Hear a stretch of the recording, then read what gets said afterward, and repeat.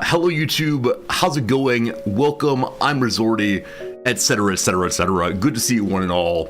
Yeah, about 6 months ago or so, there was a day when I probably made you all spend like half an hour at stream start listening to me go, number one, number two, number one, number two. And it was very funny in some respects. It made me very glad I could bring you all into the process of figuring out what we're doing on this side of things. But I think it was not perhaps the greatest content of all time. Nonetheless, let's say hi to people. So much generosity already before the stream even started. We were on the cusp of having a hype train, I believe, before the stream went live, which is craziness. I am Dard. It's good to see you, my friend. Thank you for the generous resubscription. 80 months, 80 months. I don't even know how to think about that. 80 is, I don't know, more than a year or two. Honestly, I can't do math, but thank you for the 80 months, my friend. Good seeing you, Wizards. Tonto, welcome back. Hello, Unnamed Comment. Hello, Marks. Jim, it is a pleasure to see you. And Jim, thank you also for the 33 months of subscribing with tier 2 level, access to bonus subscriptions, and probably not much else, but well, thank you. Thank you for the knowledge that you are helping out the old Resorty stream. Mr. Board Games, it's good seeing you today. Thank you for your resubscription also for 26 months of Prime subbing. Good to see you today. Friend Jack, Happy Monday, I suppose, for me. Sunday for many of you. It is indeed the weekend. Hope your weekend is going well, or went well, I suppose. Hello to you, Local Nomad. Hello, Darby Cat. Thank you for the resubscription. Also, Darby, it's good to see you today. Rog, welcome in. Welcome in, History Cheater Steve. You spilled your ice cream. I can't think of too many things as awful as spilling one's ice cream, but hopefully it wasn't a big spill. Hopefully you have more, right? That's the worst feeling, when you have your ice cream or other tasty treat and you're ready to eat it and you dump it out somehow and it's not recoverable and there's no more, and then it's just sad. So with that, I'm now curious, what flavor is it, that I might learn whether I should mourn its loss or celebrate its loss. Some flavors of ice cream, I don't know, there's like weird ones here. There's things like natto ice cream. There's things like cucumber ice cream. I don't know, it's all very strange over here in Japan. I don't know. Blue Link, good seeing you. Hello to Tikalensic. Gentleman Forced, welcome back. It is indeed Monday in Resortyville, though it's still Sunday for you all, and that's hopefully a nice thing. Hopefully I had good weekends, are ready for another week of whatever comes tomorrow. Hopefully whatever is good for you one and all. Van, hello, good seeing you again. Who else is here? Carcinogen, thank you for the 6 months of subscribing. You found us a while back. You've gone through so much already. Your engagement, a marriage coming, super exciting. Love it. Hello, Lord. Hello, everyone. If you are not a chatter, I'm glad you're here anyway. Lurkers are the backbone of the channel, of course. It's lovely to see you. Hopefully ready for a relaxing and enjoyable day today. What do I have for you? I've got stories. Of course. I have pictures, of course. So much else. McDursey, hello. Is the Superb Owl going on right now, or is Super Bowl in an hour or two here? I actually don't know what time it is for you all right now. Will you be watching the Super Bowl? Are you having special Super Bowl food tonight? It's on now. Or I am now competing with the Super Bowl. At this moment, you have chosen Jan Resorty over the most watched event of the entire American sports calendar year. Wow, wee wow. So who are we rooting for? If we're rooting for someone, who is it this time? I believe it's what, Philadelphia Eagles. I know some of you are very strongly Pennsylvania biased, versus Taylor Swift's team, right? The Kansas City Chiefs. I believe that's a couple years ago, there's a lot of talk about, oh, Taylor Swift will be at the Super Bowl. Everybody loves Taylor Swift. But then more recently, I don't think I heard that this time around. I'm not sure. Slivers, thank you for the generous subscription. Why did that not pop up? Oh dear, it's all falling apart again. No, but really, why didn't that pop up?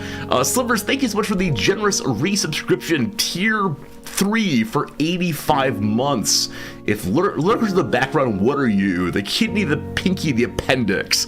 I don't know. I feel a little pain in my lower left half though. Slivers, not quite sure what that is, but thank you, Slivers, for the generosity. No alerts have triggered so far. Huh. How do I fix this? No alerts so far. All right, I'm going to launch an old follower and see if that one goes. Okay, the old follower alert didn't go either, which suggests there's a bigger problem than I can fix live. Well, that's too bad. All right, let me try one thing and see if this fixes it. I will log in and out of my old program. I don't think the computer restarted over the weekend. I mean, obviously, I restart the computer every single day. Don't you worry. But, yeah, give me just 1 second to try this thing. It'll be this one here. While I'm doing this, I'll mention also something really cool happened over the weekend, which is I got a nice message over on Discord from someone who said they just got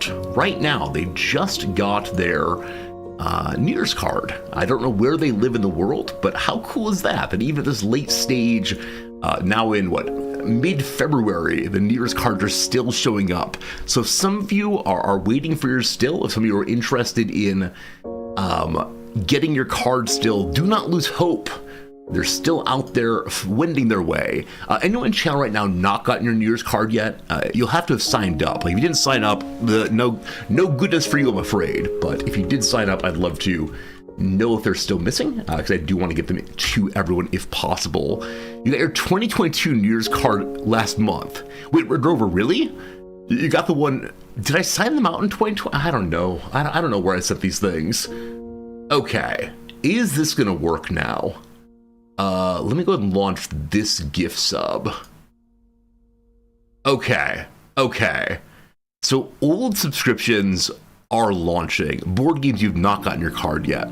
Board games, you live in the Midwest, correct? Not to call you out and dox you live on stream, but I'm glad to see that you are here. Hope they come soon. You're in Indiana, okay? I thought it was somewhere like that. Maybe. How long have I been doing them? This is my second year of doing New Year's cards, and yeah, they're still showing up.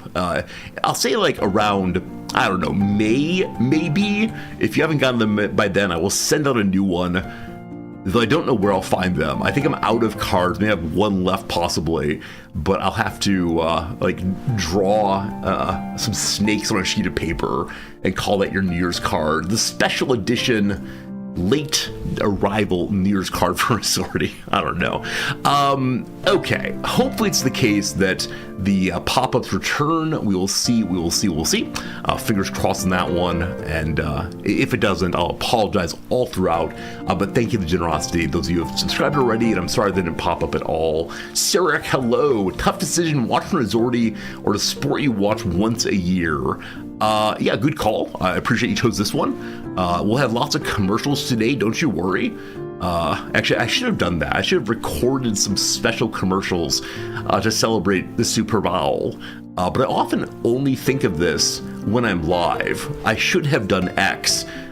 Becomes, okay, next year I'll do X, and then I forget about it as usual, and then we go live again, and I say, today I should have made Super Bowl commercials, just didn't do so. Oh well. Klaus, good seeing you. As a Kansas person who's tired of the Chiefs, you are watching the game begrudgingly.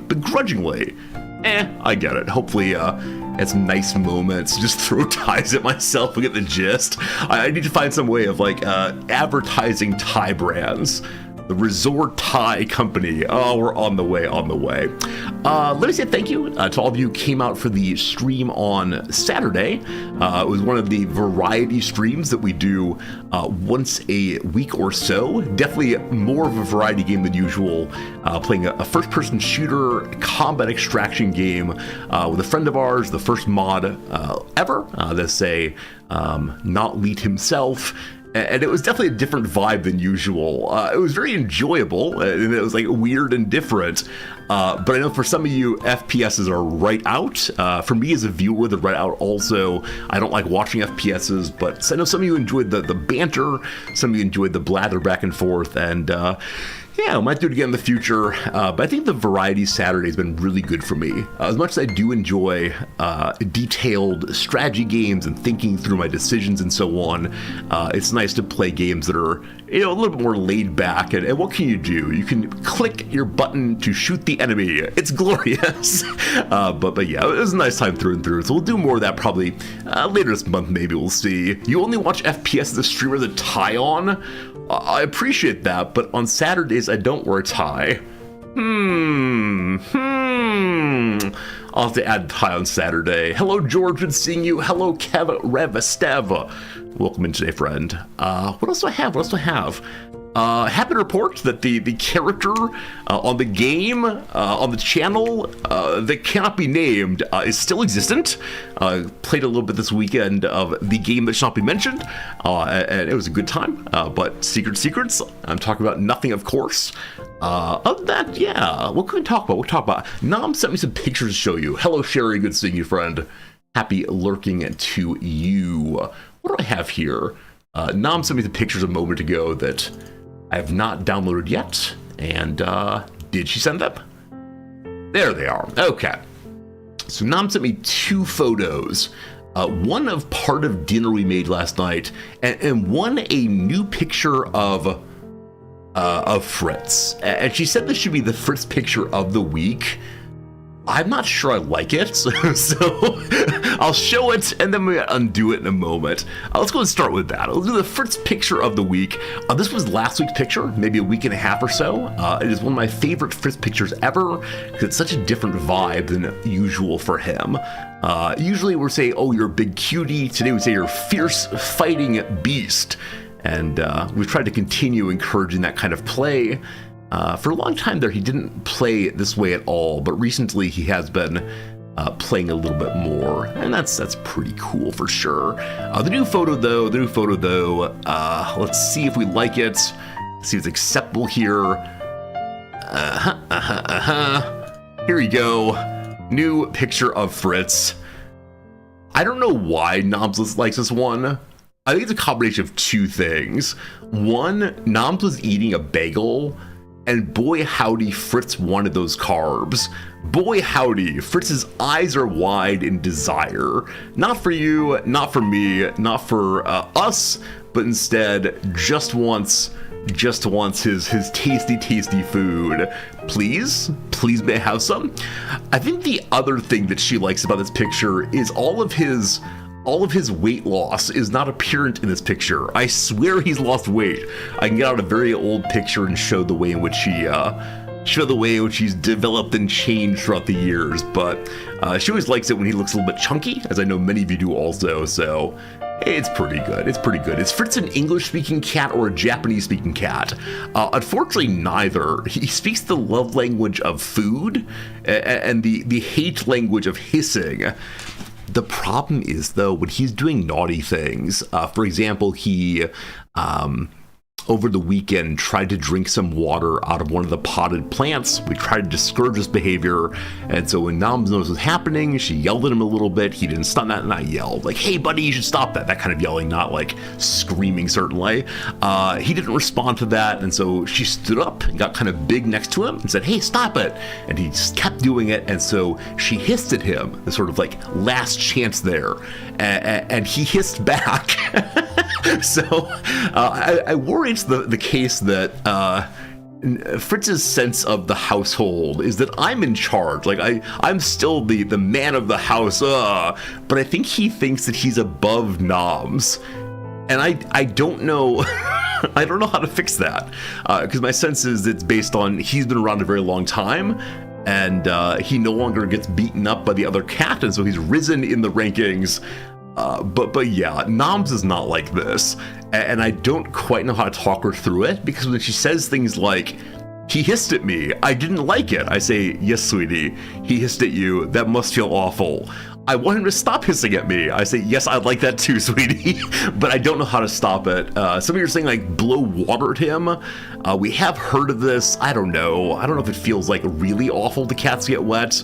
I know they just prefer it certainly, but we'll see. We'll see. He's normally a very good boy. Normally he does not do things he's not supposed to do. For example, right now I'm wearing like a new cord. There's a new wire on my back that's not normally there, and thus far he has not gone for that. He was trained very early not to go for wires, and yeah, the wires are still intact. When we first got him, or I first got him, a decade plus ago, he was eating his way through wires, and at that point I was a graduate student with really no money, and so I think he ate his way through my speaker cord on my computer, and so for a period there I would use my computer and play video games with no sound at all, and that was a strange experience, but ultimately I convinced him not to eat any wires, and he's been very good on that ever since. But he can be trained a little bit, right? He can be trained a little bit, just like not do that, please do this. Also, some of you are noting he is motivated by food in a big way, and so if we distract him with food or reward him with food, or entice him with food, he'll generally follow along, but that's not great, of course, not even a little bit. Paul Harvey, good seeing you. Dellerfin, welcome in. Hello, Tarek. Odd Blue, welcome. Spock Bauma, hello. If I missed you, I apologize, but thanks for being here for sure. And someone asked a while ago, today we're playing CivVII. How much Civ have you missed? Literally none. My Steam page says time played 0. And so I finished installing it last night, and we will go ahead and get it loaded up pretty soon here and start playing. Have any of you played CivVII so far? And if so, how do you like it? Have any of you watched CivVII so far? If so, how have you enjoyed it? As I mentioned over on the Discord, it is the case that a lot of the reviews are not so good. A lot of the reviews are questionable at best. So, yeah. It was a striking thing to go into the various strategy game channels and to see that people talk about Civ, mostly having negative things to say when I'd planned to play it on this day for, I don't know, a couple months probably, so not great maybe, not great. What's my history with Civ? Okay, yeah, so I played a fair bit of the very first Civ, way back when, on my friend's computer. I would go to his house just to play it, etc., as the joy of childhood often includes. I believe I played a little CivVII, but not enough to have a substantial impression. It was a long time ago also, and I think at that point I'm playing a lot of different games, and so it was just one among the many. I streamed some CivVII, the period there after I got into Paradox games where people said, hey, you might enjoy Civ also. So I did play CivVII, and enjoyed that quite a bit. I think we probably never won a playthrough, probably just like bumbled around as usual, but had a good time. So I remember enjoying that a fair bit. Then CivVI came out, and I went ahead and bought the game, and then the reviews all came in as Jan Resorti, CivVI is terrible, we stay with CivVII in this family.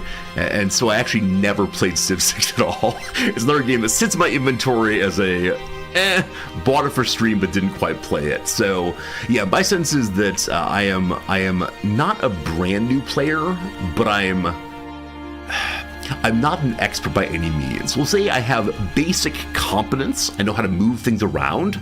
I know we need to fight some barbarians to get tech and such, but yeah, I don't have the knowledge of making excellent resource collection or excellent rushing technology or anything.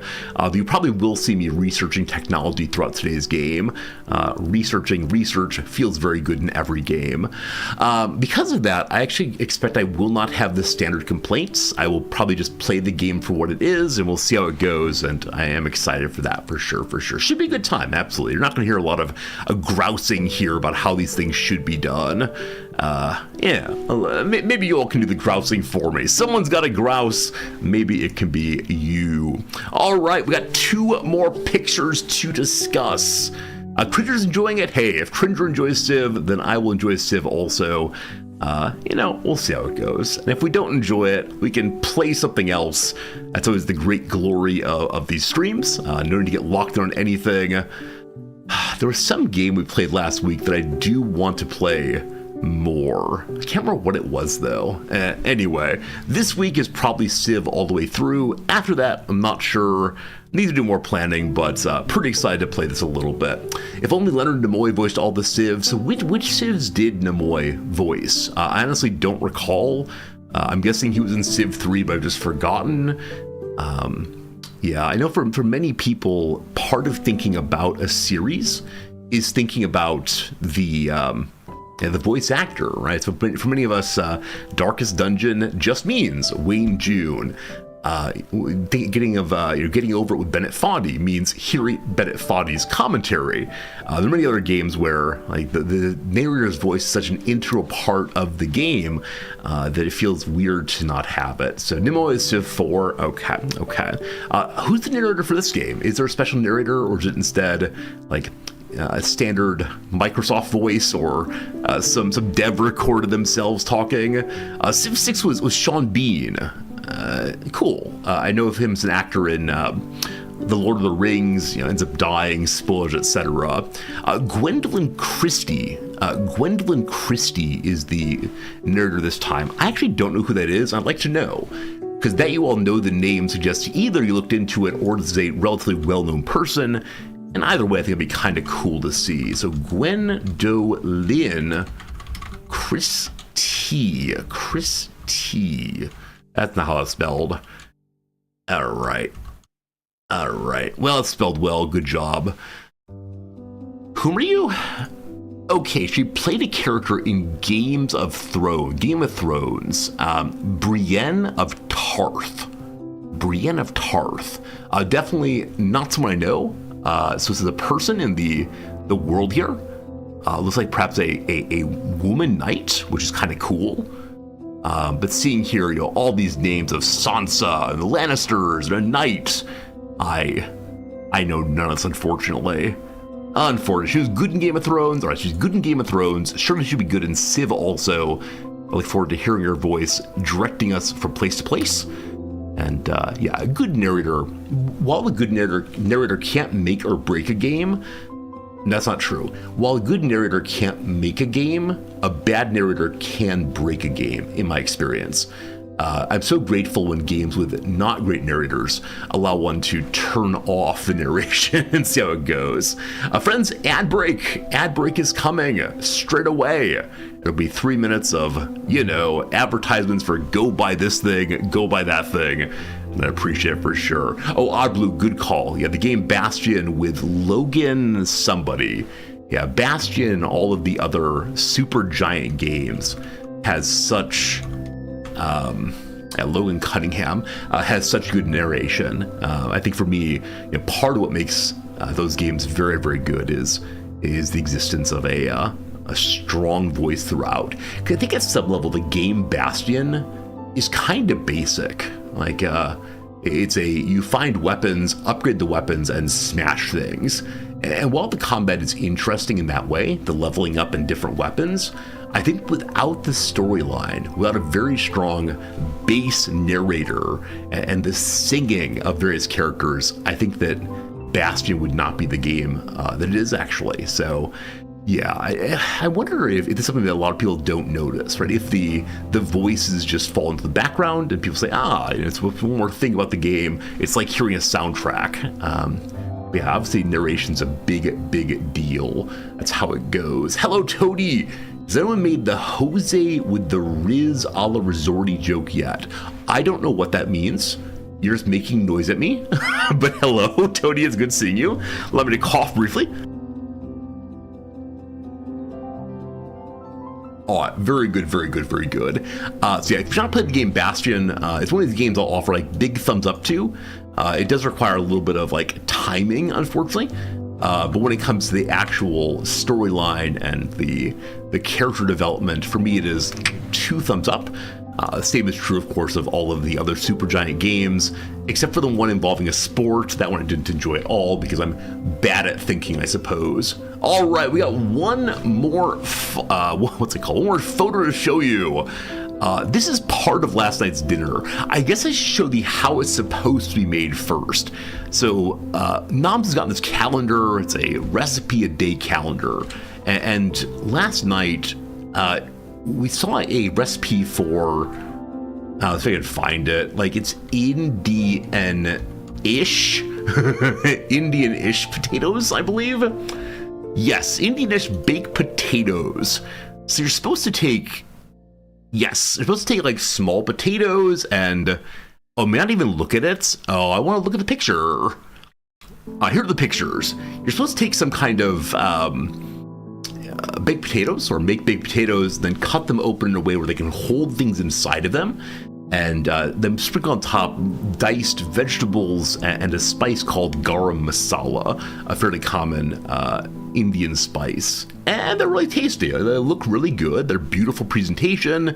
As you can see in the picture here, you can pick them up if you want to and jam them into the gob individually. Hey, Blue Moon, thanks for the giant emote of Big Boy Fritz getting bigger as always. I should find a way to modify the emote so it gets bigger and bigger and bigger as it goes. But Blue Moon, thank you for your kindness. Yeah, it looked very, very good. Looked very, very good. But Nam said, hey, Resorty, we have some potato wedges in the old freezer. So how about you make the potato wedges and then open them up in the same way that these are opened up? My friends, I submit to you this is not possible. when one takes a knife or a fork and tries to break open potato wedges, they just go splat. This goes splat. And so because of that, we went ahead and made a different kind, which I'm a little disappointed about. I guess I'm a little disappointed, and you'll see why in a moment here if I find the right image slot. Are you the right image slot? Let's see. A picture. Go downloads. Hello, Cajun Kill. How's it going? Right. So it ended up being like this. Hello. Like this. So much more nacho-esque than anything else. And you know, it was tasty. It was tasty for sure. But yeah, it's not quite the lovely thing that we see on the recipe. It was fine. It was fine. The garam masala really made it. Very, very flavorful in that way, but just kind of a pile of this and that. Yes, please. It's very kind of you. Yeah, I think like the flavors were correct, but the presentation was hot trash, and I bet it could have been put together a little bit better. But it was just a lot of things to put on top. Anyway, there's my pile of garbage. You haven't had breakfast yet. Why am I doing this to you? I apologize. It's pretty tasty. Pretty tasty.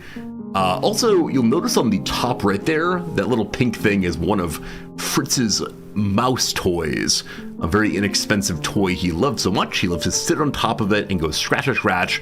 And then when he moves it too much, he gets scared and runs away. The life of the cat. The other thing we made last night, this was our lunch I suppose yesterday. Other thing we made last night was a little dish called, it's by Marcus Samuelsson. Marcus Samuelsson, I believe a Swedish chef, Bork. It was a black-eyed peas dish. Yeah, and so, yeah, black-eyed peas with coconut milk and berbera. Again, a strange sort of spice, one that's not available at all in Japan, so we had to order online, unfortunately.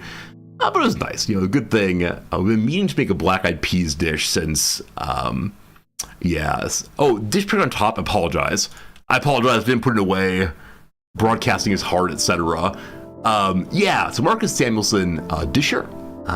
It's called a coconut black-eyed peas dish with berbera. And we made this because I've mentioned before, my grandmother's big tradition is every New Year's you must have at least a spoonful of black-eyed peas or else you will get bad luck for the whole year. And we did not eat this or our black-eyed peas back in January, so we're trying it on February the 9th. We'll see if we get good luck from this point forward. But yeah, very, very good. Strongly recommended. You know, the ingredients here, it's kind of a lot. Like I said, berbera is kind of hard to get here. Other than that, I mean, no scallions either. We could not find any scallions at the local store, but yeah, kind of thing I'd recommend. It does take a while. You know, it does one of these, like, do this for a little while, do that for a little while, wait for a little while, etc., but might be very, very good. The start of 2025 might be my fault. Whoa. I'm just one person, and I live in Japan, so whatever nonsense is happening around the world, the Emperor keeps us safe. Thank you very much. Samuelson's opened a new restaurant in DC. Oh, Jim, I know you're close to there. Yeah, living in Japan, like, we do have access to, you know, some really nice restaurants, but when I hear things like, there's European cuisine you might try, or there's, you know, new, what do they call it, fusion places in the US, I'd love to try them, but is it worth flying back to the US just to go eat the food? Probably not. Is it worth going back to the US to visit my father? Probably. I need to do this. It's been too many years since I've been in the US. What should we do in the US? Maybe I can get one of those selfie sticks and walk you around and show you all the sights of suburban Northern Illinois. It'd be great. Great. All right, those are the pictures. I have one more story to share with you. On Friday night, date night, it was too cold outside, so we came right on home. And as part of our date night, we got pizza, of course, and we also watched, what's it called? The Darjeeling Limited. As many of you know, I like Wes Anderson films quite a bit. His kind of like cutesy, twee, and beautiful colors really appealed me quite a bit. I gotta be honest though, I didn't like this film very much. And I don't know why exactly, but I think for me, of the many Wes Anderson films I've watched, it might actually be the very, very, very bottom. And I don't know what to say about that. You know, I was watching it and just didn't feel drawn in. I think in this case, or in this film's case, the location, it's in India, it's a lot of trade in India. The India part is meant to do a whole bunch of work, like, ooh, spiritual journey in India. But I think by now there have been so many, you know, pieces that involve spiritual journeys in India. For example, Eat, Pray, Love, so popular a while back, that it just didn't vibe with me. So it's a story about, you know, three brothers trying to connect after their father's death. And, you know, there's some very striking scenes, some very beautiful moments, but I don't think I'll remember hardly anything from it, except a couple, like, in passing comedy moments, which is not what I normally remember from these. Blumen, in your view, it's one of Anderson's most underwhelming films. I think I agree. I agree entirely, and I wish it weren't, but I think that is my sense of things. So usually I come here and say the movies we watch on the weekend, I strongly recommend. Oh, it's worth watching. You'll enjoy it so much. This one, if you want some pretty colors and you want some, you know, views of India, I certainly recommend it, but it filled some time. That's good. Are you allowed to say you've never enjoyed a Wes Anderson film? You're allowed to be wrong in this channel. This is an affirming place, but when you say wrong things, we'll tell you there's some wrong things. Now, Darby, have you watched his films, or have you, like, seen one and said it's right out? Because I'm happy to start recommending Wes Anderson films. But it is the case that if you're not, like, a Wes Anderson kind of person, you'll probably never be. I don't know. It requires a desire to engage in a kind of, I don't know, elite whimsy, maybe? It's a world I'll never be in, but the characters are often, like, kind of one note, but you see the playfulness of the one notes together. You've seen a bunch of them, you don't like it. Life Aquatic's probably the most tolerable. So I really like Life Aquatic also, but it's not well regarded. It's seen as being, like, a little all over the place. But I like that. I like that. Yeah, I think for Wes Anderson films, one complaint for those who aren't into it is they don't have great narratives. Like, they don't have great stories. Some things happen and then they stop happening. Or they keep happening and the movie ends. And I'm cool with that. I'm cool with, you know, these sort of, like, brief momentary engagements with the world, and you get to spy on them for a while, and then you don't anymore. And that's how life goes. That's how it goes. You've never seen a Wes Anderson film. Oh my. Let's see, like, someone out there surely has made a ranking of Wes Anderson films. Steve, exactly. I get why people would not be into them. Here's Rotten Tomatoes. Surely they're good. Give me the numbers. So Wonderful Story of Henry Sugar is a bunch of Roald Dahl short stories put into film form. I like this one. Noms hated it, though, unfortunately. That's unfortunate. But yeah, some very cute stories and very weird stories. If you like Roald Dahl, you might like it. If you don't, you might not. But kind of like, interesting, colorful takes on children's stories. Oh, pretty good. Moonrise Kingdom, a story about a Boy Scout troop living a life during a disaster. And I think a lot of Wes Anderson's films are like meditation on childhood and what it means to grow up, either in terms of a family or in terms of an individual. And so I think Moonrise Kingdom is very well regarded as a film that takes childhood seriously and tries to see how that works. And there's some really lovely moments, weird moments also, but yeah, it's also like mannered and set just right. It's like watching a little diorama that starts moving. Very good one, very good one.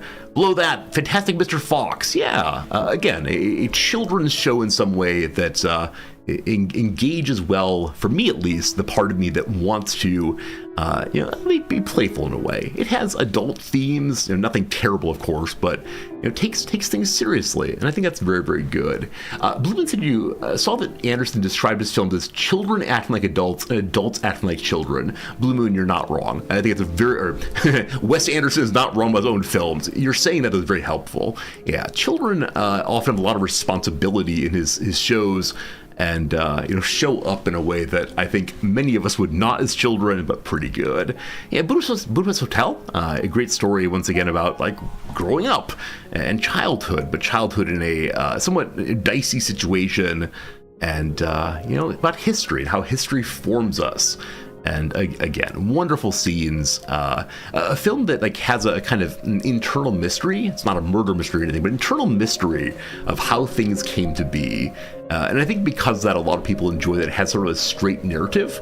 The film begins with a certain question, and by the end of the movie, you've learned the answer to the question. And so there's like narrative hints along in the way that others or perhaps aren't. Isle of Dogs. For me, it's not amazing, in part because like Japan does a lot of work in this movie, and I think it is unfortunately a kind of stereotyped version of the place I live. I think had I not lived here, I wouldn't have minded that so much, but yeah, I think it's delightful. Stop motion is very cool. Everybody loves dogs, so if you never lived in Japan, you'll like quite a bit. Was on here Rushmore and Bottle Rocket. His early days, I recommend both of them, but I don't think they hold up as well as I wish they had. I watched them both about 3 years ago.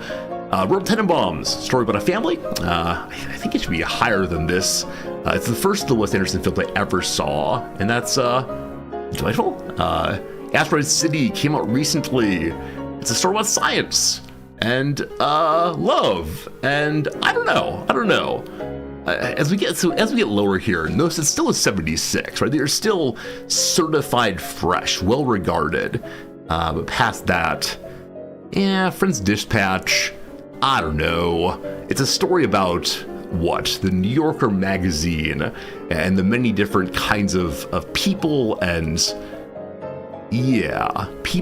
characters and stories that go into making a magazine.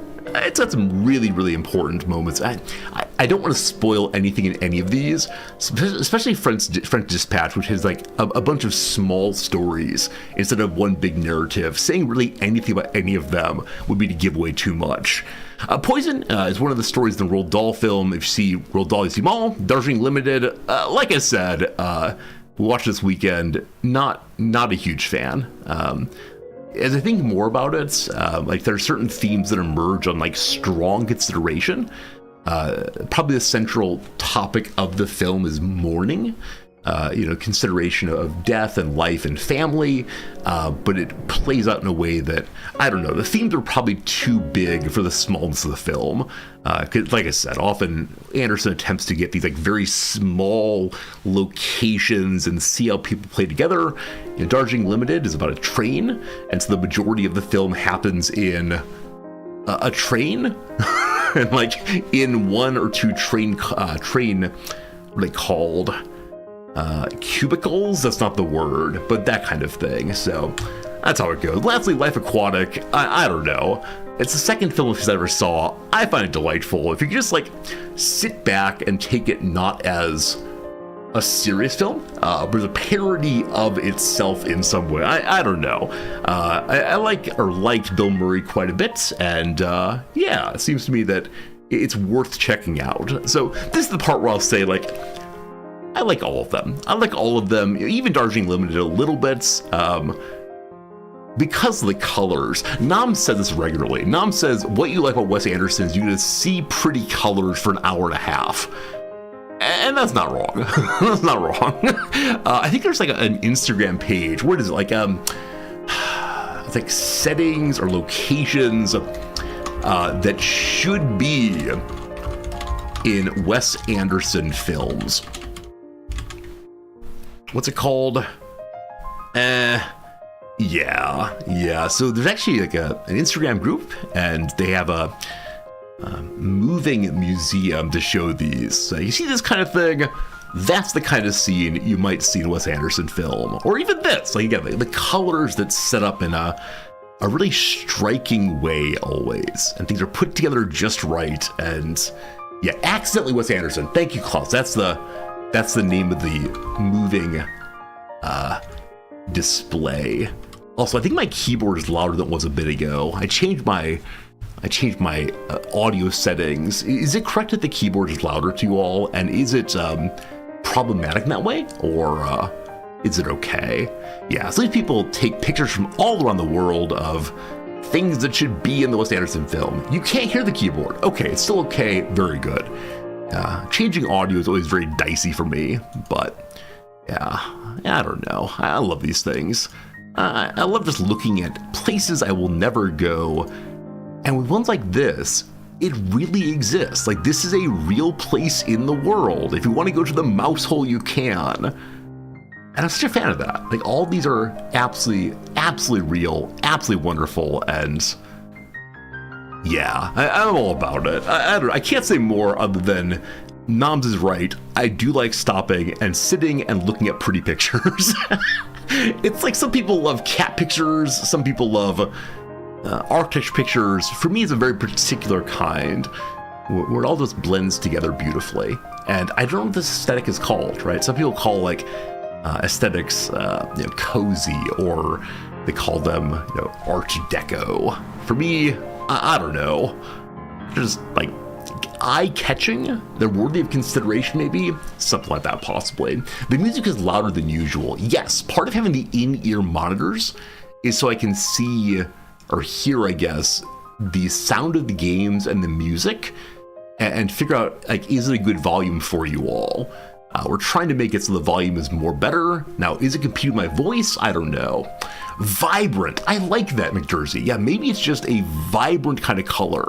Also, can I find it quickly? Okay, I'm gonna have to find it this way. Noms and I were walking through this display, which was at one of the Tokyo museums at one point, and we found, let's see here, Wes Anderson, I think it's Batavia, Illinois. This picture, yes.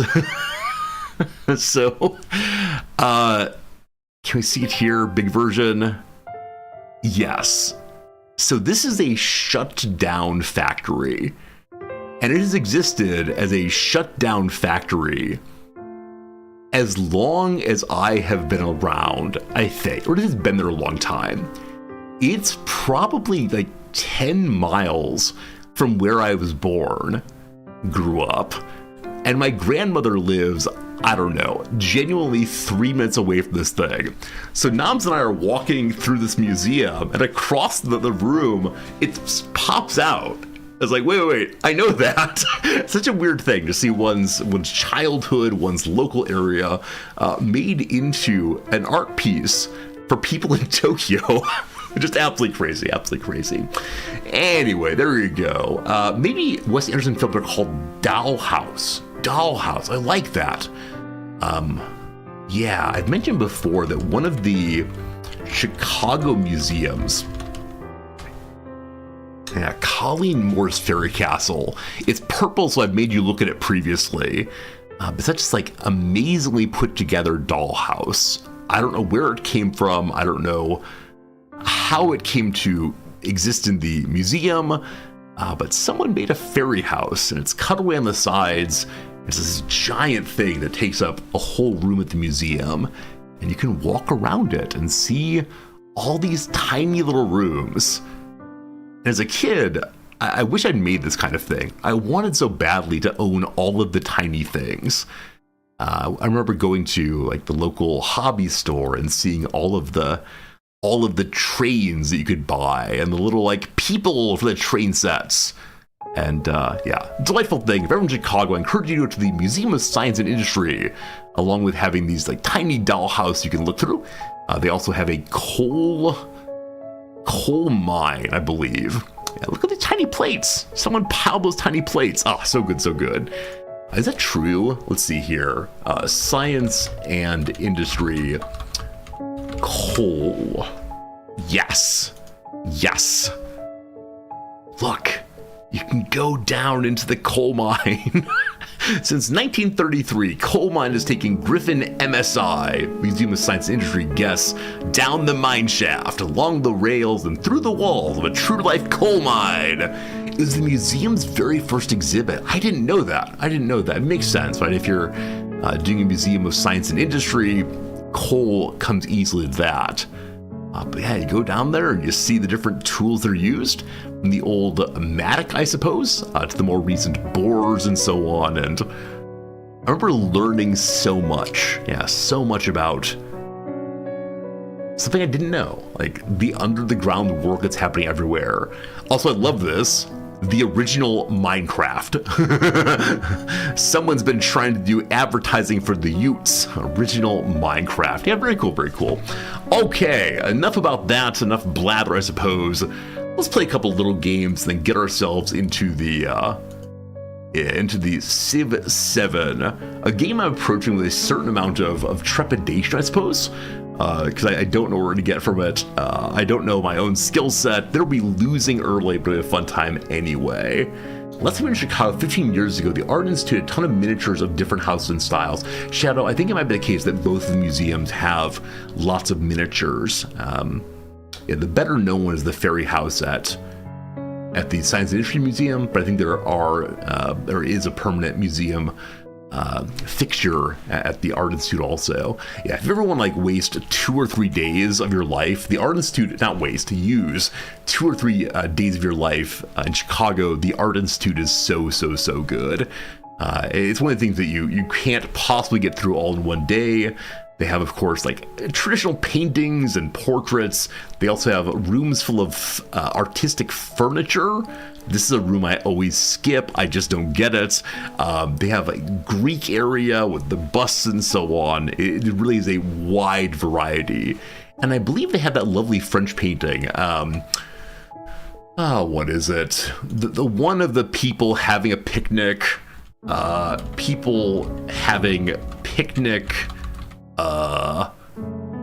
Pointillism, I think, is what called. A Sunday afternoon on the island of La Grande Jetée. Yeah, this one's at the Art Institute. It's absolutely huge and quite striking. Because it's so huge, you can get really close and see all the little points made in that piece. George Seurat, right? And also, as you might know, there's a great Broadway play set on just this location, and they try to understand the stories, what's happening with those people. It's a very good show for sure. Did I make any other audio changes? I changed a wide variety of settings. I probably should have changed only one audio setting at a time, but instead I changed 3 big things. And I don't know if any of them were the right choice. So if the question of what's different is this is bad, please tell me. I'd be glad to hear feedback on my audio, because I did change a few things. The biggest one from my side of things is that I'm now wearing in-ear monitors, and so I hear my own voice differently. This has led to me being a little less loud, I think, because my voice is now like vibrating through my head in a way that feels I don't know, feels just different and so notable. Of course, the case that our voices vibrate through our heads all the time. If you ever start thinking about how you hear yourself, it is a little ridiculous. So you might talk aloud and like, oh, I feel my jaw moving. I feel some like weird movement in my middle head. And simultaneously, of course, my voice goes around my head into my ears. Craziness. Maybe my voice is too low compared to other sounds. Okay. I appreciate the feedback. When you say other sounds, do you mean like breathing and typing, or do you mean like music? If music, I can take that easily. We'll figure out one of these days. I don't know, team. I don't know. Your mom had a printing this painting. Yeah, I think it's one of the ones that are often on people's walls. I don't know if my parents had any prints. I can't remember, unfortunately. Music too loud. Music too loud, okay. Yeah, I'm endlessly trying to figure out, like, I've mentioned before. I'll show you the thing, and we can all pretend to be audio engineers for a moment here. So, let me show you what I am seeing. Boop. You'll see I have these two bars. The bottom bar is Jan Resorti's voice. The top bar is all the other noises you hear. And I have a program I downloaded. Oh gosh, here we go. I have a program I downloaded, Behold, that should allow me to like change different sounds more fully. So I can have like the game sound at one level and the what is it? Like the Discord. I can mix more fully here, but as you see, nothing is actually working here. I spent time over the weekend trying to get it to go, but ultimately I could not get the microphone to be picked up for OBS when using this. I'll try again next weekend probably. This will solve all of our problems. But for right now, unfortunately, all I have is this thing, right? And so I have the two bars, one for microphone and one for desktop audio. And I don't know how much distance there should be between the top of my line and the top of the desktop audio line. Like it's enumerated in 5, right? 0, -5, -10, etc. But if I'm like hitting +4 or -4 regularly and dropping down to, I don't know, like -15, how much space should one have between these two things here? I don't know. So endlessly when people say like, Resorti, your voice is too quiet, I then grab this thing and say, go away, desktop audio, down you go. And then people say, Resorti, the game music is too quiet. And I go, up you go, team. And it's a lot of fiddling in a way I don't enjoy because it doesn't quite make sense to me. No bar should ever go into the red. Oh, wait, why? Like I have a limiter thing on. I've been told that I watched YouTube videos this weekend. I've been told that if I have a limiter thing that ensures it never peaks, that's good. Red is distortion, and you can hear it. Oh God, okay. So I can move this down to what, limit at -8? Is that better? So why does it lead to distortion at that point? I was told on the YouTube videos, like just don't peak, don't hit the 0 thing. Too far into red means the audio cuts out. Yeah, so that's at the 0, I believe. We can bring it down to, see, here's the part. Like I said, I'll pull this up and we'll all become audio engineers. It's called clipping. If like clipping's at 0, this sounds better, so much better. I can't hear myself, but if you say it's better, I believe you. Okay, -7, -10, negative, quiet Resorti. Oh, there you go, team. I will never go into the red ever again. It's so much better. Better in what sense? Like, what are you hearing that sounds more betterer? Because I'm gonna tell you right now, I've been going into the red, but not the 0 for like 6 years. Like 6 years has been that way. I sound clear enough that you liked the distortion of the metal fan. I'm not as flat and bassy. But bass is good. I'm all about that bass, no treble. All right, we've lowered that. We'll see what happens. So with that, I should lower the other thing also. And I don't know. I don't know. I'll limit this then to like negative 15.3. Also, I don't understand why we're hitting the zero. Why we're why it's in negatives. Like, why is it negative? Why not positive? Positive seems nice. That's like a metal vocalist. Okay, well, that's good, I suppose. All right, team. Audio with Resorty has now ended. You don't have words to describe what you hear. Jim, you're going to be the average chatter. Jim, today you are selected as the person who truly knows what's happening. So Jim, tell me, is it better or worse? Do you like this more better than previously? Or is it about the same as always? Okay, worse. The audio engineers in chat say, do it this way, Resorty.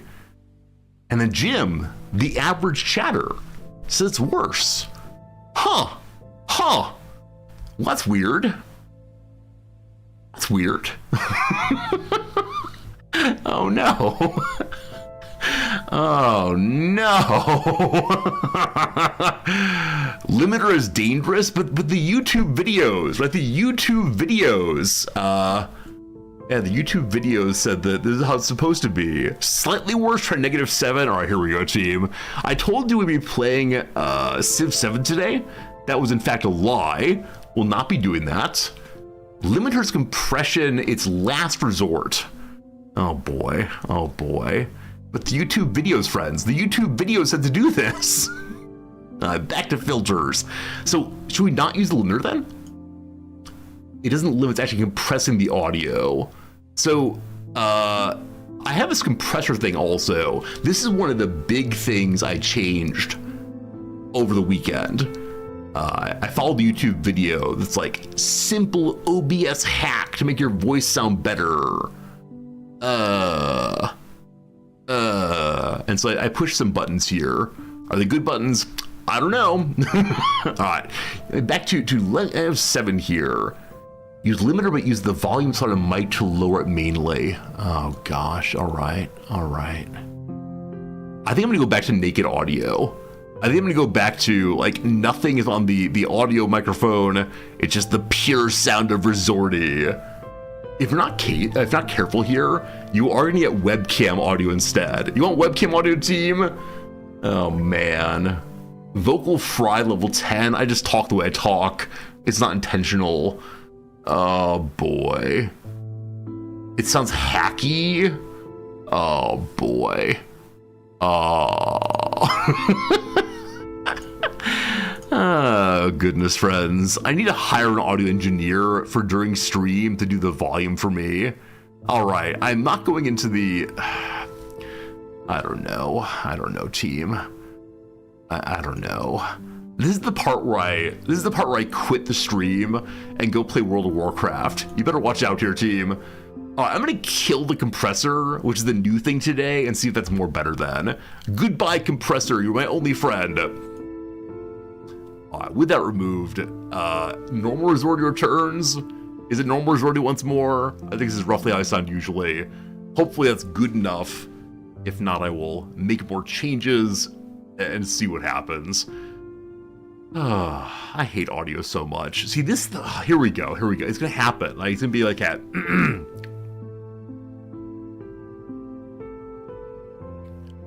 hello friends. Did it crash? I don't know. I'm trying to start recording. We may have there we go, okay. I'm now recording a version of my voice. AK, it's good seeing you. My audio is good enough, better than most people. Hey, thank you. My voice sounded too good before, is that a thing? Can one have too much goodness? I don't know. All right, we're now gonna listen to ourselves. We hate doing this, but it's necessary occasionally. Where's my storage disk, my video, my raw? This is me. All right, we now listen to ourselves. We turn off this thing here. What a waste of a day. Team. We're hanging out though, we're having a good time. We're not watching the Super Bowl. That's pretty good. Here we go. Start recording. We may have there we go, okay. I'm now recording a version of my voice. I'm now recording a version of my voice. Start recording. We may have there we go. Okay. I'm now recording a version of my voice. I'm now recording a version of my voice. Hey, it's good seeing you. Start recording. Okay. We may have so I think I hear what you all are saying about like crackliness. Do I have to like Google what causes crackliness? It's fuzzy. Yeah, I agree with that. Start recording. We may have there we go. Okay. I'm now recording a version of my voice. Oh, I've become self-aware. Oh no. Okay, this is a video. We can close this thing. Crackly is peaking. But if we look through this video, let's watch it again. At no point is a peak. At no point is a peak, right? Play, please. Where's play? Here's play. Start recording. We may have there we go. Okay. I'm now recording a version of my voice. I'm now recording a version of my voice. Hey, it's good seeing you. So it's not peaking, right? There's no peak there. It's perfect. maybe we'll do audio with friends on stream another time. This is getting a little bit tiresome, and so we'll stop it now. Please go away, video. Please go away. Okay, that's done now. We close this. Yeah, the suggestion that my voice is too good in some sense, I don't know what to do with that, honestly. Hey, Arclight, thanks for the follow a bit ago. I'm sorry you have to deal with this nonsense. I'm sorry that this is the content of the stream today, but there you go. Not worth trying to learn the art of audio engineering live. Yeah, I don't know. Maybe you're imagining problems that you're aware of a possible problem, right? The standard comment here is it's not possible to make everyone happy. One does the best one can, and then one moves on with one's life. Friends, let's do an absurdal. These always spark my joy. So here we go. Word of the day is going to be ports. Ports. It's not ports. Is it funny? It is not funny. Is it, see what we got now. Is it kilns? There's an L somewhere. Is it lead? E. Oh, we're getting close. Is it Baylor? Oh boy, real close. So, the L is probably in the 4th position. What does that mean? Camel. Okay, getting close then. What remains? B-A-G. Gavel. Gavel's a word. Oh, okay. Getting closer then. Getting closer. Can't be the Q. Can't be the Q. Hahal. Hagel. I always end up with the same finishing letters. I should start with them instead, probably. Zaxel. Voxel. I may have to admit defeat on this one. We'll give it a moment more and see. So we know there's no other letters we've nowhere in the puzzle right. They're all well placed. Now it could be like a repeated letter like this. Lol. Lol. Huh. I don't know. I'm gonna give it like 1 minute more and then I will ask y'all, tell me what it is. I have absolutely no idea. Jol. That's not a word. What is it, team? Maybe repel. There's no R's allowed. Maybe Hazel. That's good. George, well done, Hazel. Absolute hero. Very good. And mission accomplished. That felt nice. Team, next up, let's do a quick round of what game is this? Wish to know which game. I've lost the game thing. Which game is this one right here? I've seen this game. It's possible I've played this game. Maybe. Like some sandy redstone fun. I'm immediately reminded of that game that Nom played on stream a while back. Chance of Sinar. I don't think it is, but let's go ahead and start with that one. See what we get. 2N Sinar. Cool. Not that one. Metacritic score of 67. I no longer believe I've seen this game. Also, Pink Buddy here is probably meant to be quite determinative for you all. You also see Pink Buddy and say, I know that's Unfortunately, I do not know that. Is there some like Mars-based game possibly? Memories of Mars, Mars or Die, Surviving Mars, Life on Mars? Or Life on Mars. Wrong again, Resorty, on the 3DS, a platform I never ever had. 3DS. I see chains, I see metal. It's hard for me to put this in context with the pink fell we saw before. Previously, I thought it was a third-person, like over-the-shoulder game. Now I'm thinking it might be a third-person side-scroller instead. But is there a Castlevania on Mars? Castlevania Lords of Shadow Mirror Fate. It's not. An RPG social simulation on your marks. Oh, I have no idea. We're skipping, team. We're skipping. What is this? What is this nonsense? Is this one of those, like, Animal Crossing games? Are you in Animal Crossing? Oh, man. What is this nonsense? Happy Home Designer. Well, not that. Nintendo EPD made it. I have the music off also, I apologize. What in the Sam Hill is this? Team, help me. Miitopia? It's a Mii RPG for the 3DS. Miitopia. Well, that's a thing. Well done, well done, well done. Well done. I hope you enjoyed these games, if you played these games. It's an RPG and social simulator. What does social simulator mean? Like, I think it's social simulators in terms of being a multiplayer game, not an RPG per se, but hang out in the village and talk to these people here and there. Generally fairly fun and charming. All right, we'll play this one on next stream then. I'm looking forward to just the same. It'll be good. It'll be good. All right, it is time then for the Redactyl. The Redactyl will be good. The Miis have relationships that affect their combat performance. Do you get, like, are Miis... I think Miis are the characters that one makes when getting into the Nintendo infrastructure. It's a representation of you, or me. So, do you pick up these Miis from other humans in the world? And then they can join your game? I don't know. I know for a while there was some kind of, like, take your computer out into the world and like, make sure you're passing someone. And when you see them on your little screen, push a button, and they become your friend. Is that a thing?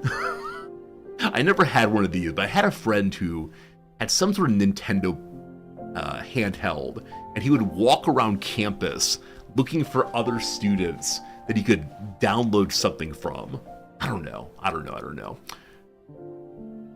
Is that a thing? Let's see, like Nintendo handheld, like real world, maybe?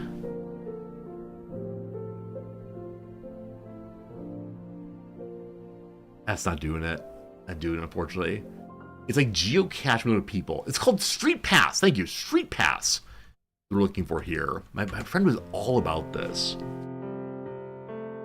What is Street Pass?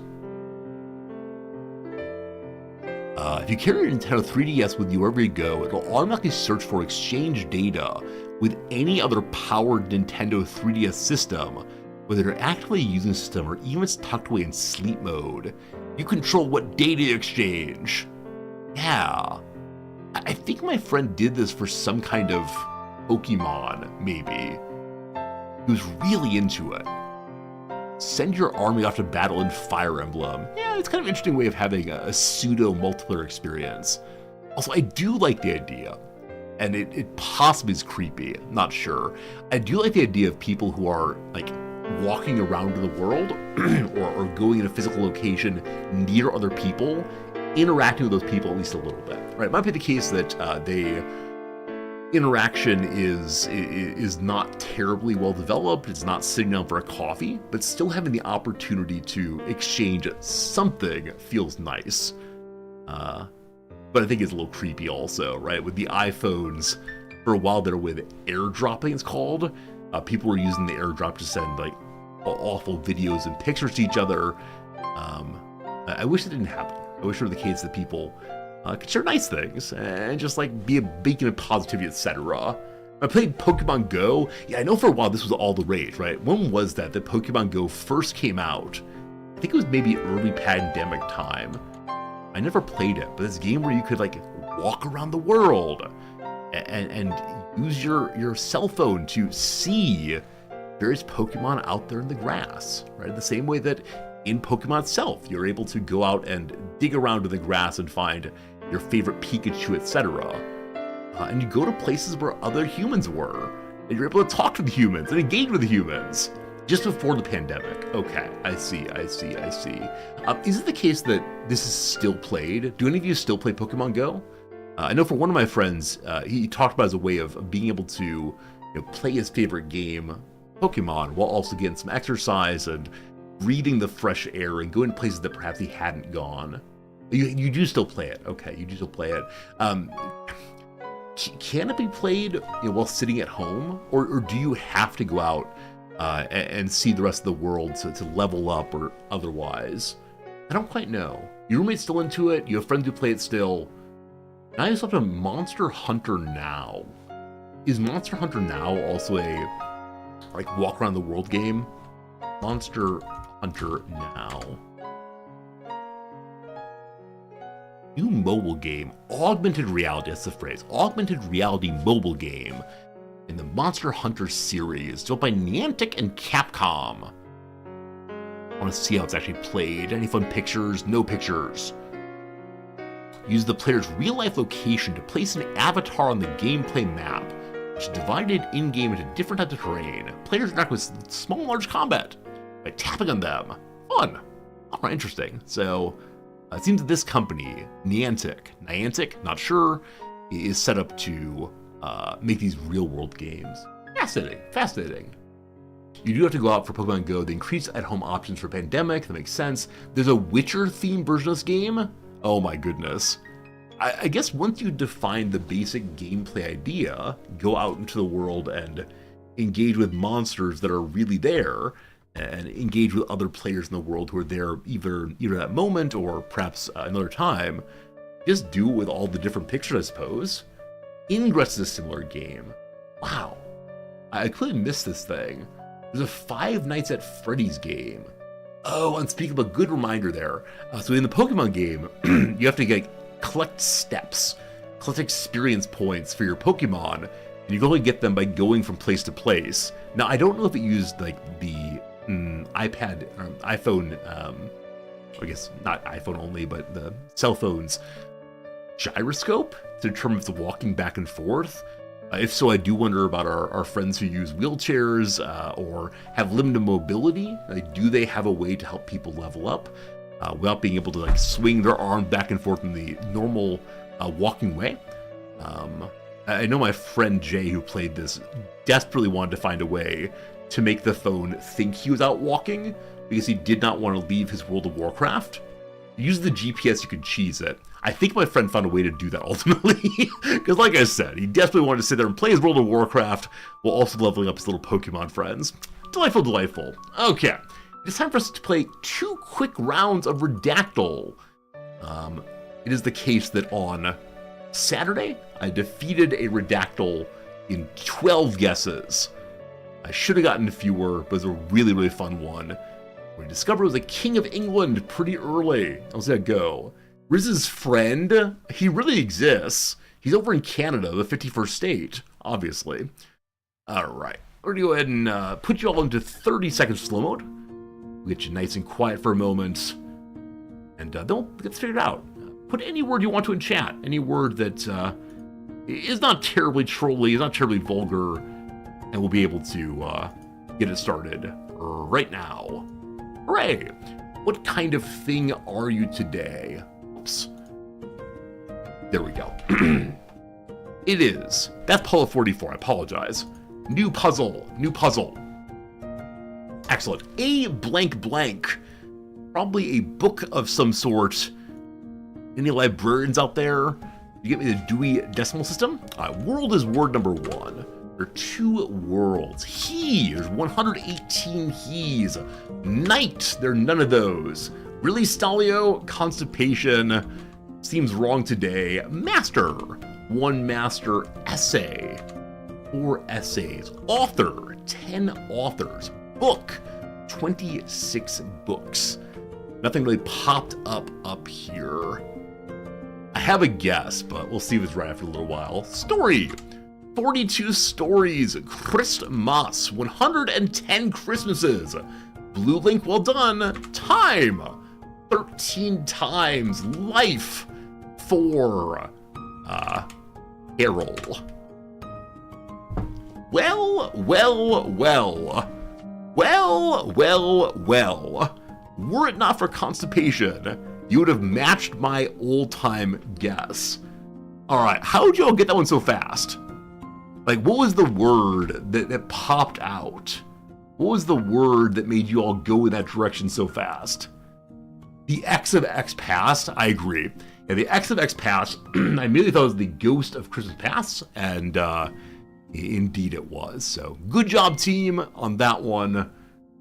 Well done. You're a bunch of cheaters. Do you think you're a bunch of cheaters? I don't know. I want to believe that, yes, you can notice certain elements of the article that help you get it. Real quick, A Christmas Carol in prose, being a ghost story of Christmas, commonly known as A Christmas Carol, is a novella by Charles Dickens, first published in London by Chapman and Hall in 1843 and illustrated by John Leech. A Christmas Carol recounts the story of Ebenezer Scrooge, an elderly miser who's visited by the ghost of his former business partner, Jacob Marley, and the spirits of Christmas past, present, and yet to come. After their visit, Scrooge is transformed into a kinder, gentler man. Little tiny Tim shows up, I believe. Those of you who are readers, or I guess anyone who's engaged with this thing, have you seen it mostly, or has anyone actually read the book? I have not actually read the book by any means. I've seen the show, what Captain Picard as Scrooge the Miser. I've seen the Muppets Christmas Carol, of course, all delightful. But has anyone actually read the thing? Is it worth reading? Is it like Moby Dick, a text that one says one should read, and then never actually does, and then finally does it, and In school, you have read it, seen the play and the movie. You have read it. Okay. It's short for a Dickens novel. Well, here in February, I'm in the Christmas spirit, certainly. I still haven't read my winter book. Oh, team, we have a slight problem here. I can't find a book. A book I've recommended before, I genuinely cannot find. We don't have that many book places in the house. They're like 5 shelves and 3 boxes. And I've looked through all of them. And so I want to see real quick. And this is definitely an off-stream bit of behavior, but I'm just curious. ABE Books is the one I use for finding small bookstores that might have cheaper books. So I want to know about William Gass's In the Heart and see if it's there. All right. It's not that expensive to get a new copy from the Netherlands to Japan. So about what, $30 altogether there, 24. It's a very, very good book. Very, very good book, but I've lost my copy somehow. It's bugging me. Do I need to do this by Wednesday?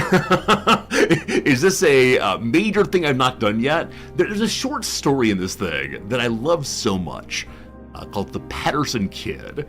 And for me, it's the best presentation of winter in a short story ever. And Gass is my guy. Gass is an author I like a whole bunch, who's very, very difficult in some places.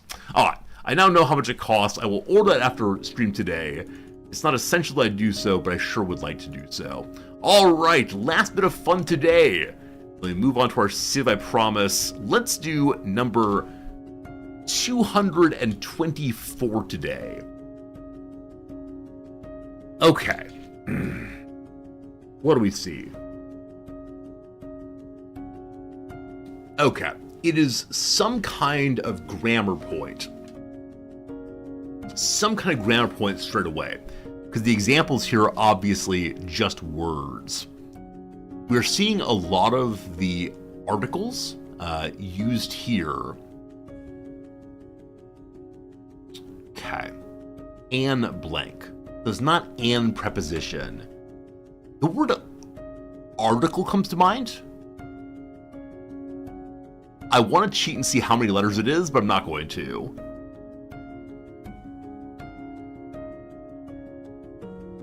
Which are blank is blank. Something grammar. That which is blank or blank that is blank. So I don't think it's a predicate. Though it could be a predicate. I can't tell how long this is. Like, the word predicate might fit.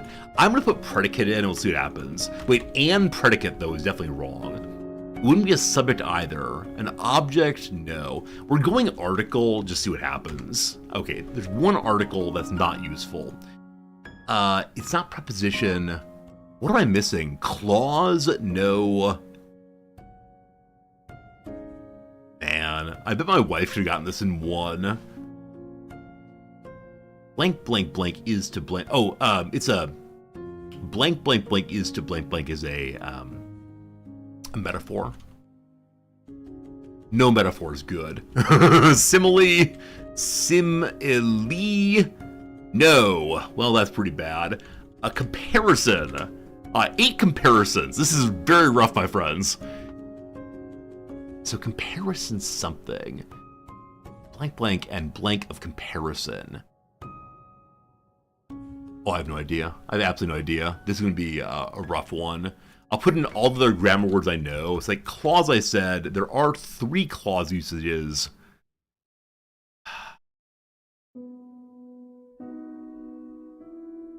I wish I'd paid more attention in 4th grade. We learned like clause words.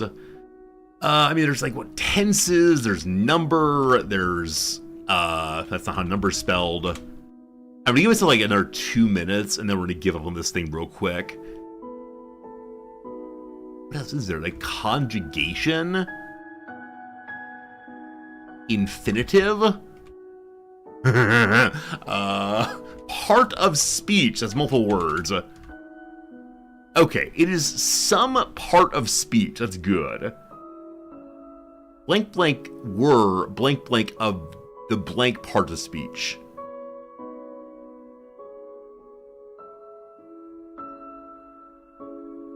Oh, I have no idea. I have absolutely no idea. Okay, we'll put in things we know. So it's referring to English, obviously. It's referring to grammar, obviously. It's referring to language, obviously. The word here is throwing me off. It's like 4 more parts of the language. Team, there's an ad break coming. By the time the ad break's over, we will be playing CivVII. That's not quite true. Soon after the ad break, we'll be playing CivVII, etc.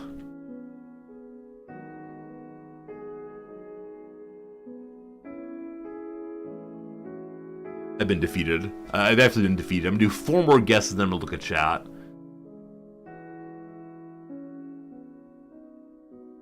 So, okay. I think I need an object already. Subject.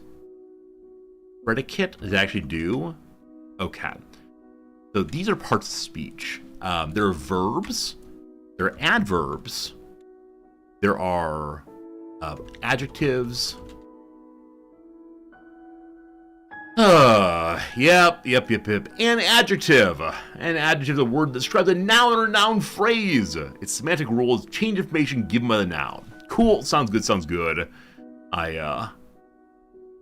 when I got like the an, I should have like started just guessing things that were an, but I was so focused on, can I get it exactly? Had I guess the easy part of speech, we got like, 6 or so. An adjective, abbreviated adj, is a word that describes a noun or noun phrase. Its semantic role is to change information given by the noun. Traditionally, adjectives were considered one of the main parts of speech of the English language, although historically they were classed together with nouns. Nowadays, certain words that usually had been classified as adjectives, including the, this, my, etc., typically are classed separately as determiners. Well, there you go, team. 22 guesses. Not so good. A little bit of flailing about early. Rough. All right, team. The ad break has begun. Hey, Baharo! How's it going, my friend? The pop-ups are not working today for a reason I cannot discover. I don't know why, Maro, but, thank you for the generosity. Woo! No, I really do appreciate my friend. Thank you for being part of our community, and that tier 3 does help quite a bit. I wonder if I restarted my computer to make the pop-ups happen again. I don't know. Nonetheless, it is time for us to play a video game. It is time for us to move to this button here. It's time for us to actually load the game playing today. Where is it? Sid Meier's Civilization VII. Should I play it in Sid Meier's CivVII DX12 or in Vulkan? This is the kind of question they shouldn't ask me.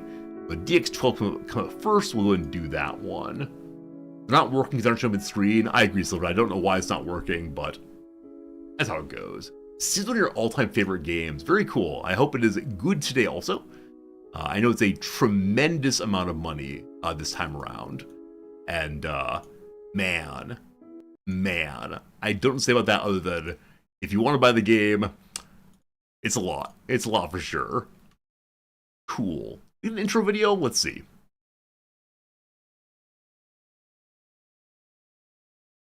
Or it's going to be the Void together. Sid Meier's Civilization VII. Take-Two Interactive Software Incorporated is a global company headquartered at 110th West 44. This is... I shouldn't even scroll through it. See, this way, when I get sued, or when I sue them, I can say, I didn't understand it, I just click accept. Such a silly thing. Oh boy, what's this one? Our privacy policy. Are you stealing my data? I bet you are. By selecting next, you acknowledge you've read and understand the power of... Like, this right here. Understand. This is an okay, you've heard me have this rant before, but when legal claims are described using ordinary legal language, which is happening here, and then also, same thing like medical cases. Like, here, I've given you a medical diagnosis. You understand. You're informed consent. It's pure nonsense. Graphics profile. We're going high. Colorblind accessibility. I'm good, thank you. Let's go. Dynamic range. Standard. I don't know what that means, but sure. Volume is loud for now. Subtitles on. Let's see. The game ports autosave. Do not turn off the game when you see this thing right here. I promise I won't.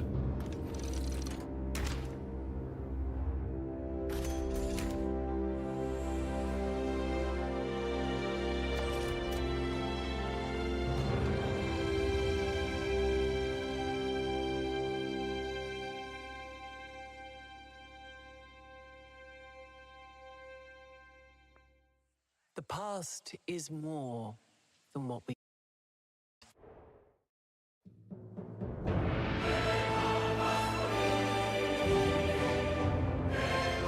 Oh, I clicked. I wanted to watch the video and I clicked. Oh no. This is one of those cases where the game stops itself if you click out. And so I clicked out to try to change the audio so you can hear more better. And when you click out, the music stops. And I click back in, and that stopped it. Oh, no. All right, sign up for this and that to unlock special rewards. Oh, have y'all already stolen this from me? Okay. So I do this, I get Napoleon and his Emperor persona. Do I want to be Napoleon? Sure, let's do it. Pardon me briefly. Create an account. I live in Japan. No. We're all Americans here. Thank you. Very good. Uruguay, no. Here, I'll basically you can see what I'm doing also. Surely they won't want my real name. All right, so we're living in cookie settings. No, thank you. We're living in the United States. Very good. I was born in August of very old. Well, we're scrolling. That's 82. Must tell the truth here, obviously, because I get subpoenaed in the future. What's my email address? It's resorty@gmail.com. What's my password? I'll use this one right here. Very good. Secrets. Confirm the same. Whoops. This one right here. Yeah. Brand new password never used before. What's my name again? I am Resorty, thank you. I agree to things. I've read the policy. Send me nothing, thank you. It's the wrong button. Where's the I accept button? I accept button. I want to save this password. No, thank you. Verification code. Now, are we even going to be playing as... Are we even playing as Napoleon? Like, is this worth doing? Do I want to be showing... I think so. There's nothing there you saw that was, like, telling who I am or anything. It's all good. I have made an account. All right, team. Very good, very good. We now have the Napoleon character ready to go. I don't mind showing you all my secrets. All fine. Unable to redeem the entitlement. Try later. But I'm entitled. I'm entitled. Did one of you steal my thing? Did one of you steal my thing has been stolen from me. Outrageous. Greetings, Civ fans. It's always strange when you pull up a game with, hello, Jan Resorty. The team that hard at work, the reaction of the things we've seen, so excited to a patch. It feels very strange to me when, like, in a brand new player, it pops up with things are not great in the game. Like, on first load, I don't want to see a patch. I want to see just, like, here's the beautiful game. Let's go, let's go. May I please have my graphics benchmark? Oh, show me how good I am. I realize I'm still not on the screen. It'll come back soon. Oh, it's taking forever. Why did I do this? I wanted to push fun buttons and see what happens, but I'm gonna try to play the intro again and see what happens. They're working on patching it as some quirks. I don't mind that at all. I'm glad they're patching. I'm glad they're improving it. But I think what makes me confused is, you know, why as a brand new player are they come foreigners to the land, but with a drive to assemble the foundations of an empire from the detritus of what went before. Okay. We're the Ibn Batu in the Mughal Empire. Unique unit? Unique settler?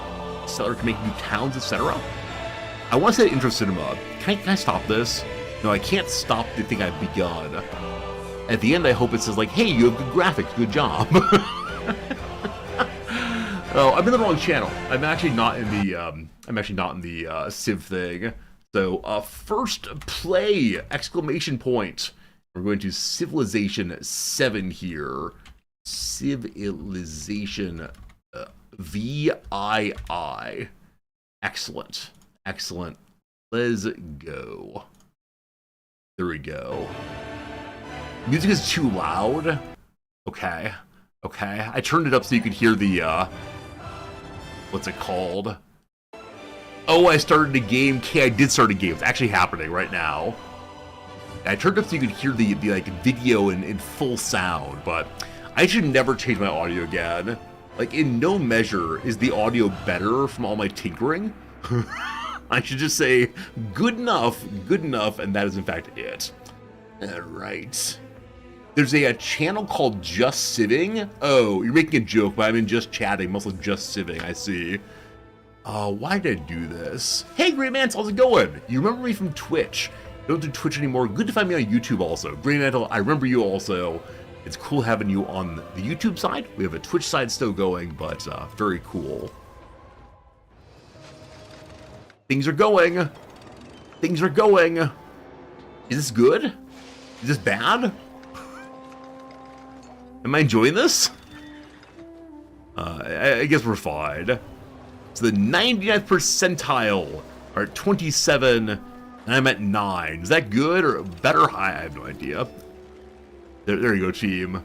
Yeah, it's true. Line goes sideways. The line to go up, obviously. Well, that was a waste of our time. Alright, may I see the opening video again? Is that a thing I can play? Also, one of the options to play music in background. This is the kind of thing a good streamer would do before stream. Alright, that's good now. Hello, Napoleon, good seeing you. Is there a way to, like, have the opening video go? Seems no. Collection. Seems no. Quit and restart. All right, we can do that. We'll be playing a game at some point in the near future. For now, I want to see the opening video all the way. Sid Meier's CivVII. Oh, maybe the credits would do it. Maybe. I'll click nothing this time. I swear. Here we go. Please capture correctly. Please capture. There it goes.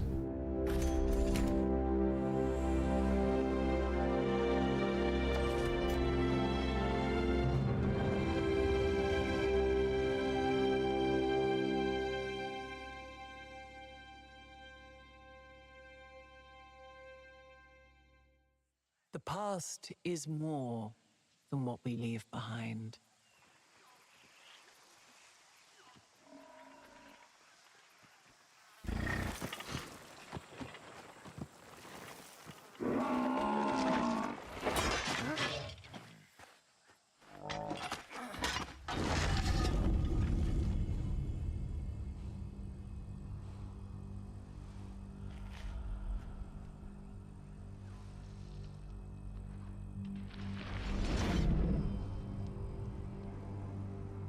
We celebrate our triumphs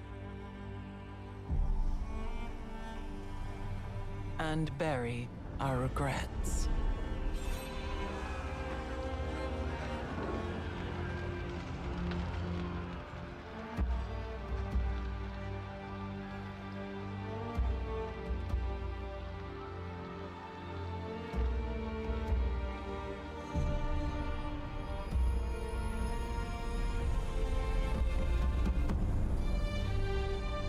Every age has its secrets.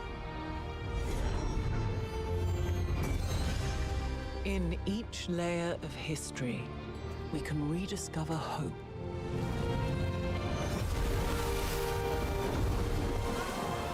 A way to chart our future.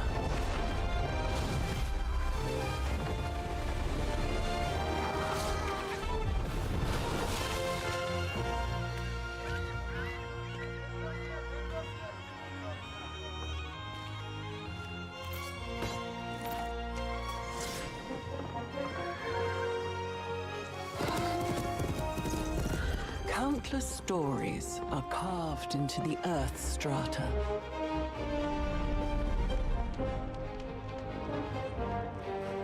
The lessons of one age augur the next.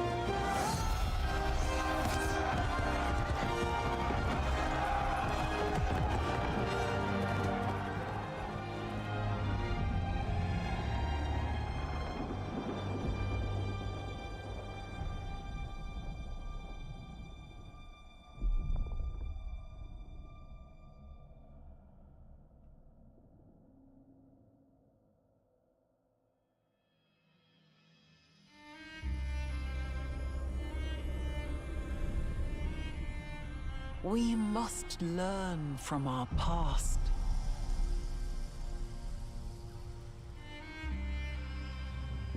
The future is waiting.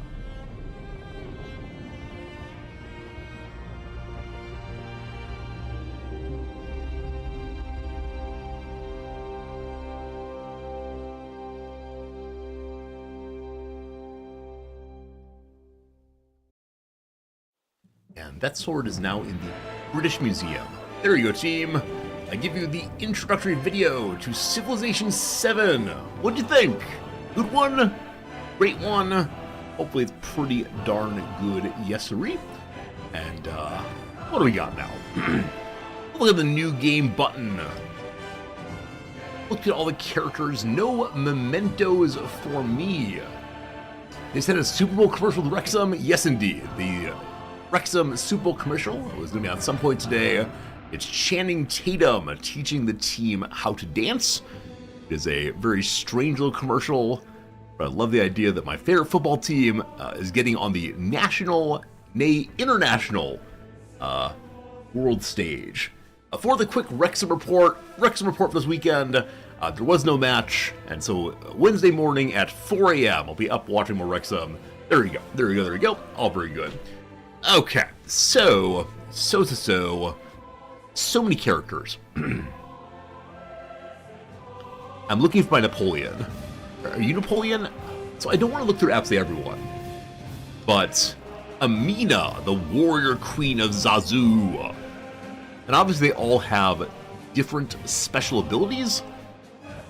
Unlock a foundation level 2 and 5 mementos.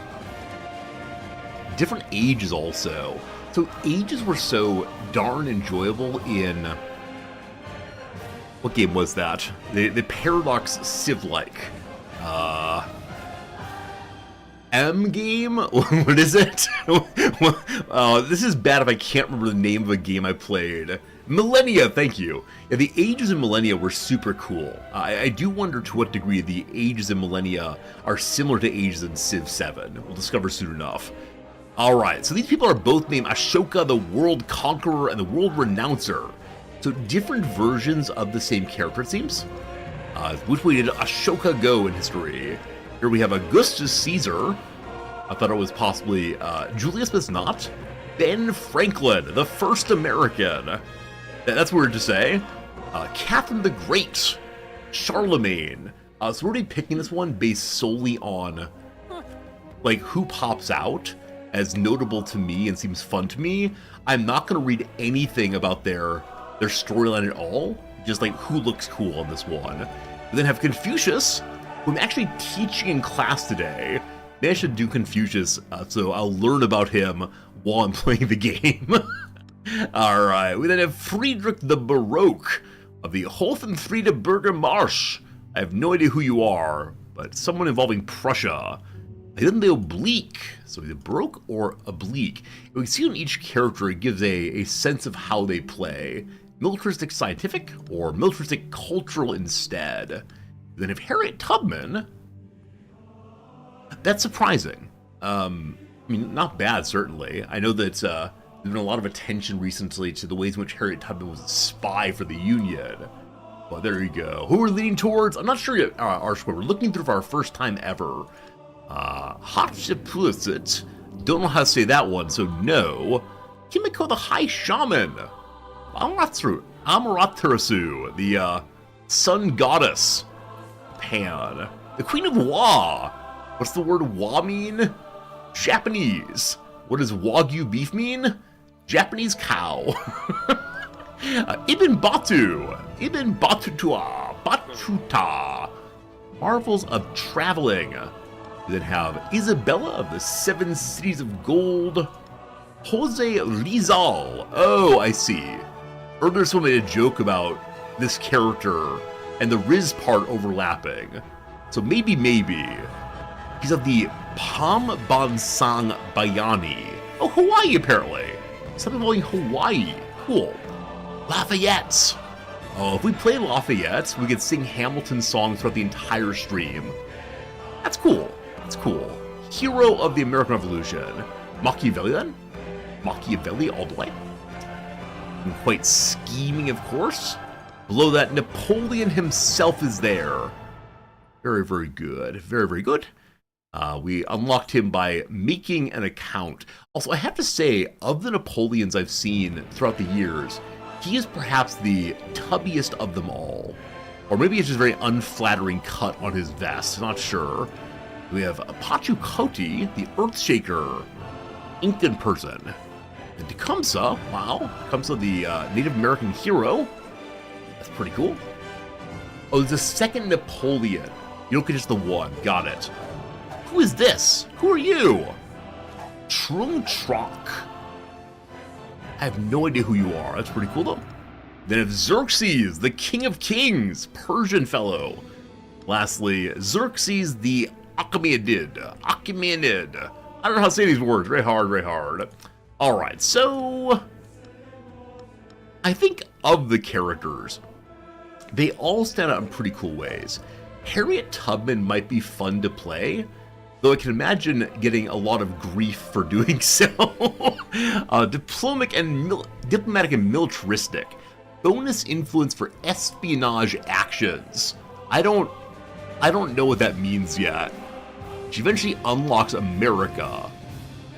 Thinking that one, or the Jose Riz whatever, just because of my name. When gaining rewards from a narrative event, gain an additional 20 culture points and gold per age. Has more narrative events, that can be fun. More celebration, more happiness. Eventually gets Hawaii. Or Lafayette. Sorry, Lafayette. I think we're playing Lafayette. Today, we will be the French. There you go. Are these all the leaders in the game? I believe so. I'm sure you'll get many, many more with DLC eventually, but Lafayette wins today.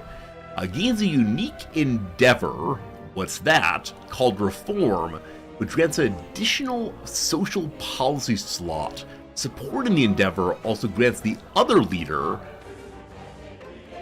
Who is the other leader? An additional social policy slot. Bonus combat strength for every tradition, but not policy. Slot in the government. Oh. Bonus combat strength for every tradition, but not policy. Slotted in the government. Those are words. You don't know who Lafayette was? Lafayette was a French noble person. Duke, possibly? Baronet? Can't remember his title right now. But yes, he supported the American Revolution. He came on over and helped with the military formations and so on in the U.S. Marquis de Lafayette. Helped with the American Revolution, and then popped on back over to France and helped with their revolution also. Late in life, he came back to the U.S. and did a tour of America, and apparently was feted as a major celebrity at that point. So yeah, I think he's a character that stands large in the American story. I think one of these few places where ordinary Americans will admit that France helped quite a bit in the American Revolution. Now, of course, it's the case that we don't admit all the rest, like the majority of bullets fired in the Revolution were made in France, that kind of thing. The blockades of the French, etc. But yes, Lafayette's pretty cool. Down here, French Empire, and lastly, he gets a letter to Adrienne. I don't know who that is. On the happiness of all mankind. Cool. Let's do it. Nous marchons sans cesse entre deux abîmes. La précaution et la modération sont le chemin à suivre. Sounds good. He begins in the age of antiquity. Lovely. I'm making a quick change to the game settings. I'd like to have the musical choir, the voice a little bit louder. Can I do that? Voices, up all the way. Voices truly matter. Music, quiet down a little bit. A little quieter music. Thank you for your heroism, but that's okay. Alright, new game, once again. Lafayette. What's this button do? Oh!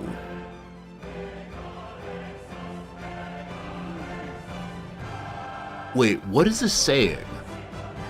Is this saying when I play the game, I level up in some way, and then I get more points that help me play the game better? Does Civ have some weird meta progression now? Has it ever had this before? I don't remember this being in prior Civises. Like, some of these things, like custom badges, whatever, but bonus money is a huge, change to how the game's actually played. So the game gets easier as you level up more. I don't think I like this. I mean, on the one hand, whatever, it's fine. Just change bad. Change bad is the phrase of the day, my friends. I don't know. Hey, Chris, how's it going, my friend? Good seeing ya. Alright, what are the challenges? These challenges give XP, and the XP goes to helping you level up, and leveling up that helps you to get... Oh, Alpine. You can only use 2 of these per game. I see. I thought it was instead, you can use all of these. Never mind. It's not as big of a deal then, but it's still interesting. And then each character also has their own achievements. So what are the achievements of our current character? Bonus happiness per age. Wait, how do I do this? Make everyone very happy, perhaps. I have no idea how to do these things. We'll discover it eventually. Alright, one more time. New game. Lafayette. launch the game. Nous marchons sans cesse entre deux abîmes. La précaution That's fine, et la thank you. modération sont le chemin à suivre. Oh, you can choose when to start the game. Looks like. Huh. Well, definitely start from the beginning here. Got a time machine. And then what do I want to look like? Oh. Do you choose where you go in the world? You don't begin as France. I think in prior civs, you'd be called by your final name in some ways very early, right? Like France in the Middle Ages, France in the ancient world. Now you choose your civ, but you can't choose France. You can start in Mississippi. The game is encouraging us to go for Greece or to go for Rome. Yeah, I saw earlier that he can create France in the modern age. Fascinating. Each age you change your civ. So you then change what kind of bonuses you have? Interesting. I don't know how to think about this change. I mean, I don't mind it that much. It just really is a change. So if we in Greece, more influence return the palace. Make palaces. More production towards the oracle. I believe Lafayette is happiness guy. So it might be worth finding someone who's good for happiness. The Odeon gives a bonus happiness. Lots of culture points. If we're Rome instead, it makes me more militaristic. Culture on districts in the capital, more production toward the Colosseum, you'd say. Here is just money, money, money. Normans, Spain, America, France, or Prussia, where Greece goes for Norman, Spain, and Russia. So Greece cannot become France. In which case, we are playing as Rome. Making a lot of money. See how this goes. Difficulty from Scribe all the way up to Deity. So there's no clear indication here of like which level is good for what kind of player. I'm gonna go up one, I think. I have played Civ before. Game speed standard. Map type is Continents Plus. Just continents, archipelago, fractal, shuffle, or terra incognita. Let me do the default, all good. Map size, small, seems fine. Advanced options, I'm not an advanced player, so here we go. Okay.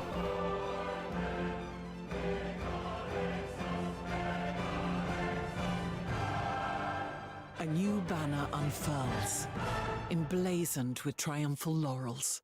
Rome seeks its champions. I was ready for read the next part also. Here I go. Lafayette Gilbert du Moutoir, the Marquis de Lafayette, made his mark on 2 continents, leading troops in the American Revolution and being a voice of reason in France between the twin horrors of autocracy and revolutionary retribution. While his legacy is impressive, his most skillful feat may simply be survival at the center of some of the greatest tumults of his time. Now here's about Rome. When most people think of the classical world, they imagine Rome.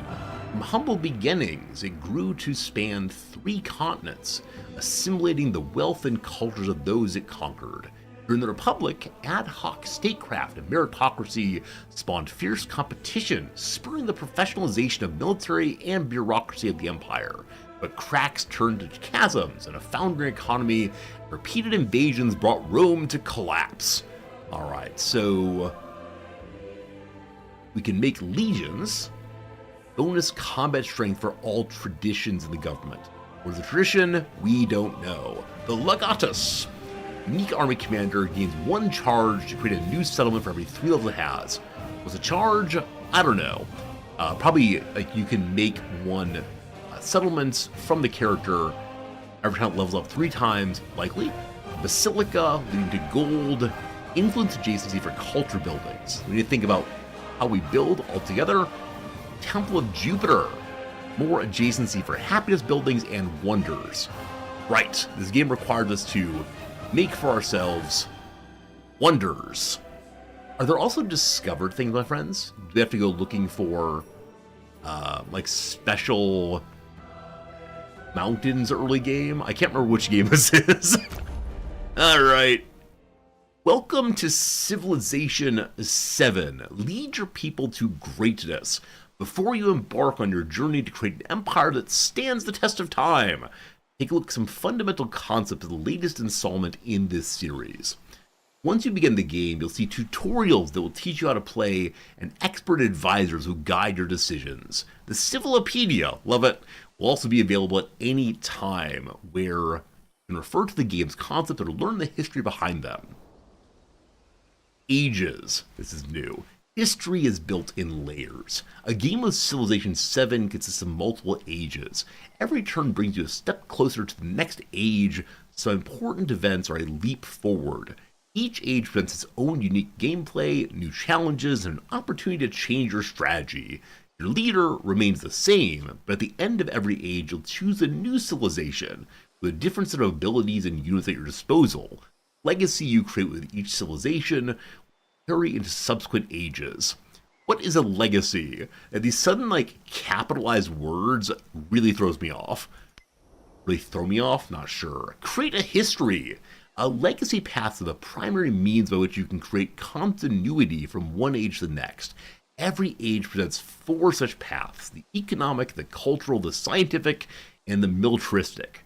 Whether you focus solely on one path or diversify your efforts, the progress you make will grant you unique and powerful abilities in the next age. In the final age, once you complete a legacy path, you'll have the opportunity to perform one more decisive feat to seal your victory.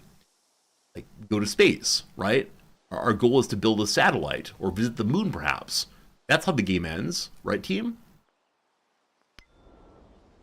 Change is on the horizon. Every game of Civilization VII is its own journey, and as you'll see from the following tutorials and advisor messages, there are countless ways to build an empire that stands the test of time. To make the most of your journey, try to remain open to ideas and be willing to adapt when necessary. Good luck! Remember, you can open the Civipedia for more information, and you can revisit the guide at any time via the pause menu. Here your journey begins. Do you think we'll win? Are we big winners here, team? Gotta believe, gotta believe. My hope is we survive at least. Here your journey begins. Raise an empire from humble beginnings to greatness, and write your own version of history. Greetings, Lafayette! With a new vision come the Roman people, ready to put down roots in the fertile lands. Your founder has the ability to establish your first city. Select them now. There you are. Am I in a good spot on the screen? Has anyone noticed where the other streamers are putting stuff on the screen? I don't know. Here I am right now. Your first settlement is sure to thrive near sources of water and abundant resources. This location is well suited for your needs. Order the founder to establish your capital city. Click the Found Summit action button located in the unit panel below. Most people have done the center of the screen, maybe. So, is this a good starting place? The game says a good starting place. It is a desert. Well, here we go. We have made a settlement called Roma. Behold Roma, cultural center of the Roman people. This city and all your future settlements provide your civilization. Specific yields. Food to feed your people and grow your populace. Production. Make special buildings and train units. Science to propel your people into the future and progress to greater things.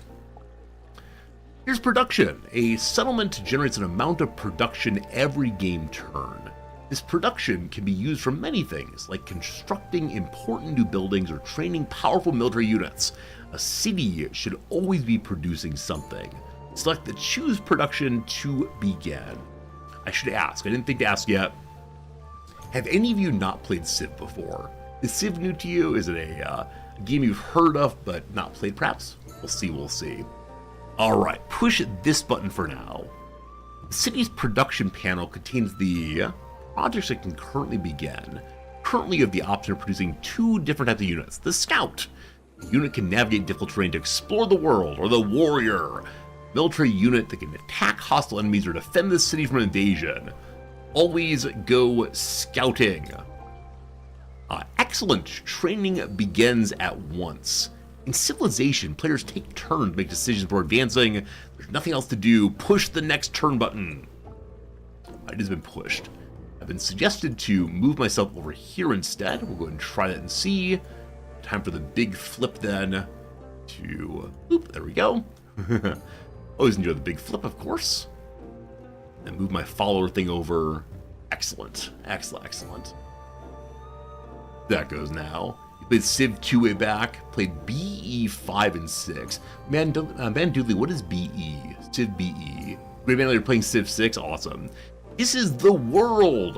While the lands from this city are visible, the rest of the world remains unrevealed. It's represented by the pattern tiles near the edges of your worldview. There they are. Interesting that it's not a standard fog of war. It's kind of foggy up this way, but they seem like board game tiles maybe. And it feels like this one is emphasizing a certain board game feeling a little bit more than a video game feeling. Now, I don't know if you saw, but it looks like it's the case that the game will be playable in VR. And I don't know what that means exactly, but make you feel like you're standing over a table, perhaps. Interesting presentation. Looks clean to you? Perhaps so. It's just different, and different feels weird. Exploring the lands beyond is key to Civilization survival and prosperity. When a unit moves towards the extent of its vision, the lands beyond reveal themselves. Your recently trained scout stands ready to explore the world. A single light blue outline represents the extent it can move in a single turn. Right-click to reveal an unrevealed part of the map. Up here, there's silver, apparently. Do these 7s mean it's a special thing? Do the 7s just mean it's nothing? Should I be heading towards the 7s? I'm not sure. I'm gonna go southwest. I'm gonna go northwest. What are the 7s? So far, literally nothing, unfortunately. Unit's movement speeds, maximum tiles, etc. We got that, no problem. Water slows you down. Yep. Technology. New technologies emerge when people put their minds to solving great problems. Whichever tech you pursue next will determine the tools you have at your disposal to build a civilization. What shall we choose first? Sailing, husbandry, or pottery? Alright. We mouse over and see. Sailing gives the ability to get food on fishing boats. Galley, naval units, eventually embarkation and food. But as the game begins, you can't embark immediately. We haven't seen a proper coast yet, so I think we're not going to be an aquatic people at this moment. Hey, Game Merchant, thank you for the resubscription. 58 months! A long time, but only one version of Civ. Game Merchant, you're correct about that. Thank you for the tier 2, my friend. Thank you for hanging out with us. And yes, the Civs, they show up eventually. Good seeing you. And apologies not popping up. Weird day for pop-up seems. Animal husbandry, what's this one do? The saw pits, you get better wood cutting, a slinger, and ancient ranged units, more production on camps and woodcutters, more food on pastures. What we're seeing right now are not pastures. I believe that cotton will give us a plantation. Here we have incense. So not really seeing any food stuff. I don't recall, though, if things like pastures are made on one's own, or if you need to instead have an animal nearby. Pottery, more production on the clay pits, the mines, and the quarries, and more food on a plantation. But here is not a food place. I'm gonna go pottery, I think. That makes sense. Sure. We'll get some mining going in these locations, probably. Cool. Alright, research takes time to complete. The amount of time is equal to science required divided by science of the civilization generated per turn. Pottery costs 77. With 10 science per turn, boom, do the math. Get more science, get more research, good. Choose ye production now. We've made the grainer if we want to, or more troops. Part of me wants to make another scout so we can go looking more quickly. More science. Or science advisor and economic, let's say, to do this one. What do you think, team? What do you think, team? Should we be overly aggressive with scouts and go explore everywhere? Because the standard thing that happens to me in this kind of map exploration game is like, I look in one direction really effectively, and in that direction I find literally nothing. I'm like, I should go their way. We like scouts? We like scouts? Who doesn't like scouts? More scouts, more good. Maybe we'll build a building eventually. Onward. Thanks to your food, we have more population. Select the Grow City button. The city grows, it goes to an adjacent tile, etc., etc. Where should we go? So, in this one, we get incense. More science, more good. Heading this way, gold. More gold towards purchasing buildings. I don't know what buildings are yet. Anyone that has like a bunch of production. So here we have a combination of food and gold and happiness. Here the same thing. Like that. Or we just grab the cotton. Cotton is what? More food and more production. Also we have a bonus to food production on plantations. I love it. I'm clicking. You go this way first. I apologize. We have to click the green one first. Resort to you fool. Alright, so there's some food there. Some food and coin. Sure, let's do that one. But clicking there gives me the tiles nearby also. I didn't realize that. They just gave just the one tile. That's how it was in Millennia, right? One tile at a time. Very tedious indeed. Alright, we continue scouting. Look how cool the scout is. Scout has a little army of dogs to help them. Far more striking than the normal scout, which is just a man on horse runs around. Going across the river feels bad, man, but let's do it. Find literally nothing. Hooray! Next turn scout. Next turn scout will surely allow us to find something of value somewhere.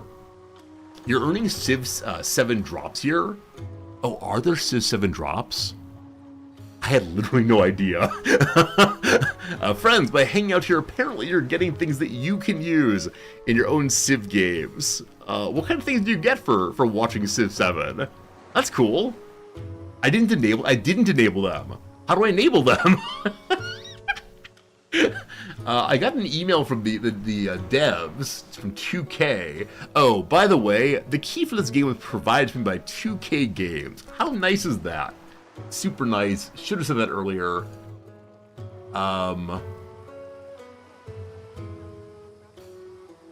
No, I don't see anything here about turning on the drops. How do I do this? They're auto-enabled. Okay, people are getting things. All very good. I didn't activate it though, no. Oh, 5 5. Alright, where are we going now? Where are the boats? Onward!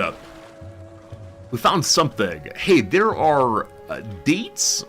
Down here we have some lovely horses, some more water. Nothing super exciting, but we're seeing what's around us anyway. Cool. How long until I get my my scout?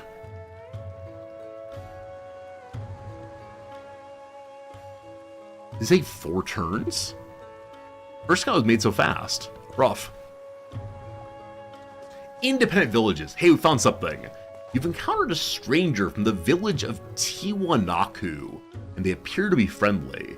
The village could potentially be a strong ally with the right amount of persuasion. It could also be a threat to my civilization. Finding the location of Tiwanaku would be wise.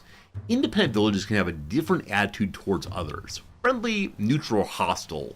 Once you find a village, you can use influence to begin diplomatic actions like befriend independence to improve your relationship. Tell me more. That's fine, thank you. Hello, traveler. We're friendly currently with them. So they came from this direction. I guess we'll explore this way and see. No luck. Oh. I don't want to go back towards my territory, but might could be necessary. Probably some ideal way to go scouting, but what it is I do not know. They're going to look at my dates. Those are my dates.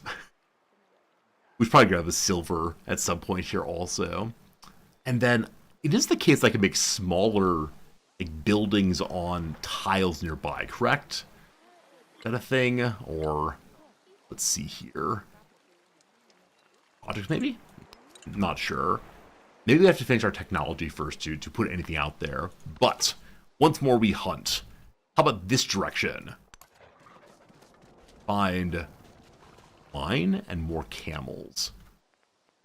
Interesting. A noise. The noise of growth. The population.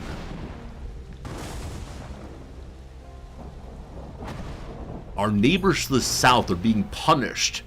They do not follow the Roman gods. The mighty Roman god of lightning, not Zeus. Does Jupiter do this work? Jupiter strikes the skies, insisting join or die. Does this mean anything? Like, does this mean that something is happening here, or is it just a like fun weather effect to make you feel like you're actually living somewhere? All right, bring me silver and such. Lovely. Recent expansion has allowed you to improve a cotton resource. Resources grant bonuses or abilities to the city that hold the resource. An entire civilization. Cotton gives food and production. It's a bonus. So assigned to any settlement, buildings cannot be placed atop resources, so growing atop them is a great idea. Cool. Also, we discovered a ruin. One of many discoveries we found in the world. Closer inspection grants a hidden benefit opportunity. Try moving a unit there to see what it provides. I do not have a spare unit. How dare you mock me? If another Civ comes and takes this, I will become the god of war all at once. Pure destruction occurring. Okay, how do we build the top U? Or does it require our building queue to be free? Probably so. Alright, again with the hunting. Hey, Chappie fam! Chappie, thank you for the very kind resubscription. You've been around for a long time. We love Civ games, played them all since CivVII. So cool. Hopefully you enjoy this one also. We will see what happens. Forward! I do worry that the from the village is this way. When we get our next scout next turn, we're definitely grabbing this. And I'll probably head south here. There's a storm symbol on the right side of the UI. Hey, good eye, thank you. A supercell thunderstorm named Aetius has developed and is heading to the east. The storm causes destruction over the next 2 turns. With its arrival, there were 0 tiles damaged, 0 population lost, 0 units killed, and 2 tiles gained fertility. So this thing is shifting this direction, destroying all its path. Not only are other civs against me, but also the rain is against me. Got it. Something good thing? As long as it doesn't kill our people, I suppose. Alright. We see. Hey, it's Babylon! Babylon appears to be a little village. Hello, sir. So Babylon's a minor village. If we have 70 influence, sorry, 170 influence, we can befriend them. We can cite a raid. Leads to an independent power raiding our civilization. Got it. The scout has new abilities? I actually didn't see. Move, lookout. Has larger sight radius. Search. Increase sight range by 1 for 1 turn. Reveal all discoveries within twice this range. Skip turn, add to RB. Okay, so we can look a farther distance. I didn't see it suddenly. Thank you. I was running around like a dum-dum. Anyway, they have iron. I want their iron. We'll work on making friends eventually. We're gaining 10 influence a turn right now. We have 170 to engage with them. At least they're friendly. That's nice. So I'm curious, will there be barbarians out here? We'll find out soon enough, I'm guessing. But I haven't seen any barbarians yet. Only independent villages. Alright. Desire for me to have new production. How do I build a farm on you? We'd have pottery done for that, I believe. Pottery gives plantation fun. This is already a plantation? It's already a plantation, so you don't have to build the plantation. Got it. A third scout's feeling silly. More food helps with more growth, I believe, of the city. Is this true? Am I making things up here? How many turns will it take? 55. Our production points right now are 8. So, more than 10 turns. Fewer than 10 turns. You think 6 scouts is good? Oh my goodness. Just like super scouts everywhere. I don't exactly mind the idea of more scouts more good. But this one... There's already a scout on that ruin. From Megiddo Village, we are hostile to them. What in the Sam Hill are you doing? All are made of clay. Okay, it might be the case the minor villages can't take the ruins. I'm not quite sure on that one. But Henry Wadsworth Longfellow speaks to us, clay for us all. What's that Nietzsche phrase? What, like all was mud, and then some mud was animated and got to sit up? I am the mud that sits up. Lucky me, lucky mud. Something like that. I'm lucky mud. So we get now better production on mines and such, and food, and production. Lovely. Next up, civilizations are remembered for their accomplishments and the path they take in history. Some spread accomplishments across a wide range, while others devoted to a single cause. Your advisor at service to guide you on the path of your choice. Any great leader, you may change your mind at any time. But choose where to focus the efforts of the Roman people. So trade, security, culture, or science. I don't feel like doing military. Maybe late game. I tend to do science usually. We have a lot of like gold stuff going around, but yeah, I would take science. Hello, science. Research requires technological knowledge to become the most advanced civilization in the world. Science advisor is here to guide you on the path. Cool. The world contains innumerable mysteries waiting to be discovered, and I, your humble science advisor, intend to show you the way. Let's begin by devising a way to record our very thoughts. Such records would not only allow us to hold a mirror to nature, but to harness its power and reshape the world. If you've never read the book Flossing the Mirror of Nature, Birdie argues that the idea of mirroring as the idea of knowledge is the great mistake of history. Do not mirror, we interpret.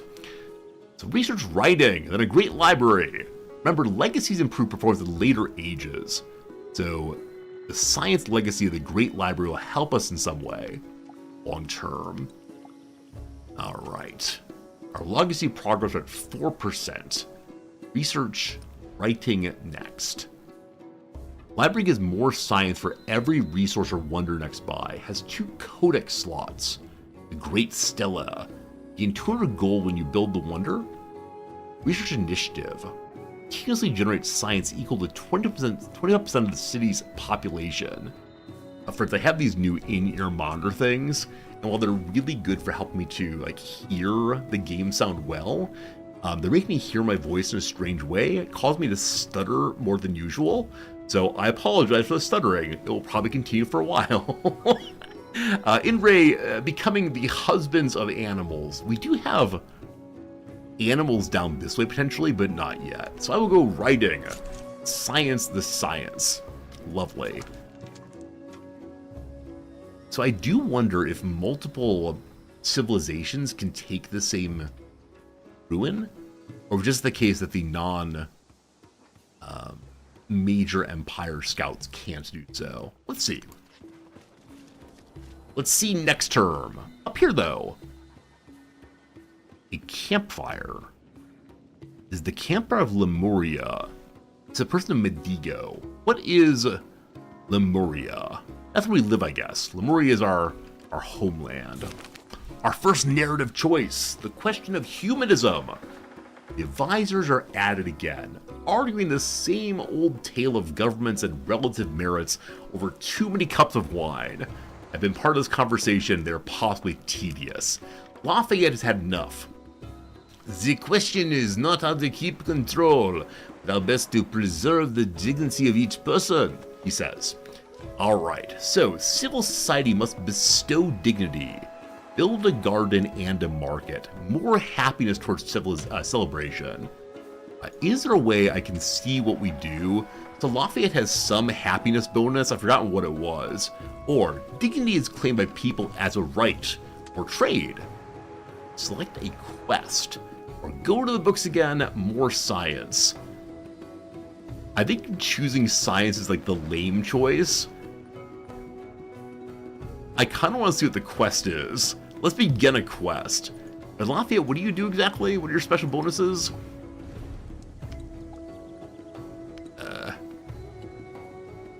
Okay, here we go. So something involving traditions, not there yet. 2 culture and happiness per age, doubled in distant lands. So maybe have like independent cities. More cultures on districts in the capital and city centers in town. The more capitals, more good. Is Lemuria a mythical lost continent? Oh, maybe. Hello, very, very good seeing you. Referring to my beard, yeah. Yesterday I actually removed some of the bottom of my beard. It was getting a little bit neckbeardy, so I would like lean forward. The hair on my chin would scrape my shirt. I didn't like that. But in the moment, I took up my bald trimmer to trim the bottom. Had a second of I could just remove the whole thing, but we decided against it. Special infantry unit at some point. The forum.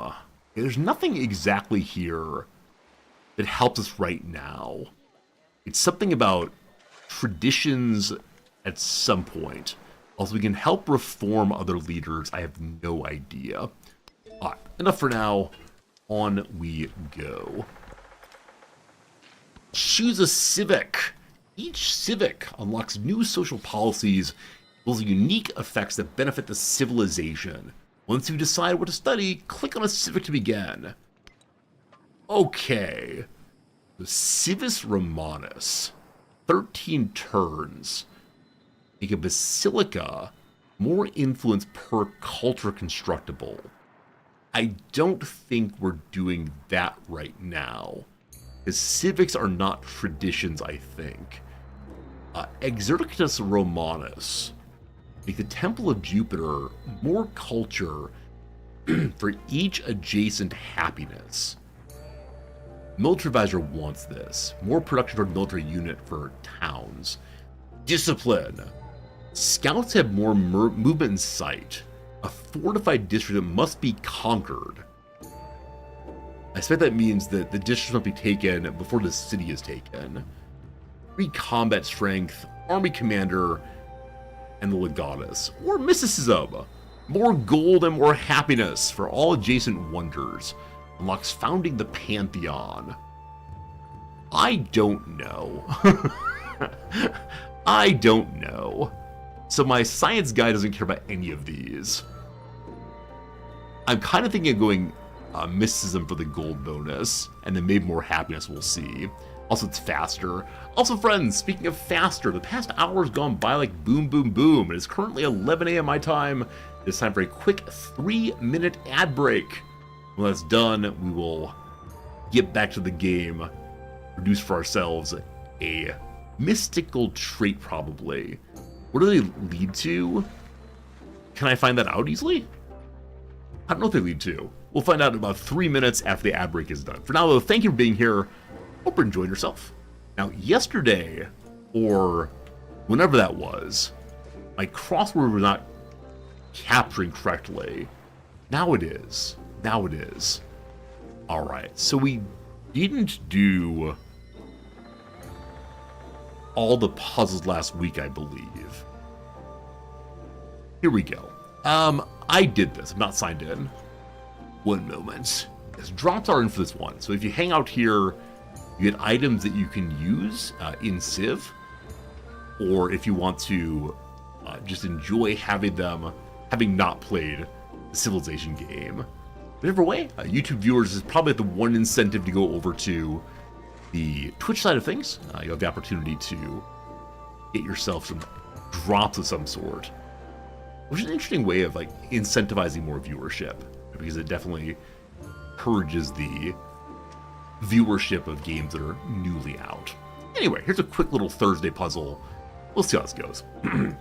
Org for drivers, probably like drivers like golfing, the Professional Golfing Association, Mike and Blank, a candy brand, Mike and Ike, a marine mammal for which the Seattle Area Transit Card is named. I have no idea. The seal. Those are 4 letters, I have no idea. Give off, emit probably.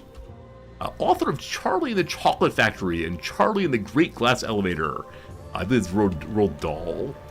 Shoe brand with probably an orca. I think orcas are mammals. Of course they are. Shoe brand with a classic black and white checkerboard design. I have no idea. Pretentious person. A prig, possibly? Pods of orca. So a snot or snob? Probably a snob. A Stooges singer blank pop. I think it's Iggy Pop. Not sure on that one. A tennis format that uses the outer sidelines of the court. Is that doubles, probably? Seems likely. A pity the fool, speakers. Mr. T. Wildly malfunction. Like, go on the fritz. Drives out a possessed soul. I mean, exercises. That's let's see. X or sizes. Cool. One of 35 for the Beatles. I don't know, like golden albums, top hits. A picture is image. California's Blank Canyon National Park. I assume it's Kings. A site where one might buy a hand-knit scarf or custom pet portrait. It's Etsy. Lauren Hill's face carved into the desk for the Miseducation of Lauren Hill album art. Wicked version of oneself, one's evil twin. Utah's Blank Canyon National Park with Bryce Canyon. Wait, I don't blank it. I don't get it. Palindromic kitchen brand. OXO rather. Move like a bunny, you hop then. Go haywire. That's not how you type. Go haywire, and then the 35 for the Beatles is top 10 hit, I assume. Approximately the ish, so exercise has an S, not a Z. There you go. There you go, team. All done. Mission accomplished. Ad break done. Crossword done. What a lovely coincidence of events. Pretty good. Thank you for being here. Hope you're enjoying yourself. I know there are a lot of Civ channels out there, and thank you for choosing mine/ours. View tree. I'll tell you what comes next. View tree. The mysticism leads to public life and the code of laws. The trade relations and culture and such. Entertainment, literacy eventually. If we go the discipline line, we get ourselves to code of laws, mastery, tactics. So military fun down this way, including more production, a free army commander for the Terracotta Army. Some of these things are what the special buildings will help us long term. I'm going to go the direction of mysticism, I believe. Seems most sensible for me. Spooky, spooky. And now, a government. Can a democracy vote itself out of existence? The kind of question I used to talk about in dorm rooms with my fellow students. Who knows? Classical Republic, more culture for 10 turns. This is during a celebration, per se. So, more culture for 10 turns, more production towards wonders, we love that. Despotism, more science, more production towards infantry. I'm surprised that despotism goes in the direction of science. Lastly, the oligarchy, more food, more production towards buildings. I want that science, but I don't think we're going to be building a ton of infantry anytime soon. So, I think oligarchy is most sensible right now. Next up, social policies. Under the new government, you may enact a social policy. May, not must. Hey, Firethorn, thanks for that follow. I appreciate it. Hope you're having a good day. Complete civics in an age to earn more policies. This is our first policy. One moment. Can I put you away for a moment? What does Lafayette do again? One combat for every tradition, but not policy. Alright. So, charismatic leader, more culture on the palace, or tool making, more science. Learning how to make tools in these early days. Okay, we're up to 80 influence points. We need 100 and something to say hello there. I'm not sure how much farther I want to explore before running down this way. But continue along to the northeast. Find some trees. Glorious. Next turn, the ruin. No! No! So once again, without an independent scout, he's standing on the ruin, but I don't think he can do anything with it. So give me the ruin! Oh, we can't move into the same spot he's on. Gypsum. This campfire. What's the campfire do? Ah! Okay, these are narrative spots. A hunter's crafted an ingenious new portable trap. Techniques this elegant are sure to spread fast. So number 1, set some traps. Get some science and food immediately, or impose hunting relations, more culture. What does culture do for us? Nothing. We're uncultured barbarians who spend all of the time down in the basement, getting no sun, but reading our books. Alright, so we gotta keep our eyes out for those campfires. They don't stand out nearly as much as some of the other kinds of event locations in the prior civs. May grow once more. Quick look here. We have marble right here already. How marvelous. Up this direction we do have gypsum, more production to the capital and to cities. Wouldn't mind that at all. Or camels. Increases number of resources that can be assigned to a city. We don't fully understand that yet. Now we're down here, we can grab more science. Yeah, I think more science and the gold seems really sensible. So, I wish to grow, oh wow, say a 4 spot right there. Yes, we grab that. Improvements, here we go. When you direct your people to live on a rural tile, they create a structure to work on it called an improvement. Some policies, unique abilities, and even buildings can further improve the improvements.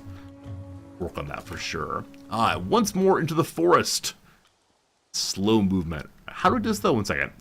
We can search more sight range for 1 turn. Reveal discoveries within twice the range. Or lookout. I think these consume our movement points though. We have found Mount Vesuvius. We found Mount Vesuvius. Okay, so it really does not clearly indicate here be a wonder, here be a natural, interesting point. We found one.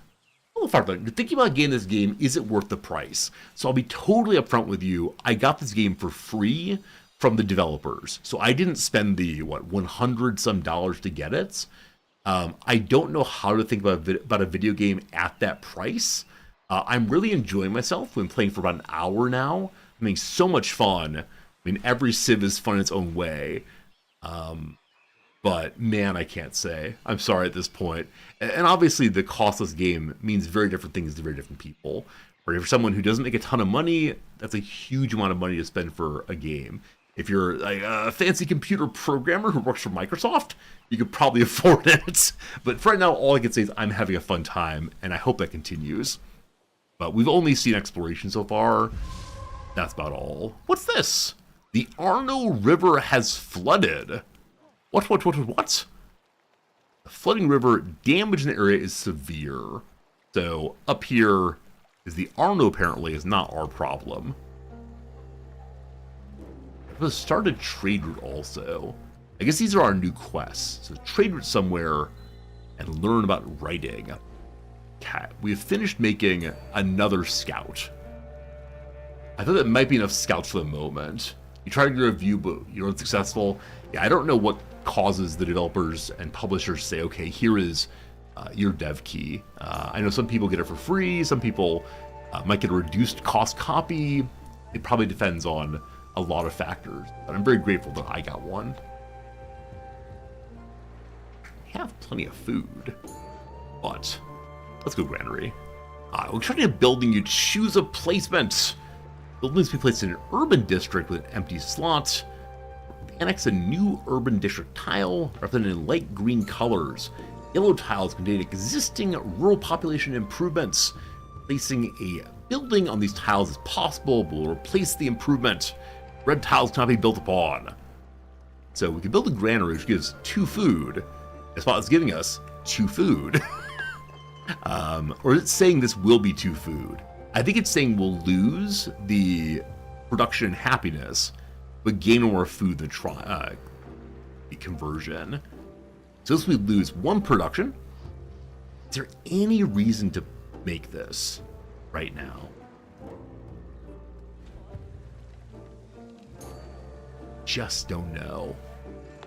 Okay, this gives more production on clay pits and mines and such. Are you a mine? Is silver mined? I don't know if it's mined. I think it is. Marble is certainly mined. Okay. I want to put the Brickyard 500 out here. Sure. So we lost 1 food, but gained more production, I think. Very good. 2 Mount Vesuvius. Not active. Next turn we'll step on it and see what happens.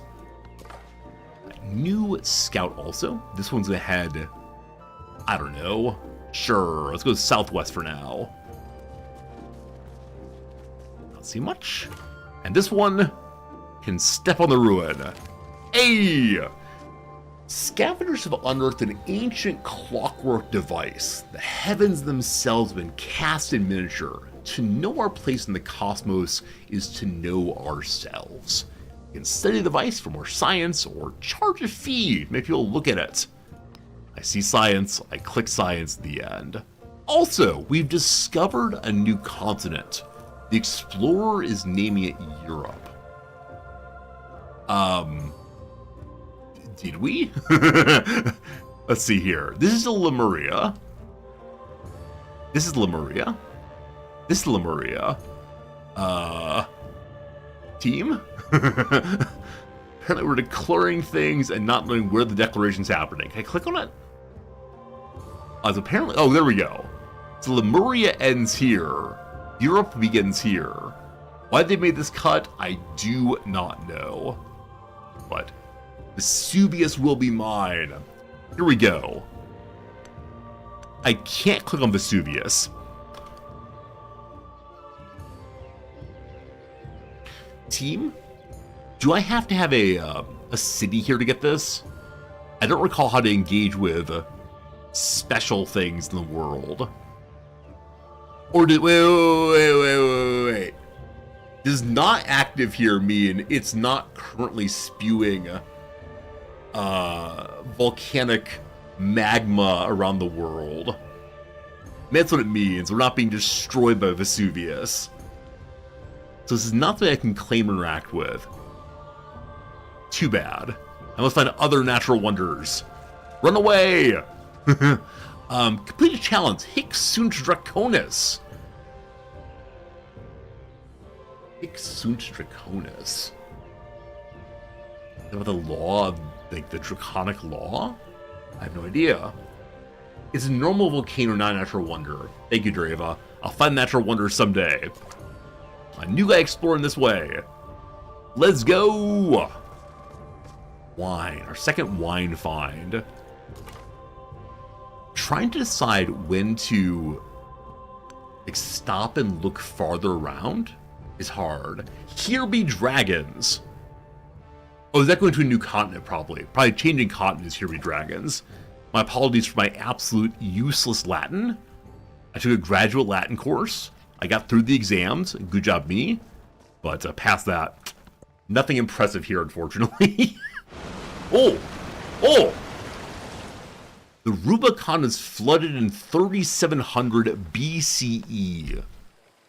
It's added production and destroyed some things.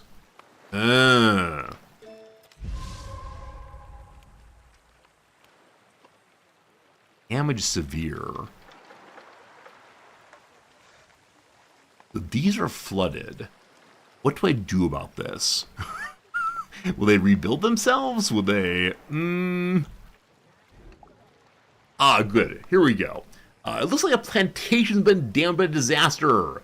Some yields be affected until it's repaired. I wish to repair. I wish to repair. I wish to... What is this? The brickyard's being made. Is there a repair button? The left click does nothing. Right click does nothing. Ah, there it is. Repair plantation. I apologize for my inability to see things. I wish to move you to the top of the queue. Up you go. One turn, all good. We figured it out eventually. This has been destroyed also. Oh my goodness. I didn't realize that more things have been destroyed. There's not really a clear view of what's been destroyed, is there? The game seems to be a lot of mousing over to discover what's happening, as opposed to like clear indications. Now I realize it is on fire. But if I didn't look closely, I was thinking, oh, it's a kiln. It's a kiln fire.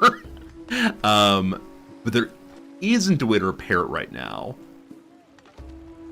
I wonder why not. Let's hit a button to repair right away. Well, discover that later. Vesuvius, not worth our time. We're exploring all of Europe. There are elephants in Europe. Elephants give ivory, more production on wonders. They're placed in those kinds of locations. Alright. I guess we'll cut this way next. Okay, we have found another village. This one's hostile towards me. It has a warrior hanging out. I wonder if he'll come kill my scout. Gosh, I hope not. Hey, Franz. Does CivVII have a ranking system to check rank in comparison to others? That's a great question. And in some games it shows like how many Civ points you earned. Is there such a thing? I don't see it immediately, but I'm very, very early in my game. Does anyone know if there's a how you compare to the other civilizations button? In your heart, I'm number one. Thank you. We gotta make more civs eventually. Alright. Global yield, is that it? No, it's just me. Science. Now, I haven't met anybody else yet. Trophy top left.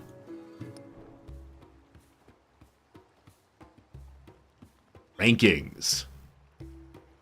So again, it's only showing me, because I haven't seen anybody else yet. But Franz, I believe the answer from chat is yes, there is. We're just not sure where it is. We'll find it eventually. But again, we found no one yet. Except for some minor villages that are not worthy of our attention. Absolute nothing. Oh, scouting always feels like so exciting as the game begins. Oh, here we go. We have found someone. You've met Ashoka, World Conqueror. That sounds bad. Good diplomatic relationships with other leaders can yield powerful benefits to a civilization, but also your main rivals in achieving victory. Before starting relations, you should greet them. We can give a friendly, neutral, or hostile relationship. The choice is yours. Where did we meet them? Hello? Is it you? Alright, we've met some scouts right here. They live up here in Europe, apparently. I am Ashoka, the great king at the center. संसार के मध्य बिंदु के एगो महान राजा और एगो महान पापी. He said that he's a profound sinner. If we say hello, we'll see their capital, or our capital if it's nearby. So I'll see his capital, he will not see mine. Positive relationships. Or we yell at him. Now, obviously, good guy Resorty says hello. Okay, we interact here now and see what happens. A variety of sources affect your relationship with another leader, like diplomatic actions, world events, their unique agenda. Nice to meet you, I sin a lot. At least he's forthright about it. Is the ranking of the current game? Oh, I see, friends. Like, so compared to other players who are playing the game, I don't know. I haven't seen any kind of, like, world ranking. It says Resorty is number 1, and you are number 4, etc. I haven't seen that, but I don't know the game intimately yet. If anybody knows about that kind of thing, let me know. I know there is one in the game, but I don't think there's one comparison to other players out there. Keep in mind the other leader can affect my relationship, so it's prudent to keep an eye on it from time to time. More pop-ups. Start a variety of diplomatic actions by spending your influence. A variety of things. We can start endeavors helpful to both of us, sanctions harmful to them, espionage, secret. By the way, most diplomatic actions will require the other leader to give a response which may have an influence cost. They can support, accept, or reject. Okay, what's our current relationship? How do I see that? We're plus 30. First meeting, and we're both despots or something. That's good. His relationship with somebody else out there also. I wonder if it's possible to tell who this is by seeing the head shape? I'm guessing they all have the same head shape. Both oligarchies, that's... Here are his abilities. Declaring wars grants celebration. That seems bad. He likes the civilization with the least amount of land. He dislikes the one that has the large amount. He wants land. Give me land. His unique unit is an elephant cavalry. Cool. Cool, I'm gonna say. You know what? How much influence do I have? I have 110 influence. I think for the moment, I'm not gonna do anything. He's kind of far away, and I'm currently trying to save influence in order to hopefully eventually incorporate one of the nearby villages. I'm supposed to start a trade route also for one of my missions, but I don't see that here. I might need to research something before we can do so. Nice to meet you, sir. Very good. Let's go ahead and do a big scout here. Anything? Tundra that has jade on it. A campfire to go explore. Awesome. Past that, not much else. Okay. Up in the north, we have some hostile folks here. They did not come out to fight us, but they appear to have just one warrior. At some point, we'll start making troops. We've not done that yet, though. Let's go this way. So we got anyone? The dates. Lastly, this group where we met Ashoka. Hope he doesn't mind my cutting by. Oh, here we go. We can see his capital there. It's size 3. With is it like 5 turns till something new is made? I'm not sure. Maybe 5 turns till he levels up again. We're currently at size 4, 4 turns to grow. Traders are created by merchants. Okay, so they're merchants you have to make, the same way you make settlers, perhaps. Got it. The spoken word conquers all thought, but the written word commands it. We got some German theorists here. Walter Benjamin shows up. Bring me the aura of the artwork. With writing, we can now make a library. We can work on the Great Stella for big gold. And also have a research initiative for more science, thanks to the city's production. Cool. Legacy path number 2. With knowledge of writing, our dreams are as real as lines in the sand, but also as fragile. Whatever we choose to record, we must ensure it lives on for all of time.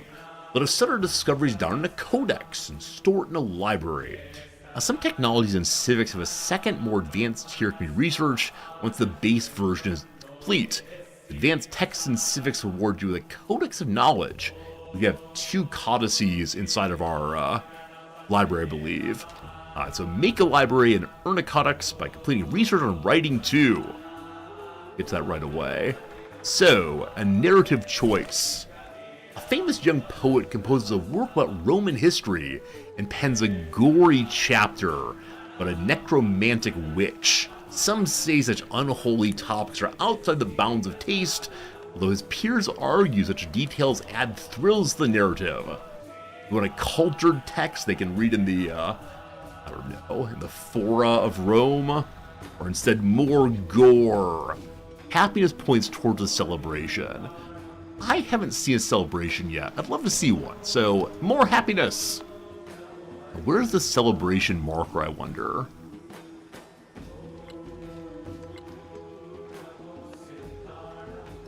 Must be some relevant button somewhere. Anyone know where the celebration line is? Are you here somewhere? Attributes, nothing.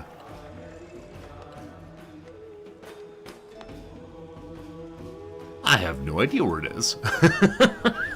Very confusing. So I can now build a wonder, it says, but we're currently busy building something else. Good call. Check the CivVII. It has everything. What is a celebration, if you please? Celebrations unlock a tradition slot. Additionally, civs with celebration can select one of 2 duration-based buffs from the government-specific effects. For example, during celebration, a classical Republican civ unlocks a tradition slot between 20% culture or 50% production. Each one costs more. Here we go. Monitor the number of turns remaining to the next celebration to strategically plan and maximize benefits. I would like to strategically follow indeed. If you click the scroll top icon up here.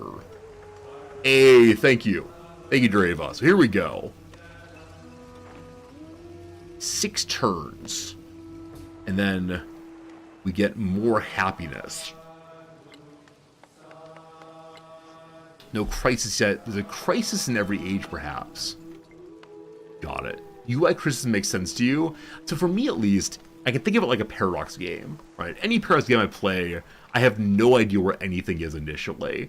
And I'm absolutely willing to stick it out and to click the buttons and look around until eventually we find what we're looking for. But I do recognize that it is not a smoothly flowing UI. And I'm very, very lucky to have people in chat who know where things are already. Because these are kind of grayed out. So I didn't even consider clicking them, honestly. I thought they said, like, okay, we'll turn them eventually. The resource screen, where you view and manage your resources. At the top of the Empire resources, then unassigned cities, then settlements, etc. Right now we have just the cotton. It's assigned to... Well, looks good to me. Alright, what comes next? So, my science guy wants more writing, more good. Was to steal technology to other people. Or from other people, rather. Or husbandry. We get ourselves a different troop, as well as more production on saw pits. Oh, give me writing. Away. Alright. So I don't really want to head towards Pataliptura. Patalipurtra. Something a weight loss drug, of course. But there's more movement this way. Behold, who dat? A scout of Friedrich the Baroque. Friedrich der Zweite. Hocherfreut, euch kennenzulernen. Ich bin ein Engel im Salon, aber ein Teufel auf dem Schlachtfeld. Oh my, a demon on the battlefield, he says. I'm delighted they recorded the different voices for the different characters in their home language. What a fun way of making the cultures even more distinct. Also, what a delightful hat. I wish to own it. Hello, as friends! The bowing, some nice times. Is there a reason in a game like this one to ever greet people in a hostile way? Like, it lowers a reputation, which probably means you can attack faster, but I just don't get it. Anyway, currently plus 30, shared government again. Maybe if you're a warmonger, early game it seems really difficult to do that well. Maybe by mid-game you can do that kind of thing. If you roleplay as evil, that makes sense. He's an oligarchy also. He's leading Egypt, they said. Here we go. Hohenfriedeberger Marsch. You're doing great work when you capture a settlement. Okay, this person seems like they might well play as a warfaring kind of person. You had a great work when you take a settlement. Oh, for the first time. Sorry, so only one of these. I thought it was saying when you take any settlement, you get one great work. I thought it was like discouraging taking it and losing it, taking it and losing it. I understand though. That's crazy. Lovely, lovely. All right, out this way. Continue exploring. Find more water. This way. Right, there's a campfire here. A refugees is settled near a grove of berry bushes. Vital nourishment. Juices are also produce a dye that may catch the eyes of marketgoers. Sample the berries, gain some food, some culture, or more science. Oh boy. Down here, more jade on the tundra. No great works, that's fine. There's a turn for sure. Relationship agendas. It looks like my relationship with Friedrich the Baroque has changed due to their agenda. Remember, you may not need to directly communicate with our leader, the relationship to strengthen or deteriorate. See what he has done. Friedrich, what have you done? It's decaying due to his agenda. What it is, I don't know. Can't be trusted, that guy. 110 influence points. We don't know where his capital is, do we? We greeted in a friendly way, so maybe we do. No, it's presumably up here somewhere. I wonder if an alliance with Ashoka would be good to help us out there. New Civ, new Civ! Cool.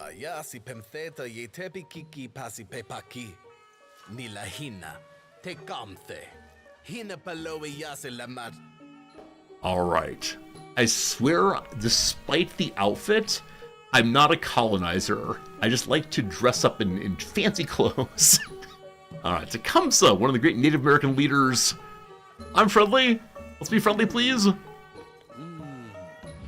Alright. Leads the Khmer civilization. This is so strange. It's so strange, these civilizations being attached to other characters' names. I mean, cool enough.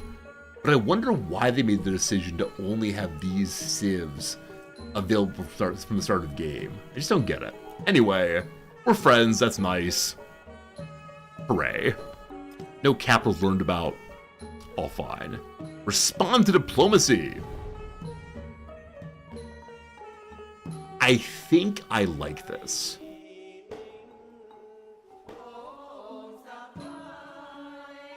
Ashoka wants me to share military aid.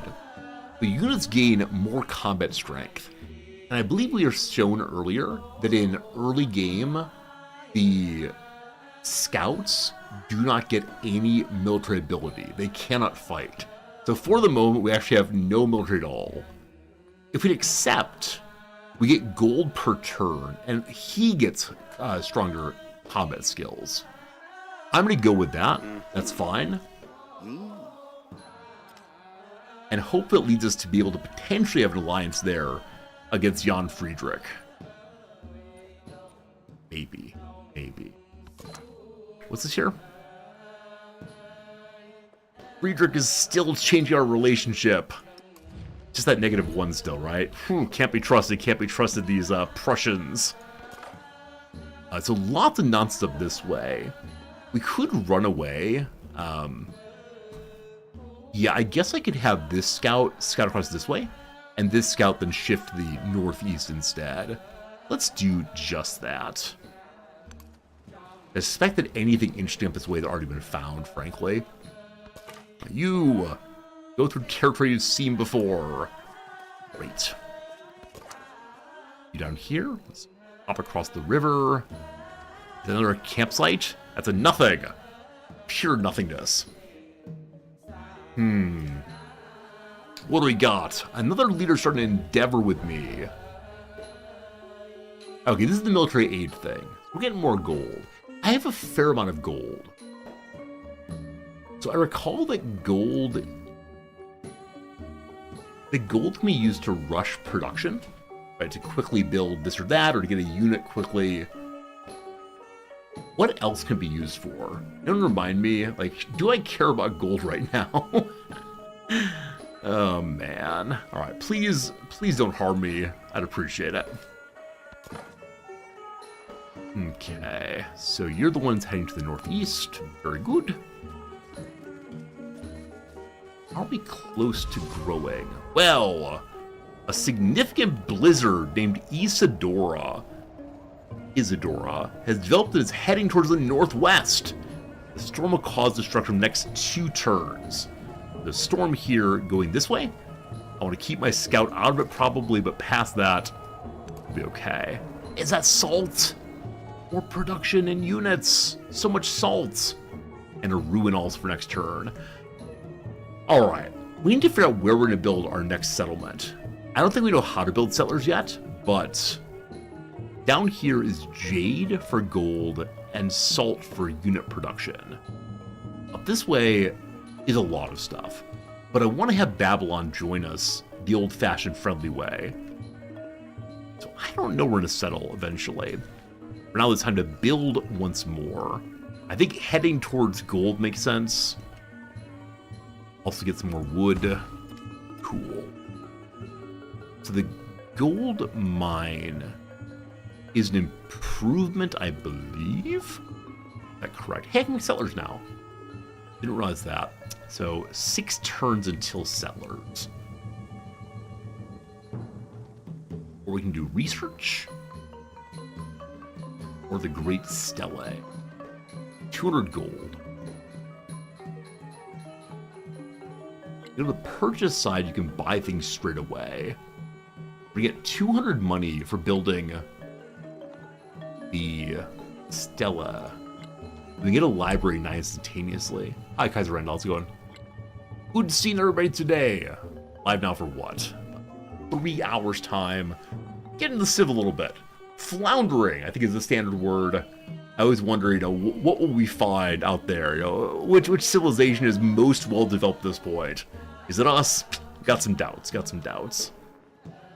It's 31 turns though to build the Stella. See, that always feels so ridiculous. If we get it built, how cool is that? But a lot of turns. Let's go make the settler next, I guess. With the library. Alright, so library really likes resources and workers both. Build on top of something, unfortunately. The resources are... Here would be really nice. But I can only build in these areas. So this gives us 1 resource at least. It takes away... What exactly? A food and happiness. I guess it's fine. Removes a woodcutter. Oh, that's no good. Is that good? I don't know if that's good. What does woodcutting do? I have no idea what woodcutting does. Oh, man. Choosing where things go. This gives me marble, at least. How about you? We made a good choice. No more complaints, thank you.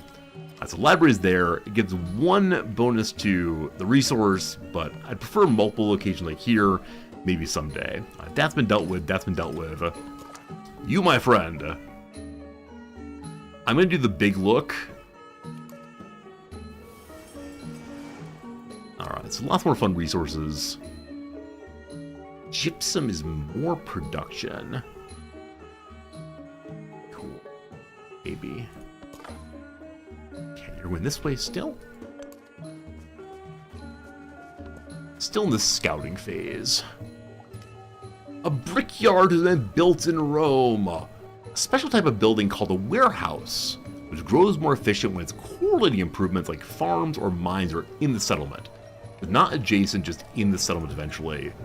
Good job, brickyard. The blizzard is now heading northeast. That's fine. It's moving away from our scout. Scout who can now grab a ruin. Weary soldiers have been guarding a crumbling fort. They say they await orders, but months have passed without news or supply. Some fear that they've been abandoned. We could find work for the soldiers, a little production bonus, or more happiness. Again, what does the happiness time do? I don't recall what our celebration does. Lafayette, do you know? Do you know what happens here?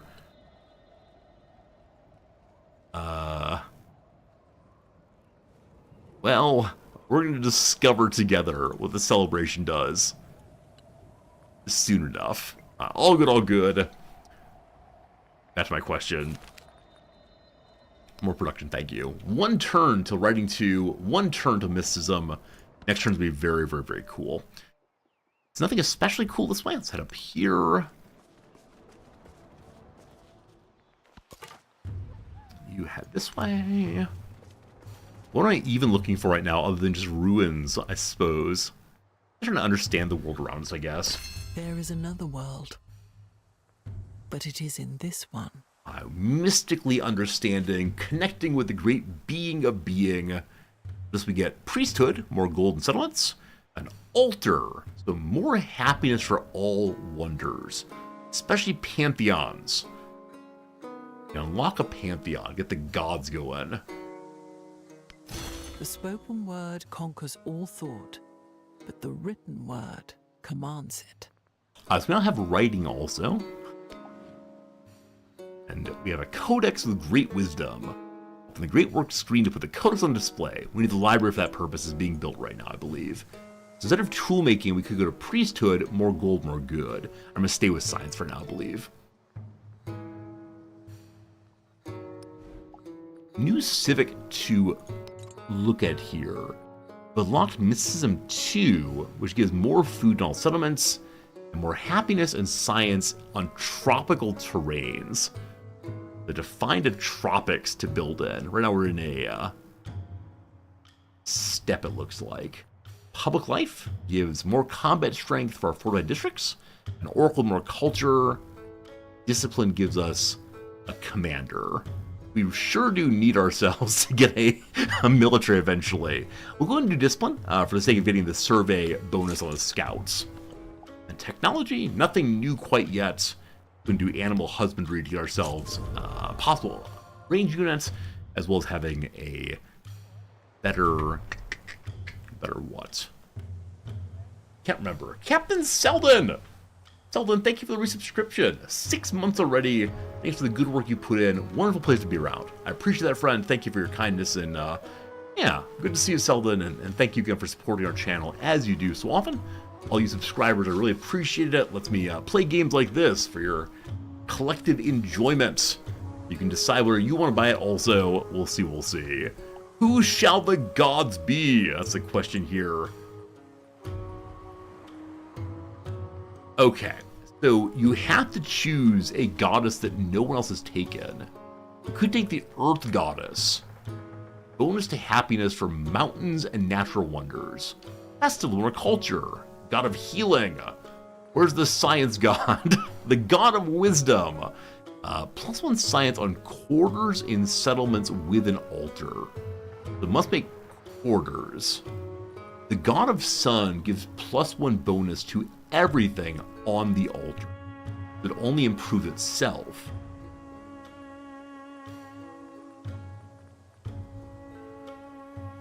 I don't know about quarters yet. I don't recall what they do.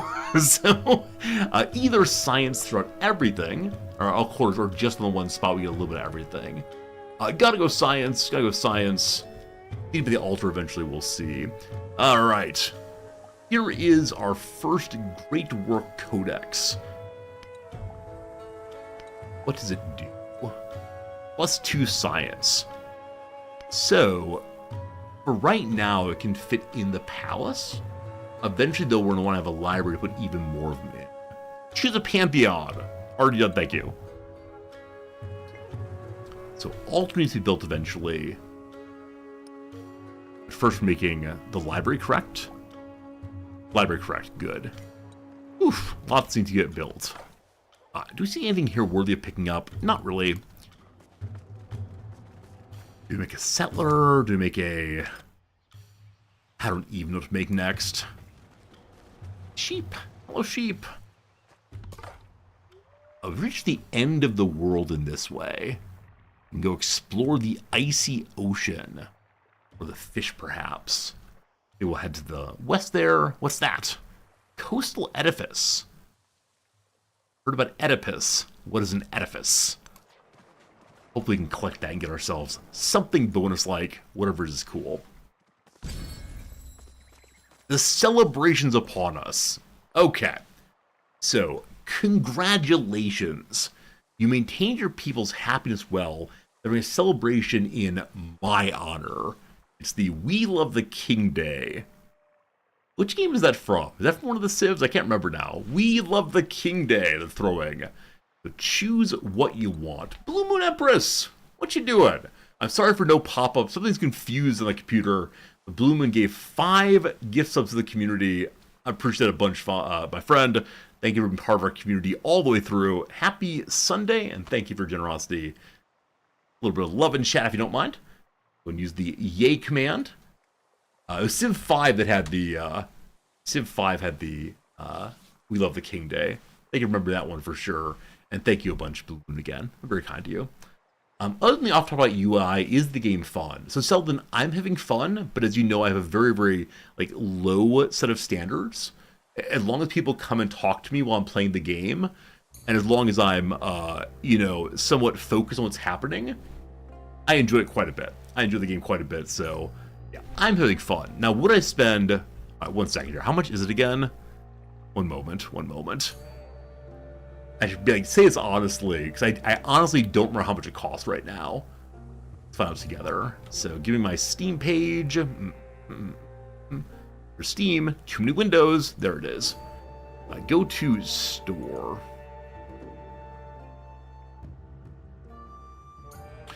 Okay, so the base game is $70. A higher level, which you can play right now and gives you other perks, is $100. The top letter is $130. Now, I'll tell you directly, 100%, this is the game that I have. I got it for free. That's insane to me. The developer of the game gave me a game that cost $130. I guess they believe that my streaming it will encourage at least one person to go buy it. I don't know, it's crazy. It's pure craziness, the things they give me. I see it, 22 of you want the game. See, as I say that, in my little head I immediately say, oh, I should do a giveaway. I'm not doing a giveaway, it's too expensive, unfortunately. But it's $130 dues for it. I suspect it'll go on sale at some point, but that is a little insane. A little insane. PR for streaming is easy, marketing publishers, totally not for evil.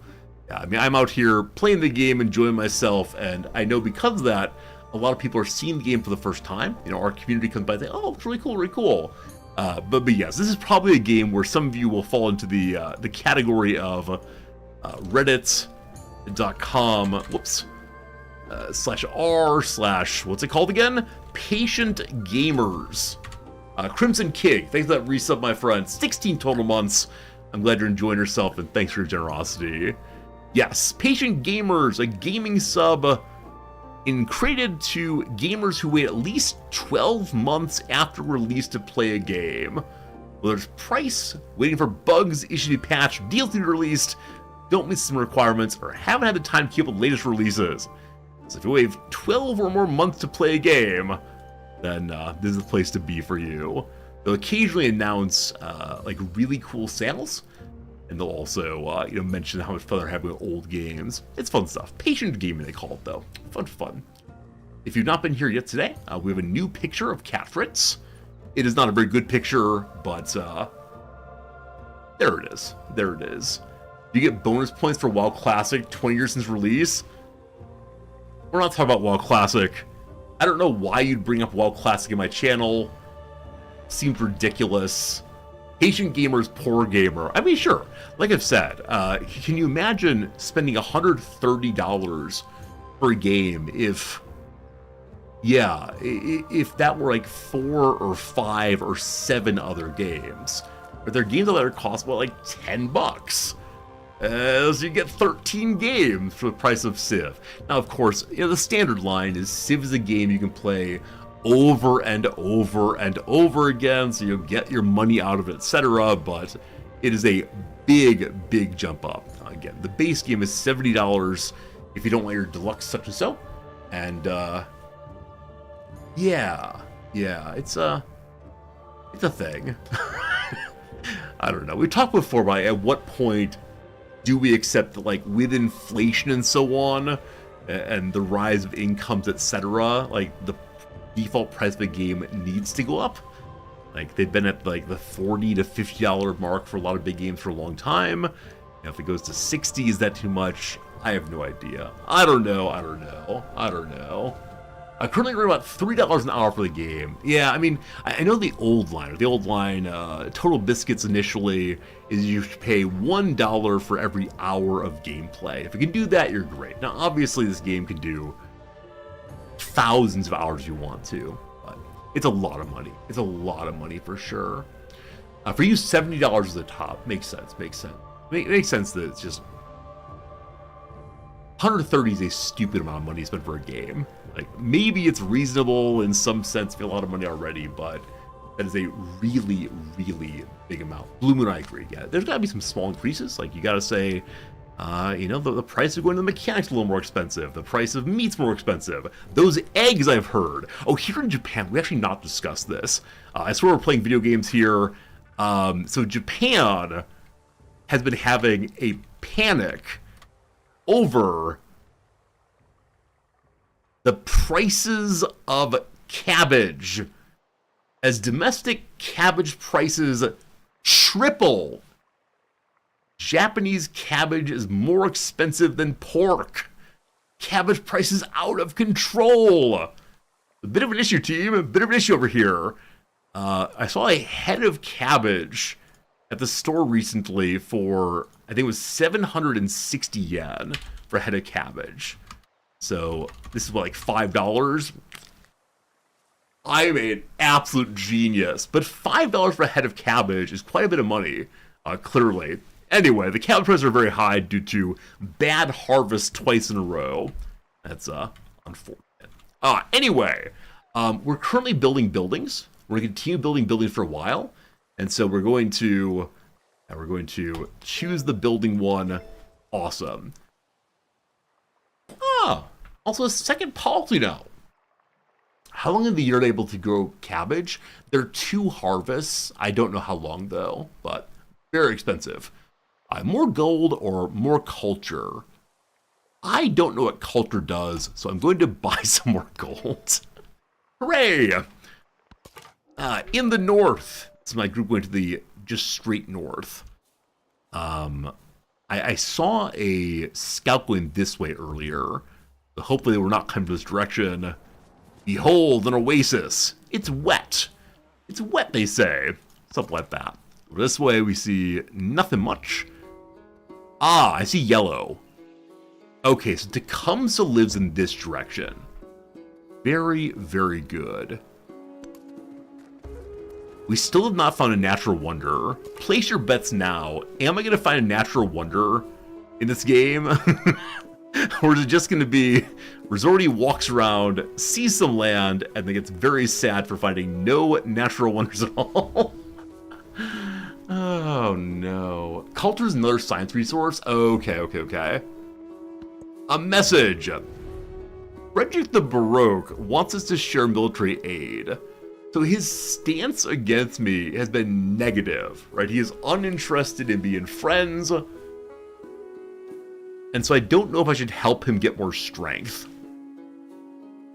Or do I take, we both get strength, and I start making some units?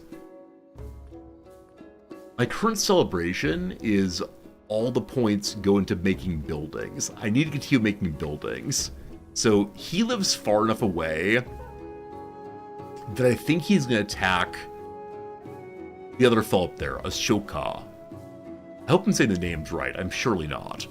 I'll do that. Please don't use your weapons against me. Thank you for more money. Glorious. All right. Once more, we climb. What's that?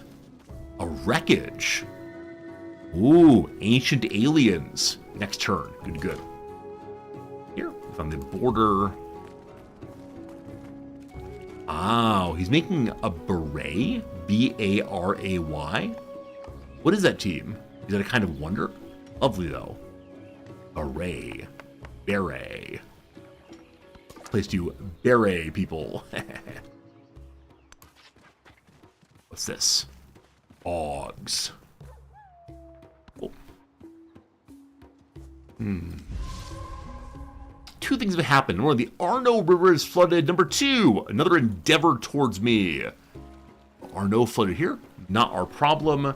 Speaking of those kind of things, glad to see that my plantation fixed itself. We had to fix this boat area before. We did not fix the plantation, though. Don't know why it fixed itself. Library is good to go in 2 turns. Our altar gives a bonus to quarters, I believe. Yes, more science on quarters here with a team. What are quarters? Also, the village of Troy is here. Are you quarters? Any with little houses might be quarters. I'm just not sure. Alright. Why did I break the plantation? I didn't mean to do so. The river did it. It's not my fault. I'm not to blame. It's that gypsy girl. I don't recall her name. Okay, library goes there. Awesome. North again? The ruins. Scavengers picking through battlefield remains begin play fighting with rusted sword. Their form needs work, but the swings are solid. Is this our first troop? 1 warrior in your settlement. So, spend 13 gold to get a troop. How much do they normally cost to build, I wonder? Regardless, we have some soldiers. The scavenger's rusty sword has been replaced with sharp ones, ready for the next battlefield. Alright, so at home, we now have a warrior unit. They can fortify or they can look around. These people are hostile to me. I kind of want to go give them the what for, of course. But garrisoning at home is probably not the worst thing in the world. So I probably need more than 1 warrior unit to take this, as last time we saw there was a warrior there. Megiddo of the Canaanite people.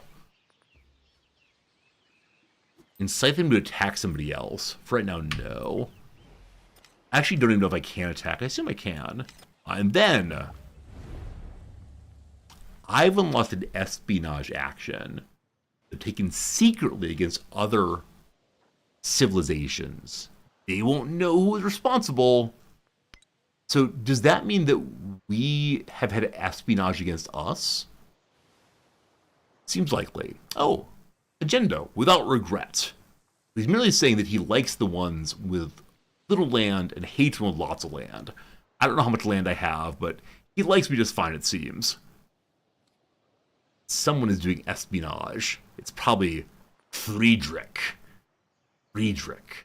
So our espionage is to go steal a technology. We have a 100% chance of pulling it off, and a coin flip of whether will be noticed. That's the same for all of them. Yeah, as of right now, it's 100 guarantee, but coin flip. I believe we need 180 influence to go say hi to our neighbors here in Babylon, take their iron. 170. So very, very soon, they'll become a suzerain of me. Can't wait. Friends, another hour's gone. It's now noon o'clock. After a quick 3-minute ad break, while we go and play some crossword. While the ads are running, you'll miss absolutely no gameplay. Thus far, gameplay has been walking in circles. What a good time. Steve agreed. Definitely this is a game that is taking my attention in a way where time just goes. As always, it's the moment of just one more turn. And of course, this really is the game where I had my first ever experience of just one more turn. I think for many people it's that. Well, how about for you all? What is the first time you ever had that feeling of I just need to play a tiny bit more, just one more turn? Because for me, I think it was CivVII probably. Hello, Grob. Thanks for the resubscription for 45 months. Nice to see you today. It's been a long day. Well, your long day's at an end. Come on in. Relax. Enjoy yourself. We stumble our way through a new game. Alright. Use Moo 2 or Mom. I don't know either of those. Are they Muds with a name like that? I'm not sure. Generalist Gaming! Thank you for the raid. I appreciate it. How's it going? Welcome in. Hi. Master of Magic, Master of Orion, I see. Journals Gaming viewers, you're coming in during an ad break. Hope it's the case that you don't mind it too much, but it's very good to see you. Hope things are A-okay. What were you playing today? Really, CivVII? What's your doubt, Thorn? Why are you surprised that CivVII would be my first game that I tried to stay up all night playing? We did it all of last week except for Monday, it seems. So, let's do the Monday. Oh, this one has one letter wrong somewhere. No. Absolutely not.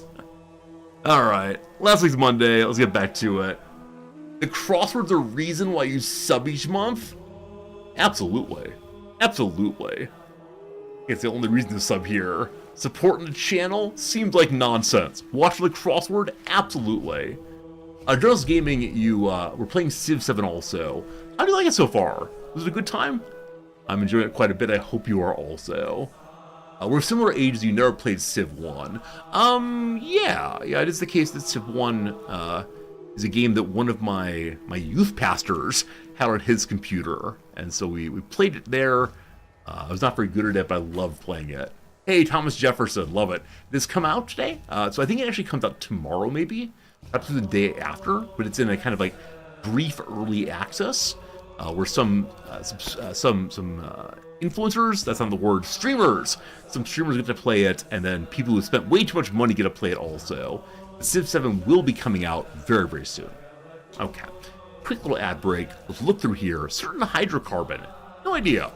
One with a blue sky mindset towards an ideation architecture that can move the needle in the innovation space, say. An idealist. Technological idealist. I have no idea. Fall, perhaps. No, too much. Scots Tots. Scots Tots. So it's something like young children in Scotland, probably.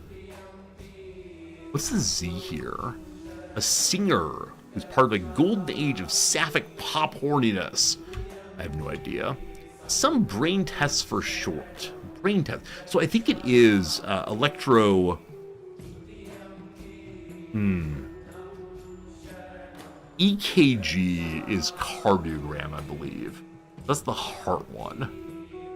He's like electrocephalogram, possibly? Maybe. Maybe I don't know. They include medicine. A German.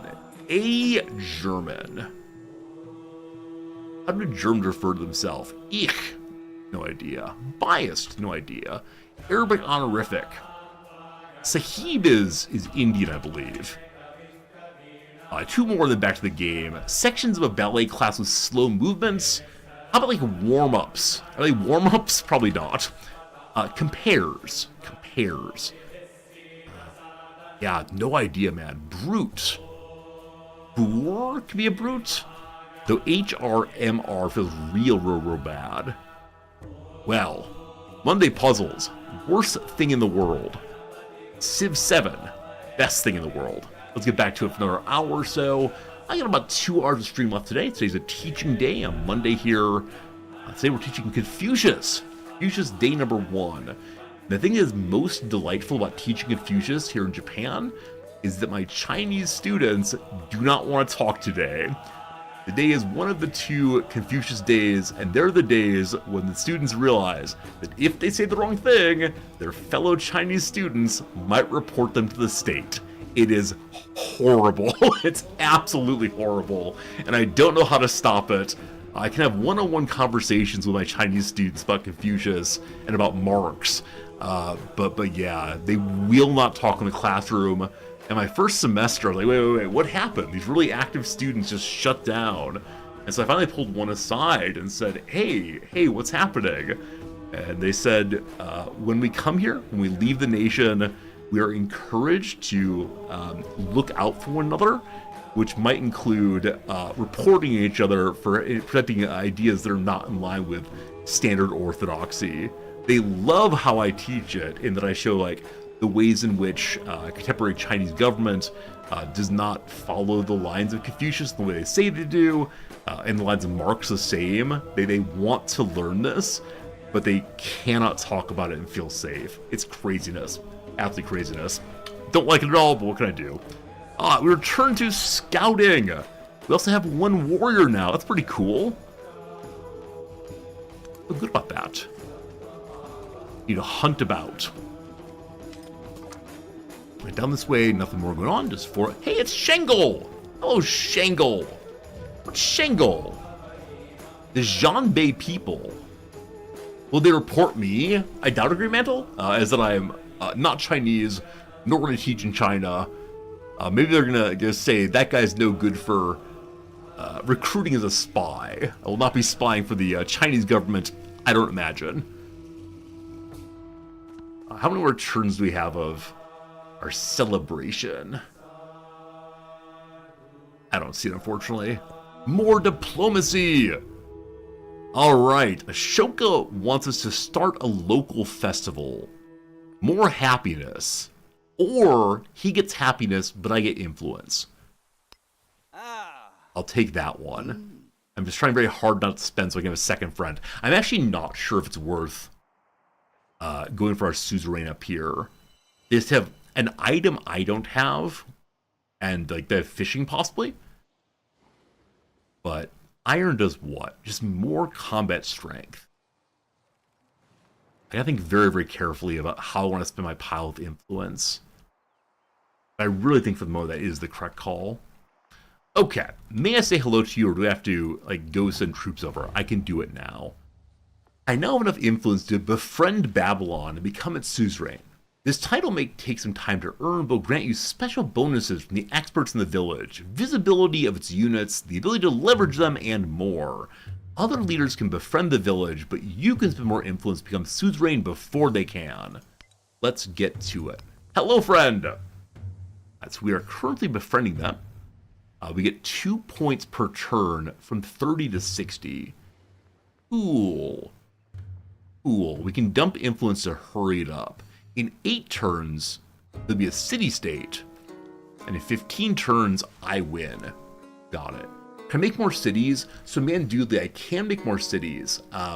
In this game, one has 1 building queue for buildings and troops simultaneously.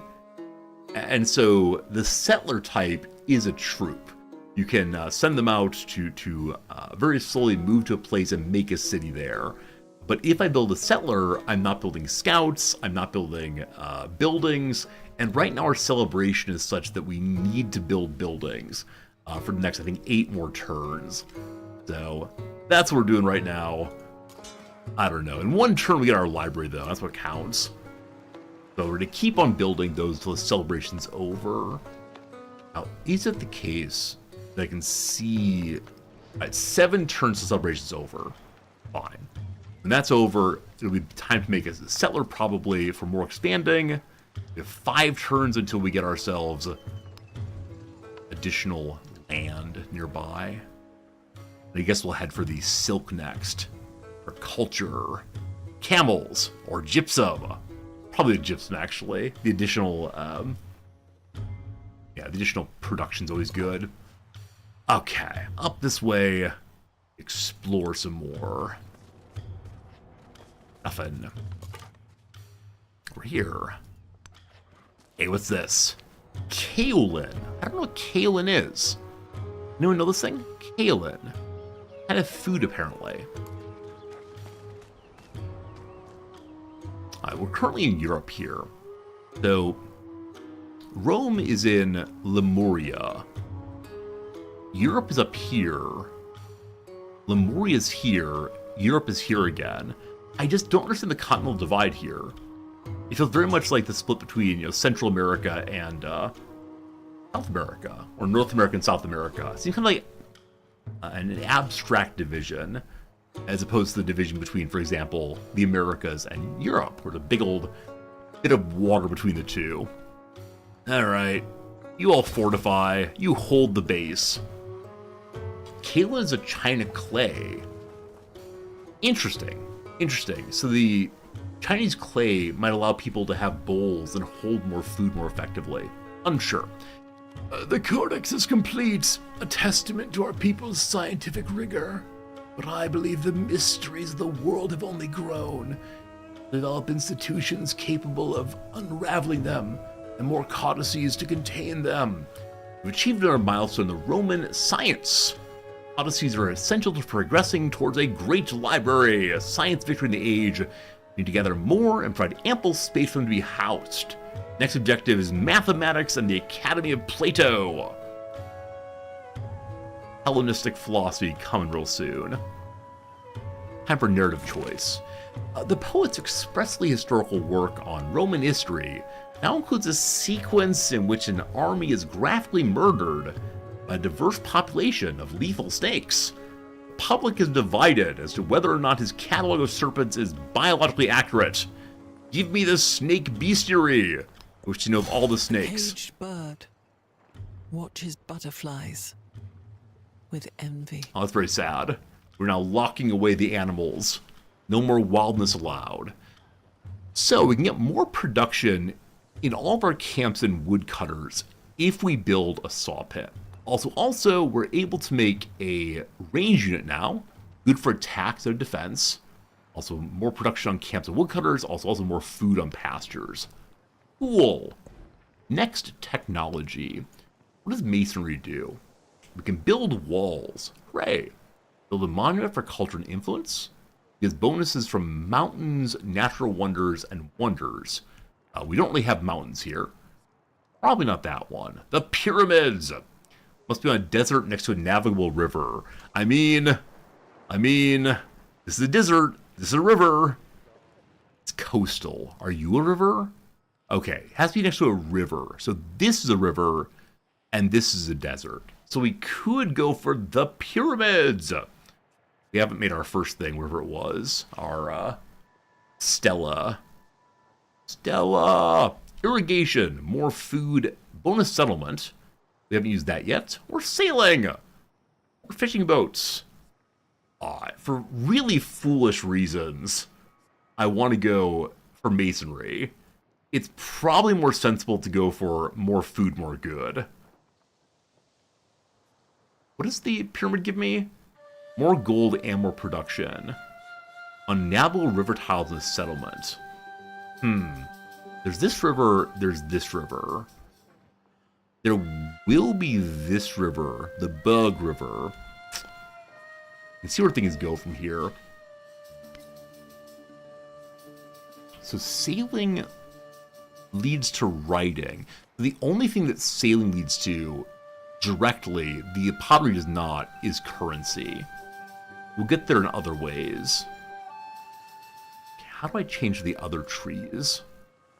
Please. I clicked irrigation. Well, that's fine, we're doing irrigation. Here, there's a wide number of the Opon village. They hate me. They don't hate me. I'm a nice guy. Over Friedrich's troops as well. And someone's acting negatively against me. But actually they're not. This is the celebrations happening. Love it. Hey, Thrumbo, I'm enjoying the game. Can't say much more than that. Not that I have an embargo in speaking, just, my reviews are always just, am I enjoying myself? I am. And that really is the story for me. Alright, so lots of truth popping out here. That's no good. Don't mind me, please. Just sliding on pie. What's this? A coastal reef. Lovely. Uh-oh. Uh-oh.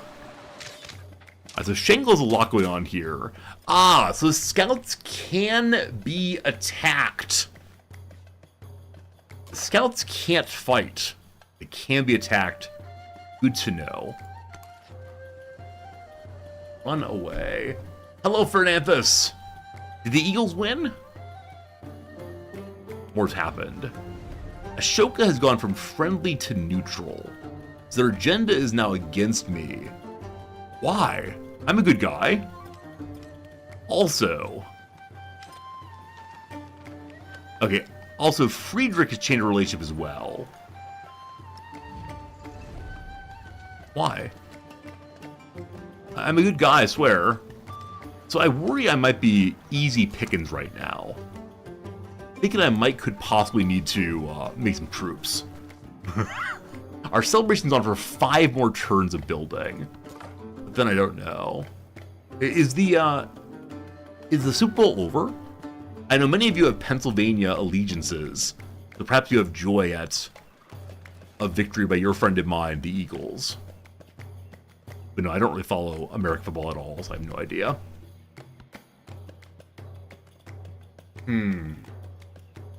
More diplomatic actions. Friedrich wants a cultural exchange. For 60 influence, I don't have. We can both lots of culture. I'll take the middle one. Does not waste my influence. We get some culture, but he gets more. Very well. Kansas City got stomped, got blown out. My apologies to any Taylor Swift fans. Your boyfriend's team did not win big today. Absolute nothingness. Finding literally nothing. What's this? Dies. And that's my boat. Like, whose boat is that? Mine, obviously. Hero being attacked with continue to run away. That's their scout, so no fear that way. More iron, more gypsum. This is just to our southeast. I think, like, fighting... Yeah, fighting some barbarians wouldn't be the worst thing in the world. Our civilization accumulates wealth in the form of gold, which is generated each turn from various sources like buildings, resources, land improvements, as well as civic policies and trades. Gold's a very powerful resource. Research indeed. Resource would be used to purchase things instantaneously. It would normally take time and production to obtain. However, keep in mind that most buildings and units have a gold maintenance cost, which is subtracted from the treasury each turn. Maintaining more gold, more good is good. Also, so it always lets me know that they've begun the endeavor that I agreed to the prior turn. So every time I see an endeavor pop up, I say, oh no, what's going to get destroyed this time? Currently, it's nothing. Okay, I wish to see my city briefly. We have 200 money. I can spend all of that money to build a settler. Or it takes 5 turns. Settler, very expensive. I can hire more troops in preparation to attack some of the forces nearby.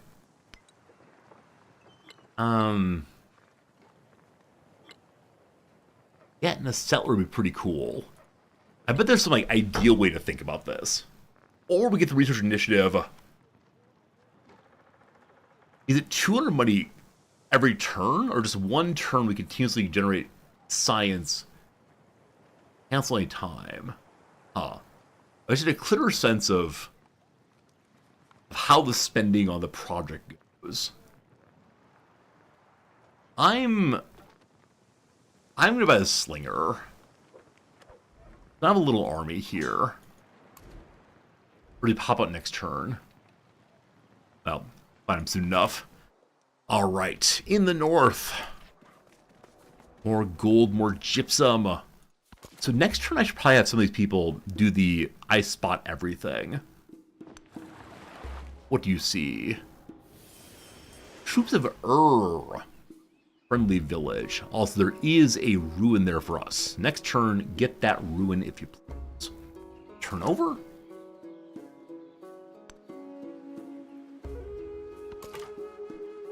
Okay, down here, we're still running away bit by bit. I don't like it that people are hassling my scouts. Do nothing which is of no use. Seems wise. We're a disciplined people now. Our scouts can see farther and move farther. We have fortified district if we want to. We also have army commander. I do get that for free, possibly. And we can make the legatus we want to. And legatus can make cities as they go.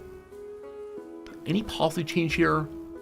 Oh, I didn't realize this. I didn't realize that survey is a policy as opposed to a permanent buff. Priesthood out. Survey in for right now. Swell.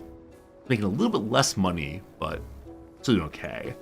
City may grow once more. Talk about this view where the pyramid goes, we get that. I think for now I want that gypsum tremendously, so we're gonna try to build towards the gypsum, I think. And does anything here look especially grand? Here we get a fishing boat, extra food as well as the basics. Here, which is most directly towards the gypsum, we don't get everything I'd like. Already have the silver going good. Like long-term strategies is probably the best one to take. Patient there. Yeah, I'll take a little chicken farm. We'll be there real soon. What's our next civic to work on? I think the code of laws seems good. More mysticism, more food. All right, code of laws is what exactly? More influence, the Petra, a merchant with a job to make a trade route possibly. Anything else gives science right now, though. Yeah, culture, boring. Just needs science. Just needs science. Mundio Perdido. Make on tropical terrain. So the next city I was planning to build was where?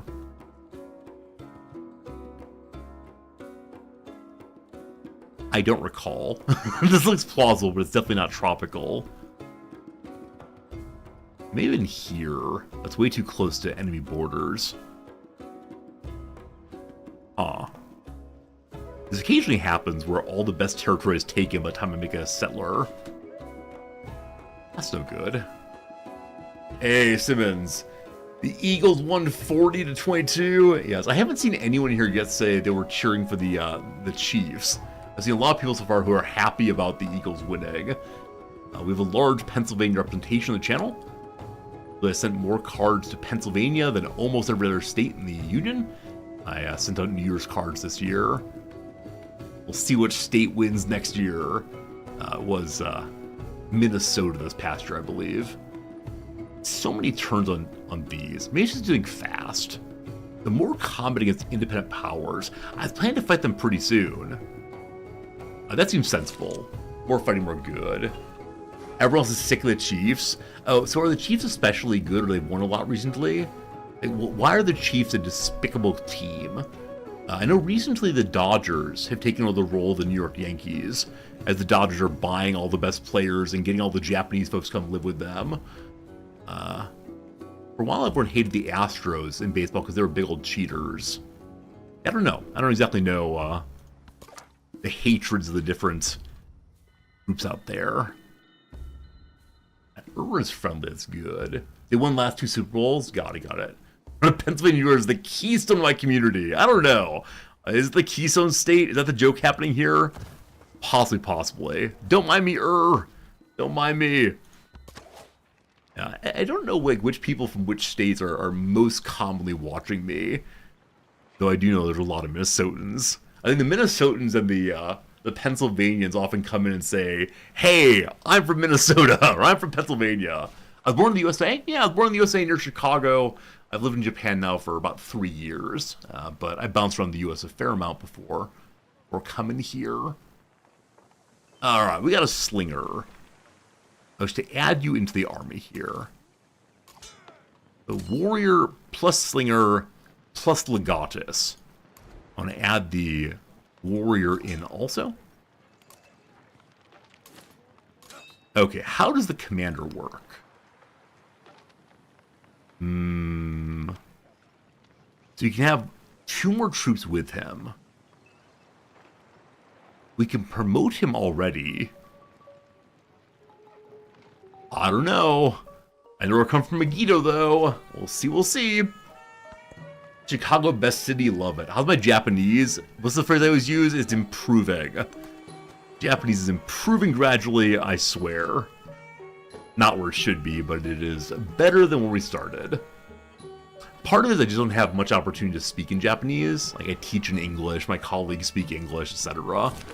And I hang out with you fine people just blathering along about English every day. In raising the animals, one sees the extremes of life's beauty and foulness alike. Manure and flies, the sunrise of an egg, baby calves bursting breathless from bloody cowls, good lord, people may be inclined to stop eating an animal who is too unclean or is loved too much. Which animal do we love? The intelligent pigs, the best friend having cows, or the dogs? Now, if I make a vote here, I understand that polls are a good way to get additional participation in chat. A good way to get people who are like lurking, start typing a little bit. But I know you will all just choose dogs. Yeah, give me number 1, number 2, number 3. Do we love the pigs? Do we love the cows? Or do we love the dogs? 1, 2, 3, please, for those. Hey, Cajun Killer, do you miss any good stories today? I don't know. We start the stream with stories every day, and usually they're halfway decent. You'll have to ask other people in chat if there are good stories. Wow, I see a lot of 1s, a lot of 2s, a lot of 3s. I don't know how to count all of this. Look at that. Got a first-time chatter. Ivory, hello. Crackhead, hello. Look like 3 is winning. We'll give it like 10 seconds. I mean, of the 3, I think I would choose pigs simply because they like have a higher level of intelligence than some children, which I find delightful. But no, it seems like you all want dogs. No surprise there. Don't you worry, friends. Dogs are friends. Now, I do wonder if you choose anything but dogs, do your scouts immediately start eating the animals? Oh, not friends anymore. Yum, yum. Oh, goodness. Oh, goodness. Where am I going? Is that a ruin? Man, I really struggle to see them. Those of you who've seen other streamers play this game, have other streamers had trouble finding the ruins also? Like, I see the vaguely purple-blue, but, they just do not stand out for me in a useful way. Now, again, that might be because of my vision troubles, but I don't know. Shengretbugger also? Okay, it's not just me then. An orator that attracted an audience of rapt congregants, extolling the virtues of hard work and promising salvation through obedience. Salvation, more production, or ignore it, more happiness. So happiness might actually be useful to get that buff for more building. In the short term, though, any production is better, I think. Speaking of which, we finished making our library, I believe. Okay, we'll make sure the library's a book in a moment. I think it is time for us to either try for a wonder, for 200 more gold, or more combat strength in fortified districts, a good defensive structure. Or we strengthen our army more. Or make it settler. Another warrior's fine, thank you. Okay. Troops towards the south. The armies of Shengoa and Troy show up. We gotta go deal with them, obviously, so my poor scout here will probably die. I moved my army north to prepare to fight the Megiddo, but we have to go defend against these folks first, obviously. Hey, Casket Child, that's a horrible name. It's early access, sort of. It's the kind of early access you can buy if you want to. Like right now, if you go over to the CivVII page, The essence of all beings is the earth water, the water plants man, and man speech.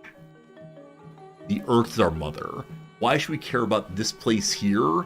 What is the argument in favor of like nationalism? Because the earth is our mother. This earth, not the earth over there. There you go. But Castle Child, yeah, you can play the game if you want to. It costs a lot of money to do so, but I was sent a key because I stream, etc. But it's early access-ish, but very close to finished version. Irrigation is ready. Now make a garden. More food. Especially for being coastal or river. Cool. This building, though, is only usable in antiquity. It's not an ageless building. One more settlement allowed of our one use. We can get more. And lastly, the hanging gardens. Even more food on even more farms. Also faster growth. That's pretty cool. Happiness is a measure of people's happiness. Settlements send you more happiness. Enough happiness, you get a celebration. Earn happiness, settle at water, slot resources, and construct happiness buildings. Got it, thank you. Defenseless settlement, they say. Our settlement of Roma stands unguarded in these dangerous times. Etc., etc. The force of Troy approach. We're ready for this. We're not defenseless. We have an army. Is it good enough? I don't know. So in one turn, you're going to get yourself a new warrior. I look forward to this. However... Oh, interesting. While you're building a unit, you can't buy a unit. I didn't realize that. Super interesting. We can push out warriors one in a turn. Okay. I can move forward to here. I don't know if we're strong enough to fight all these. It's a warrior, and a warrior. It's different hostiles grouping up.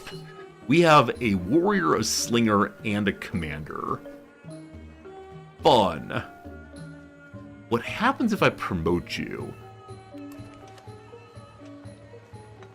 We need to have points and commendations to do so. We don't know about these yet. Probably requires fighting. Hey Ab, you hate the direction CivVII wants? Yeah, I haven't made much progress yet. I'm very early in the game still. I'm not really turned off by the game myself. Like, I don't know. What can I say? I just have fun. Like, someone made this game, or a group of someone's. I appreciate they did so. Now, again, I get the game for free. Right? If I'd spent big money to buy the game, I wonder if I'd have different expectations of it. But probably not. Like, honestly, I'm like a toddler with keys. Like, oh, shiny, let's play it. I don't know. Alright, bronze working! Barracks give more production. Get some spearmen and archers, higher level. Masonry here. More production, more good. Sailing. No science this day. So bronze working is 17 turns. On the other one's take if I change it out. 8 or 6. What does sailing lead to?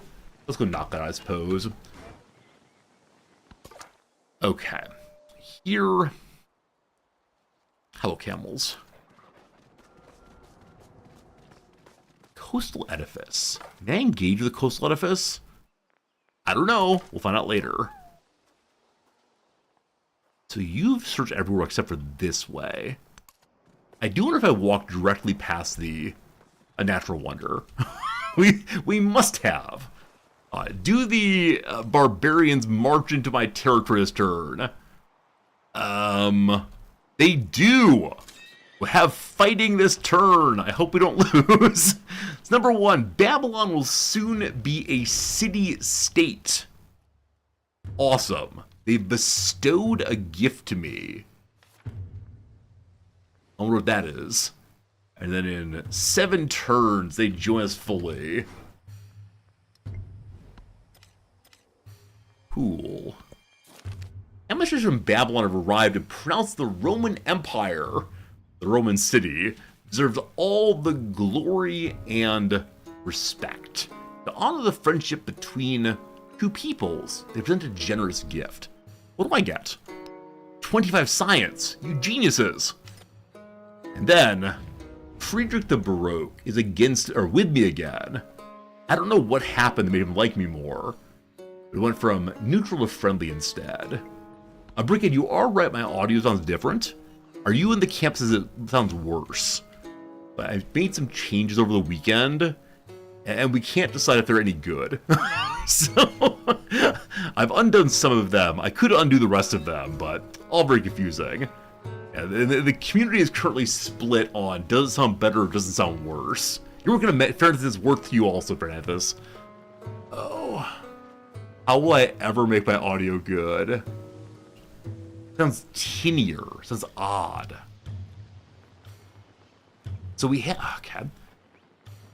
We had an opening section of the stream today in which we did the thing where, like, I pulled this up Not the yen. It's very upsetting. I pulled this thing up. And we said, okay, friends, like, let's talk about the microphone. I made some changes. Do you like the changes? And people said, Resorty, we hate the changes. And so I have a compressor thing going. And the compressor thing does not make me happy. But previously, I was saying technically wrong. I think the only thing it's done right now is I've increased the gain on the input a little bit. Ugh. Back to talk about audio. Here we go. Hey, how's it going, Drid? Drid, thank you for the raid. I very much enjoyed watching your stream of Might and Magic the other day. Always a very good time. We had a brief conversation about audio issues here. My audio is overly tinny now. We're talking into that can. You all know that. You all know that scene from "Oh Brother Art Thou." Man over there, give you $5 to sing into his can. Anyway, Drid, very good seeing you. Hello, Newt.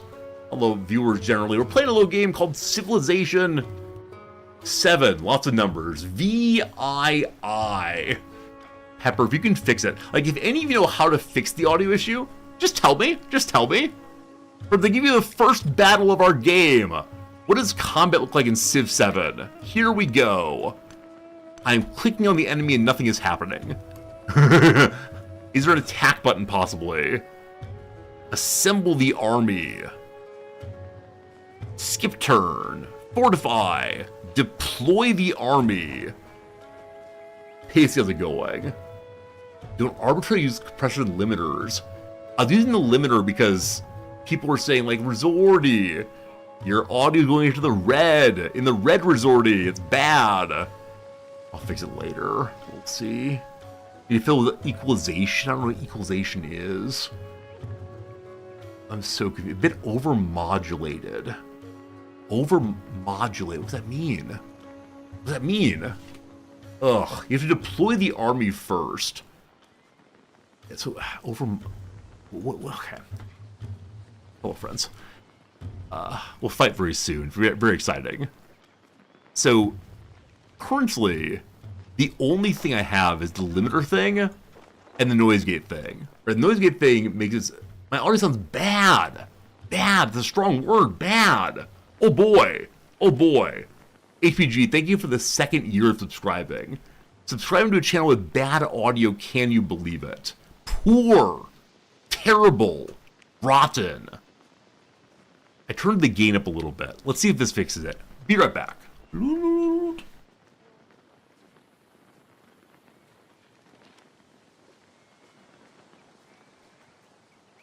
I have everything is now cool. It is no longer picking me up. Too quiet.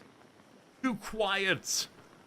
Now we increase decibel, I believe. So, or so. Oh, is that better? Like me again? Like me again, friend? Am I better? Aim? Not better. The end. Go back, it's worse.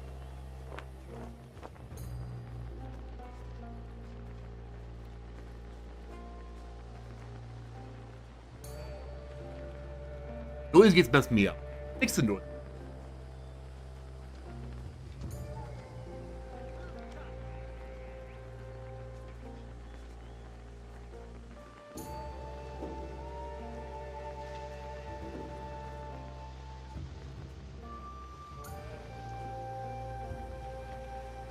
Is it better now? Do we feel good again? Need more input gain? I just turned off the input gain. I don't know. We can fix the gate a little bit. I think it's probably better where it is now. Just took a minute to change things. Are we happy? Are we happy enough? Better than when you asked about it. Well, that's good. Overall better? Improvement! Improvement! Alright, so when you say it's better here, I will tell you this is almost back to where it was before I started changing anything this morning. So earlier, I had my limiter at like negative 0.5 to make sure it wouldn't peak. And people are saying, Resorty, as soon as it gets into the red, it's distorted.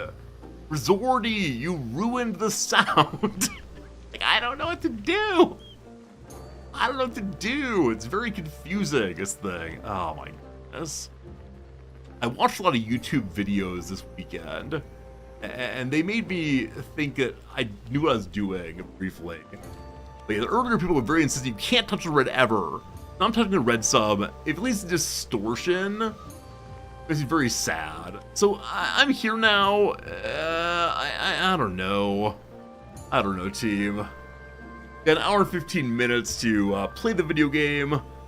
Is it too quiet? Is it too loud? It was better in previous streams where I changed anything. Yeah. Yeah. I just want it so I can consistently say that my voice is louder than the game music. And am I hearing static now? I don't hear any static, but I don't hear myself also. Why do I change anything? Genuinely speaking, why do I change anything ever? I used to have like a really basic microphone. I used to have a basic microphone that would, like it was like this very basic thing. You plugged it into the USB, and it worked just fine. And then at some point, I got this like microphone that doesn't know how to power itself. It has like a special cloud lifter thing that I don't know how it works. It's very strange. I was like, I'm a fancy streamer now. I don't know, team. That's good enough for right now. Hope you enjoyed a brief let's freak out with Resorty about things he doesn't really understand. The cloud lifter noise suppressor. Cool. Quality is miles better. Or to live in a place where I need kilometers. Kilometers better, I say. Okay, I've been told that you have to deploy your army in order to fight. You can only attack one at a time? Is that the claim here?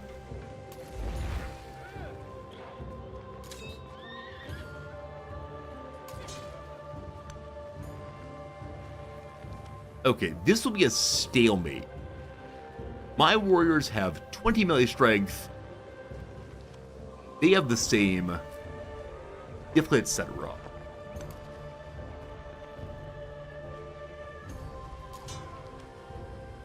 Okay, why do you have to deploy your... Why do you have to deploy your armies? I really liked in, was it Millennia? In Millennia, you were allowed to, like, attack all at once. The leader can command them for a bonus next turn. Command them. That seems cool.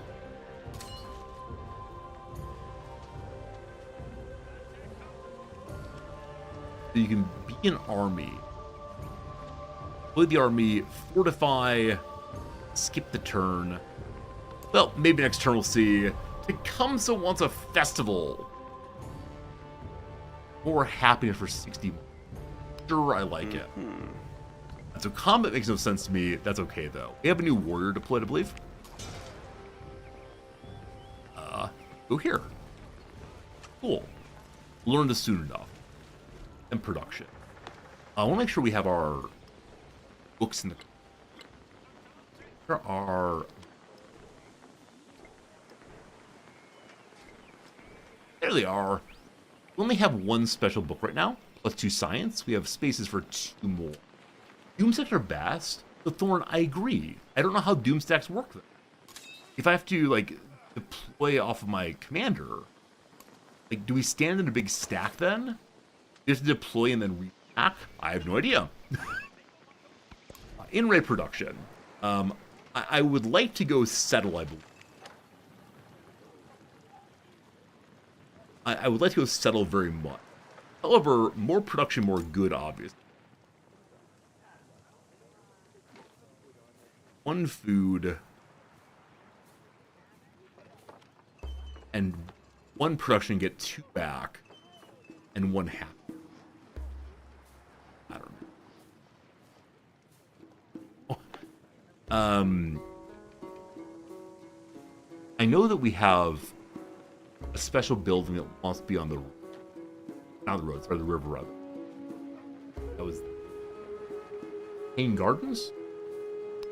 Wants to be here. Lots of food.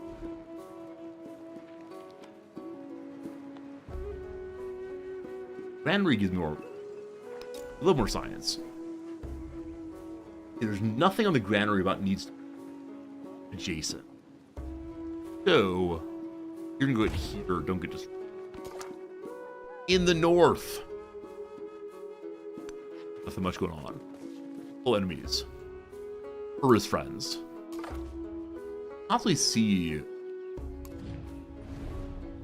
170 befriend points. Get to join us. Maybe. So everything's pretty well explored. Not much left now. May I use this coastal evidence? Maybe only once we know how to park. Like, we don't know about ships yet. 3 turns. You're gonna hang out here for 3 turns, I guess, and then we'll...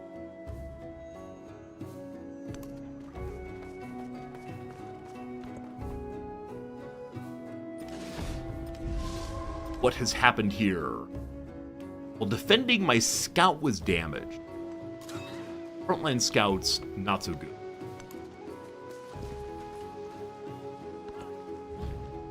No scout wants to share military aid. We did this previously. Because I'm about to fight, I will want to take it, but I can't quite afford it, so unfortunately in the middle. I gotta work on my gate again. It cuts me off at quieter parts of speech. That's a quick change. The noise gate is meant so you don't like hear my heater in the background or the cat crying if it happens. But I don't have it set up well right now because I kind of just threw it together very quickly. Let's see here. When I'm talking normally, okay. Thank you for mentioning it was not working right. As I always say, like, streamers can't see their audio, and so it gets very confusing. All right, that should be better. We'll see. Just turn off Lunar Noise Gate. People get so cranky. I think that's better. If it's not working, just let me know. Let's see if it works. Try my best. Hopefully. Ugh. The worst. So, I can now command with my legatus, I've been told. He's been attacked. How do I command you all? So assemble the army is how we move from deploy. People are wrong. People seem to disagree pretty strongly. So, we changed location. Got it. So if I click in the legatus, then he wants to run away. Is there a combat tutorial? Brickheaded, thank you for the tier 1 sub to You're Doing Great. I appreciate that. We're trying our best. So, the slinger has a little mark on them now. Does that mean you're being commanded? Who knows? Alright, so it looks like the slingers can't take any damage at range. So we got XP on them, and then they took some damage. Good. Actual little trash, good seeing you. You're not gonna be here long, but I want to see how I'm doing. I'm doing well. Hopefully everyone's doing well. We'll see. Our first combat XP has happened. Commander units earn experience when one of their nearby units engages in combat. What does nearby mean, I wonder? But good job. You can eventually get promotion that enhances combat effectiveness of nearby units. Got it. In we go. More combat. They are defending on a mountain, so it's no good, probably. Leader started an endeavor. Yep. A hardy endeavor. We like that. We're waiting for embarkment, so I can check that out. 2 turns to go. We're here a whole bunch of nothing again. Let's check the last little bits here, I suppose. Yeah, we've largely scouted everything, because I'm guessing this is going to be just more water. Okay, so you can't attack this turn.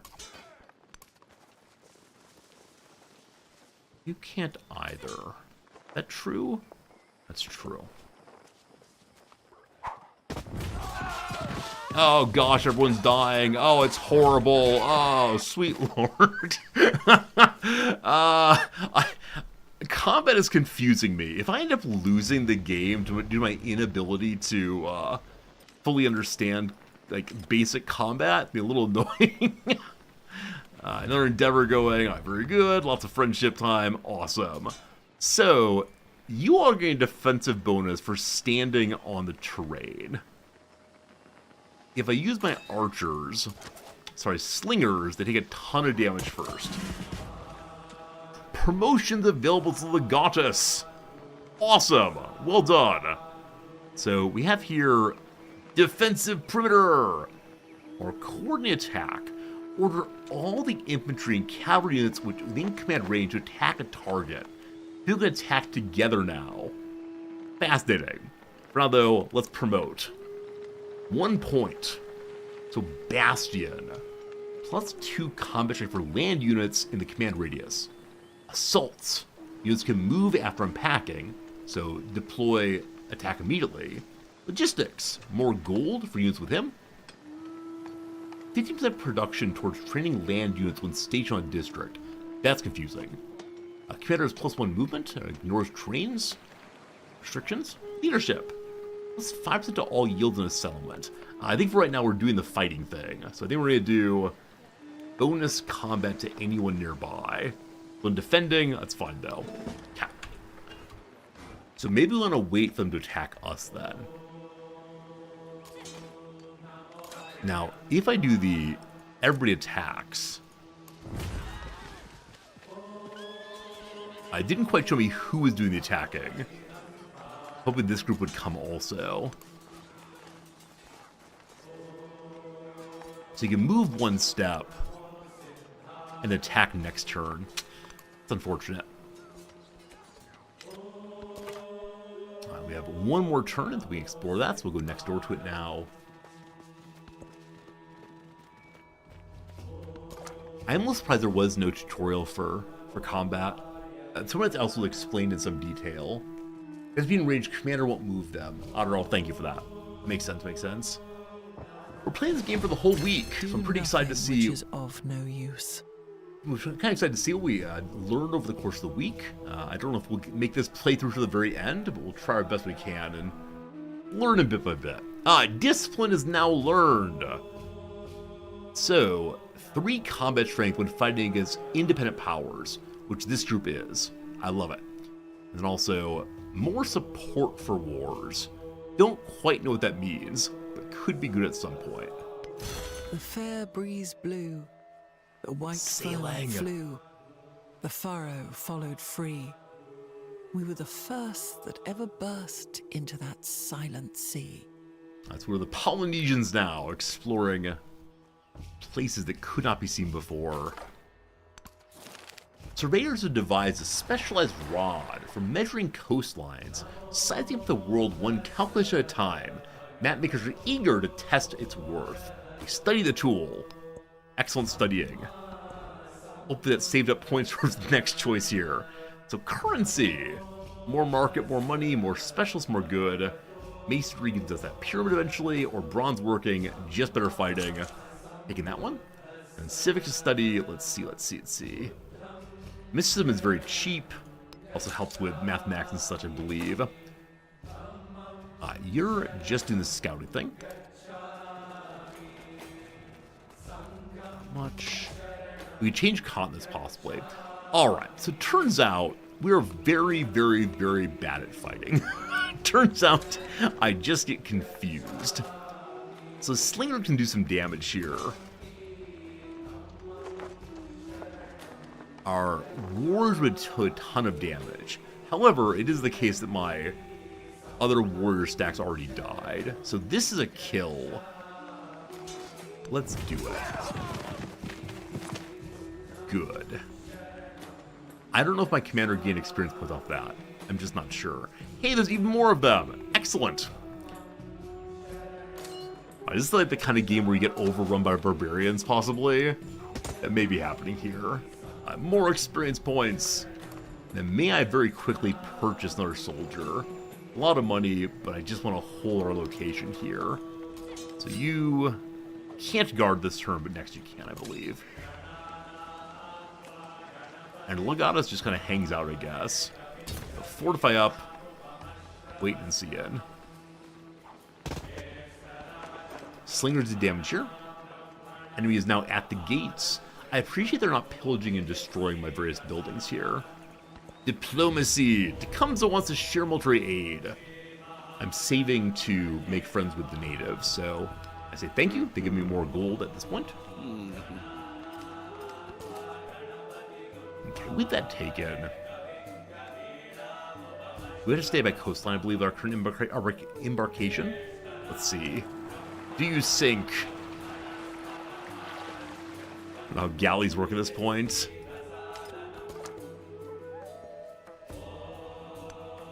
I'm enjoying the game's music quite a bit, actually. Okay, so slingers here. We kill them. Awesome. Now, I'll probably want to push on our cities. Also, iron cool. Last group here. Slingers go, and then warrior comes out. The attackers have been defeated. We lost one warrior group in the process, but better than it could have been for sure. Now we march on the enemy, surely. Hey, it's more folks from the north. What are y'all doing? What are y'all doing? Where are you from?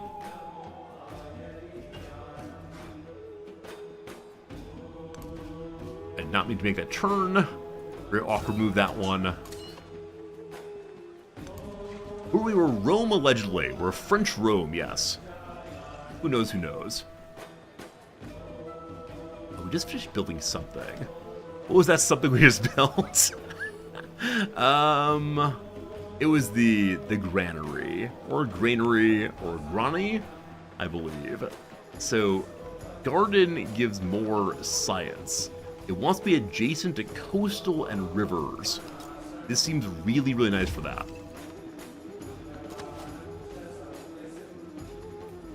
Okay, so I want you to join the command stack.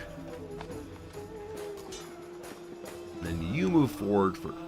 Why are we at that path? When I click here... Why do you go around?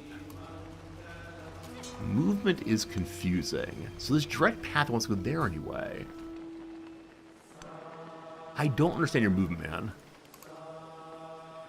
Can I go over a bridge or something? Weird. Alright, you can just stand there. I just don't care anymore. That's the long and short here. I just don't care anymore. Alright, I'm gonna step back in and begin healing up. That'll be good. And somehow, yet again, an hour's passed. There's now 1 p.m., my friends. We spent a portion of the past hour dealing with the quote-unquote audio issues. But, we'll get those fixed eventually, I swear. Hey, it's a Rock. Hello, Rock. It is time for a quick 3-minute ad break. When that's done, we will... Hey, it's the Northern Ice. Lovely. When that's done, we'll go and play some more of the game. I thank you for being here. I hope you're enjoying yourself very, very, very much. It's a good time for me. Thank you to all the new followers. Thank you to all the people who have been here with us previously. And again, the subscribers. Whatever you're doing today. I appreciate hanging out with me. This Monday puzzle can be the death of us. I just don't know. Hey, Jack Blade. Speaking of subscriptions, thank you for that resub, my friend. That are enjoying watching the show. And, yeah, very cool. So, Brute. Tough, heavy. I'm gonna put Boar in, I guess. But then Guzzle. Guzzle is like drink down quickly. Great mail, take care, my friend. So Procedure of Whole, or Head or Whole. These downs, I should be able to get them. Often accused of valuing profits over lives. The pharmaceutical industry. Private healthcare. So Cruise is definitely right for Dave Foster Wallace's supposedly fun thing I'll never do again. Definitely Cruise on that one. Counterculturist is a hippie I like, but maybe not. Tool that was banned and then unbanned in New York City public schools. I was thinking The Compass because people might stab each other.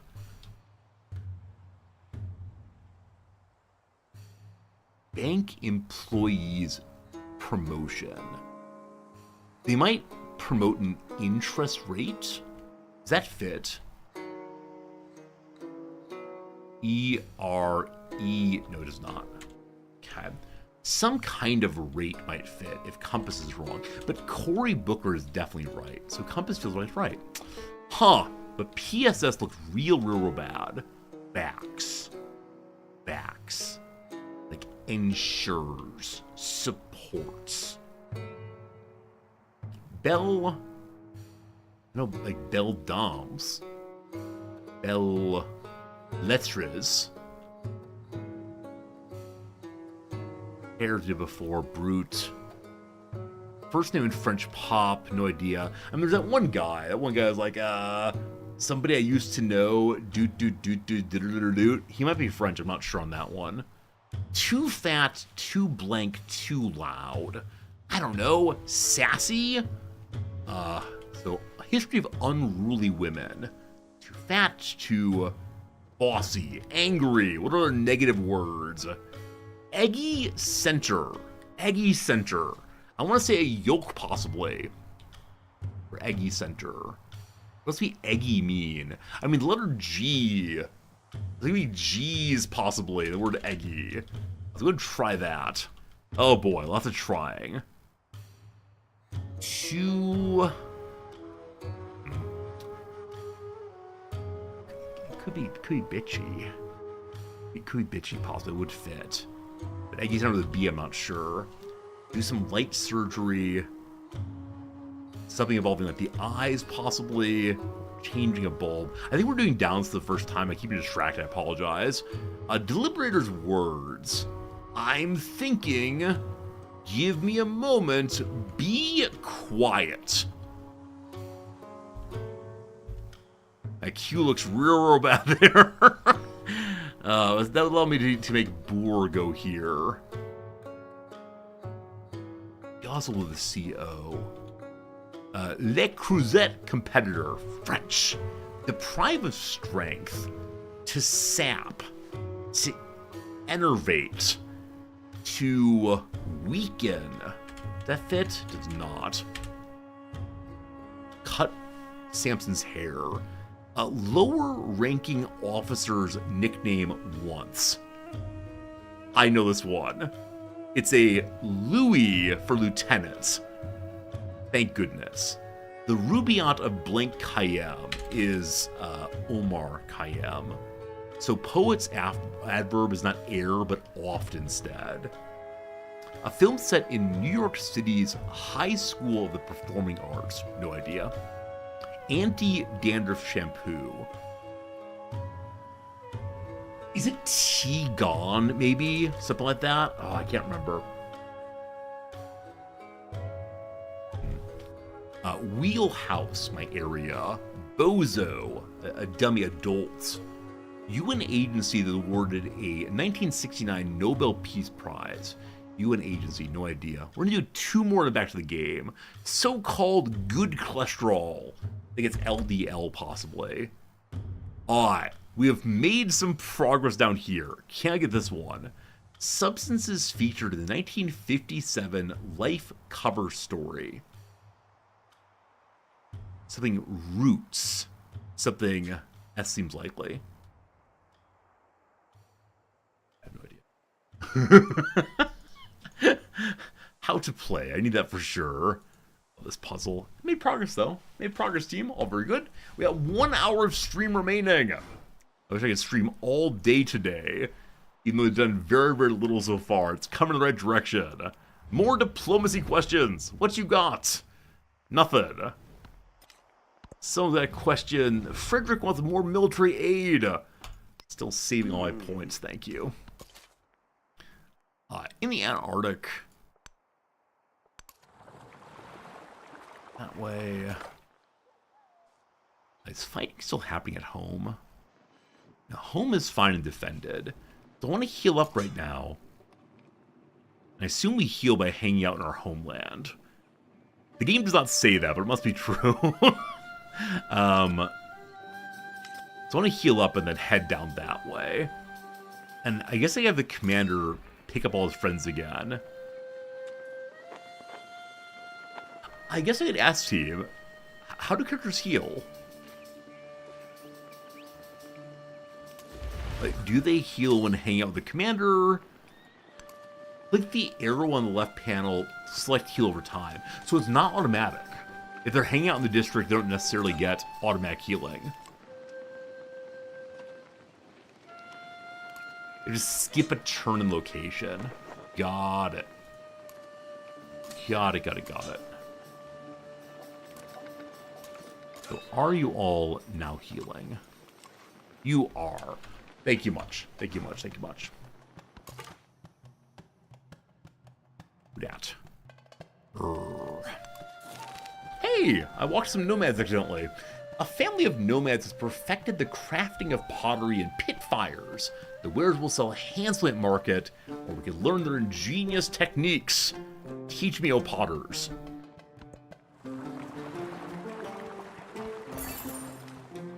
I heard the sound of money. Never began as prepared.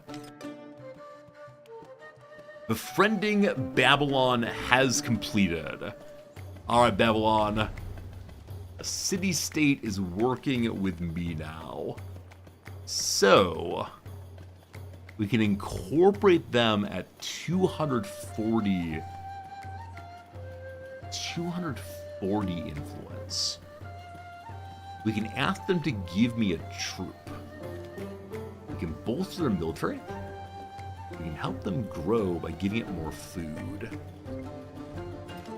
So I don't know if I get access to their things. They have some warriors here. They actually have a ton of warriors. No, they don't. They have 3 warriors. That's cool.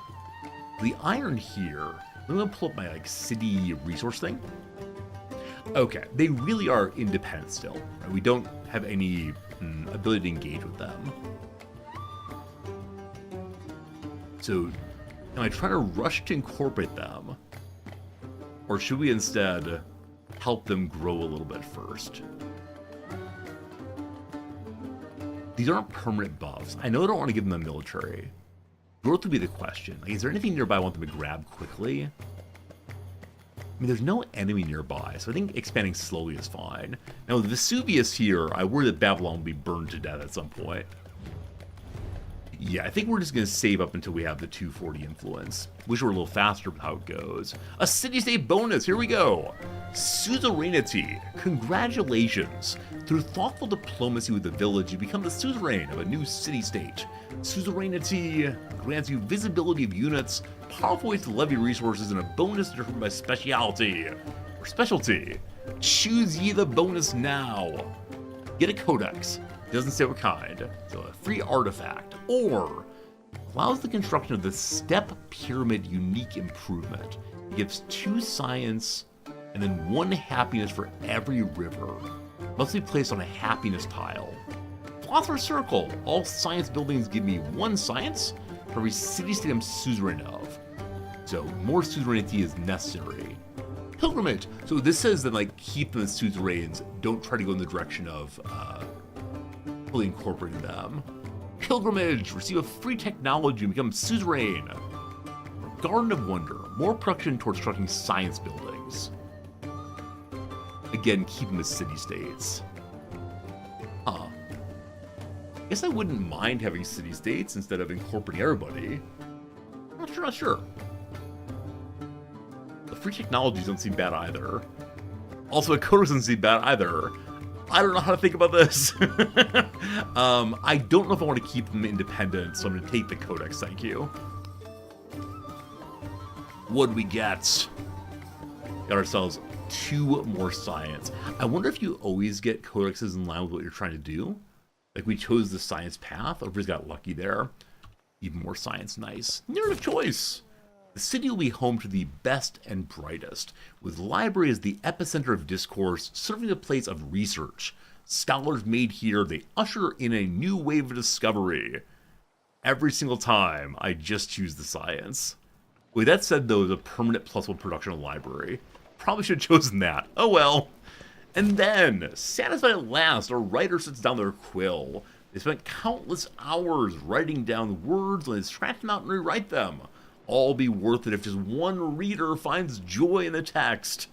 I just need one viewer. I just need one viewer to enjoy what's happening. Are you the one? If you're the one viewer, type 1 in chat.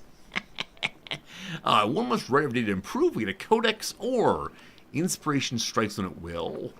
Oh, there are a number of you. A number of people are watching. People are enjoying it. Thank you for playing along with my perhaps nonsense. My nonsense to force engagement. Good, good, good. I should definitely do more of this. This is the best way to be a streamer.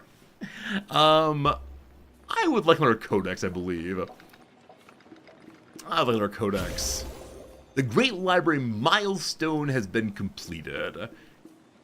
So I guess getting all the books is the goal that I didn't even realize that you've earned a scientific legacy point.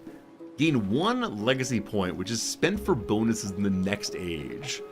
And gain 1 science attribute point also. Cool. I didn't realize that was my goal.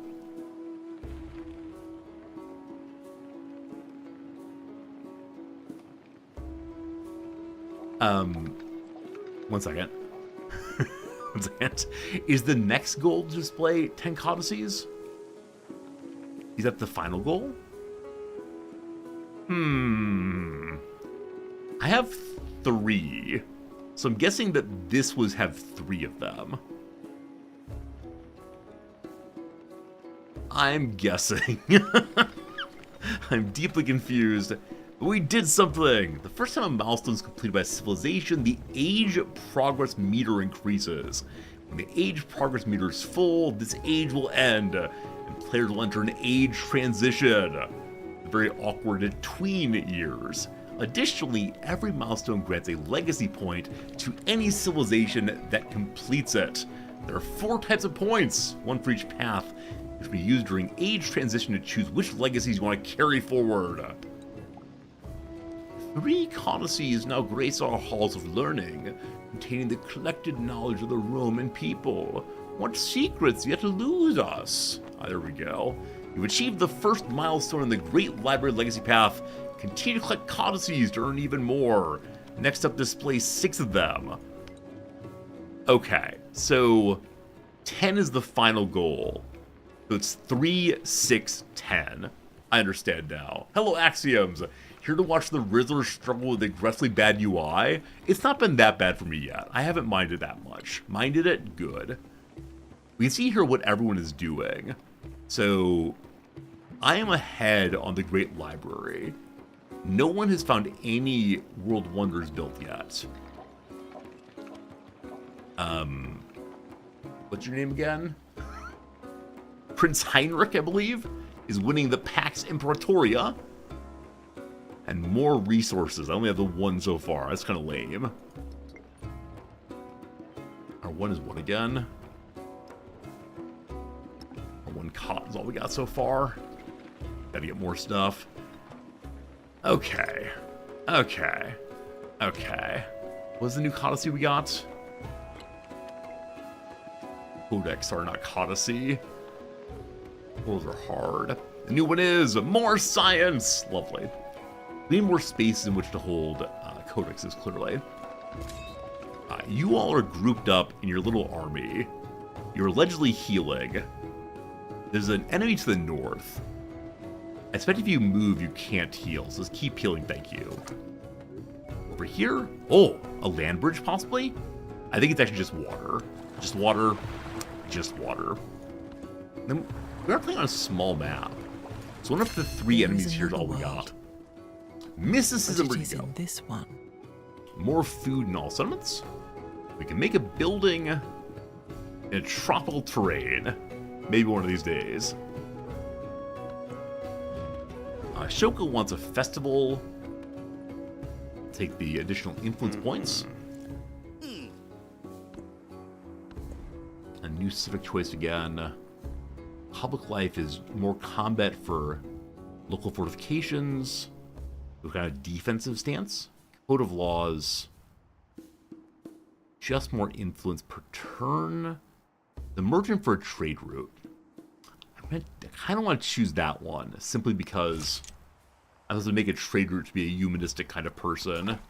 Go, humanism, go. Alright, over this way. We found Troy! It's defended by one slinger. How will we destroy all these places? I just don't know. Are you healed-ish? You're healed-ish, good.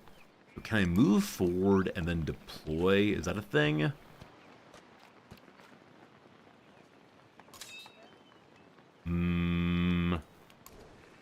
Oh, I have another point, don't I?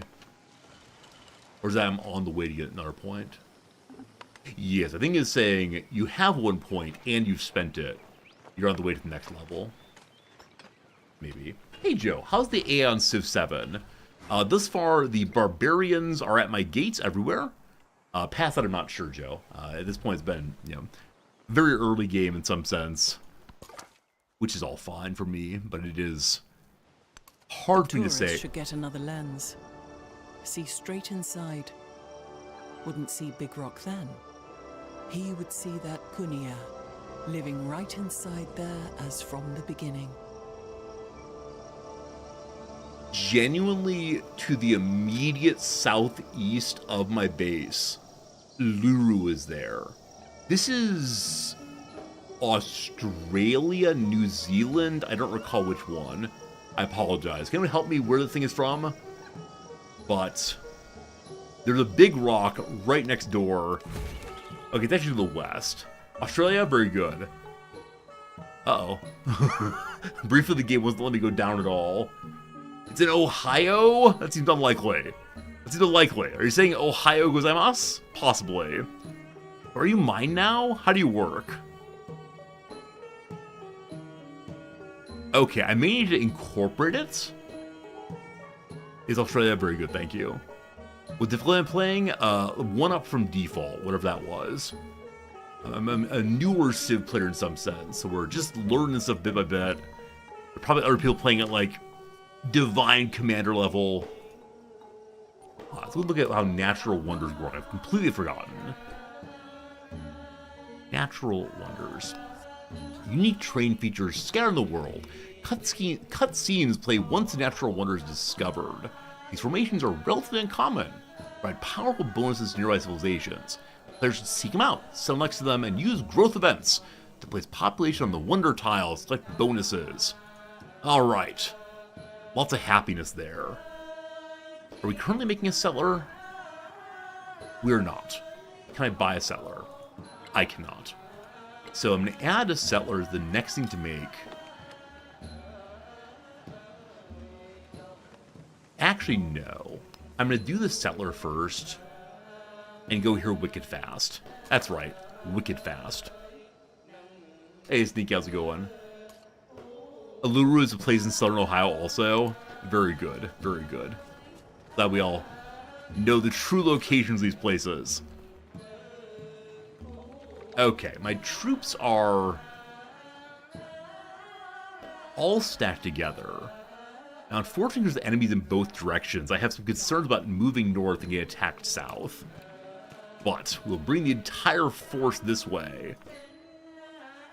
To Megado. Mega something. What are the victory conditions to win in this game? Be the most sciencey. Be the most cultural. Be the most militarily destructive. There's a lot of ways to possibly win the game. Someone calls. Friedrich wants a cultural exchange. Just send me culture, thank you.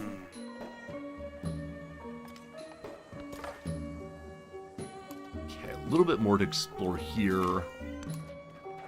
All clear, all good.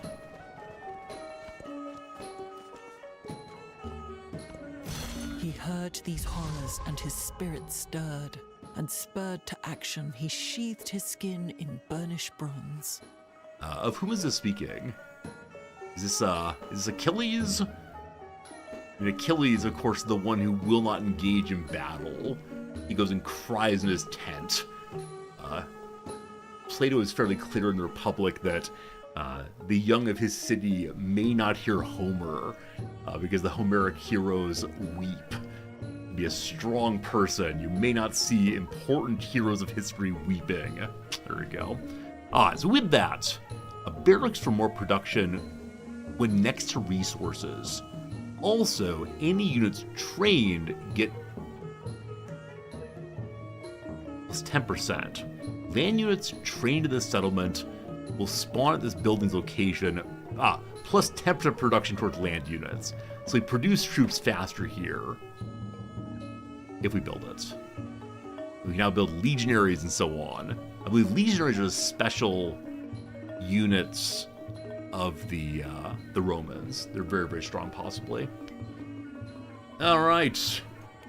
25% has been made on the progress of this age. There's 24, but 25 is fine too. Where do we see that? Is just the addition of all of these? So like 5% there, and my 20%, and military's 5%, and culture's no percents. I wish we were clear about where it is. I was just saying 24%. I believe I'm ahead, though, in terms of progress. Just stacking science has worked very effectively. Speaking of science, let's look at the tree and see what develops now. The currency will lead us to navigation and to engineering.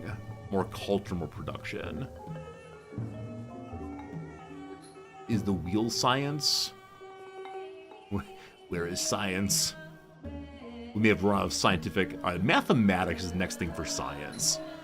We were told to do that as part of our science victory we're going for. So, continuing bronze working. We need currency and bronze working. And the wheel to get engineering, I believe. And then on to mathematics. We could do level 2 bronze working, which gives what? All infantry get additional combat strength. Kind of a waste in some sense, but we're fighting right now, so I'll take it for sure. Okay.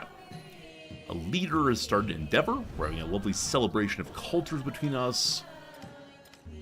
A storm has begun. Storm Manius, a gradient dust storm, is heading towards the west. Oh no! So in the short term, some tiles gain fertility. Presumably the dust was pushed off of these tiles here. But it's moving this way.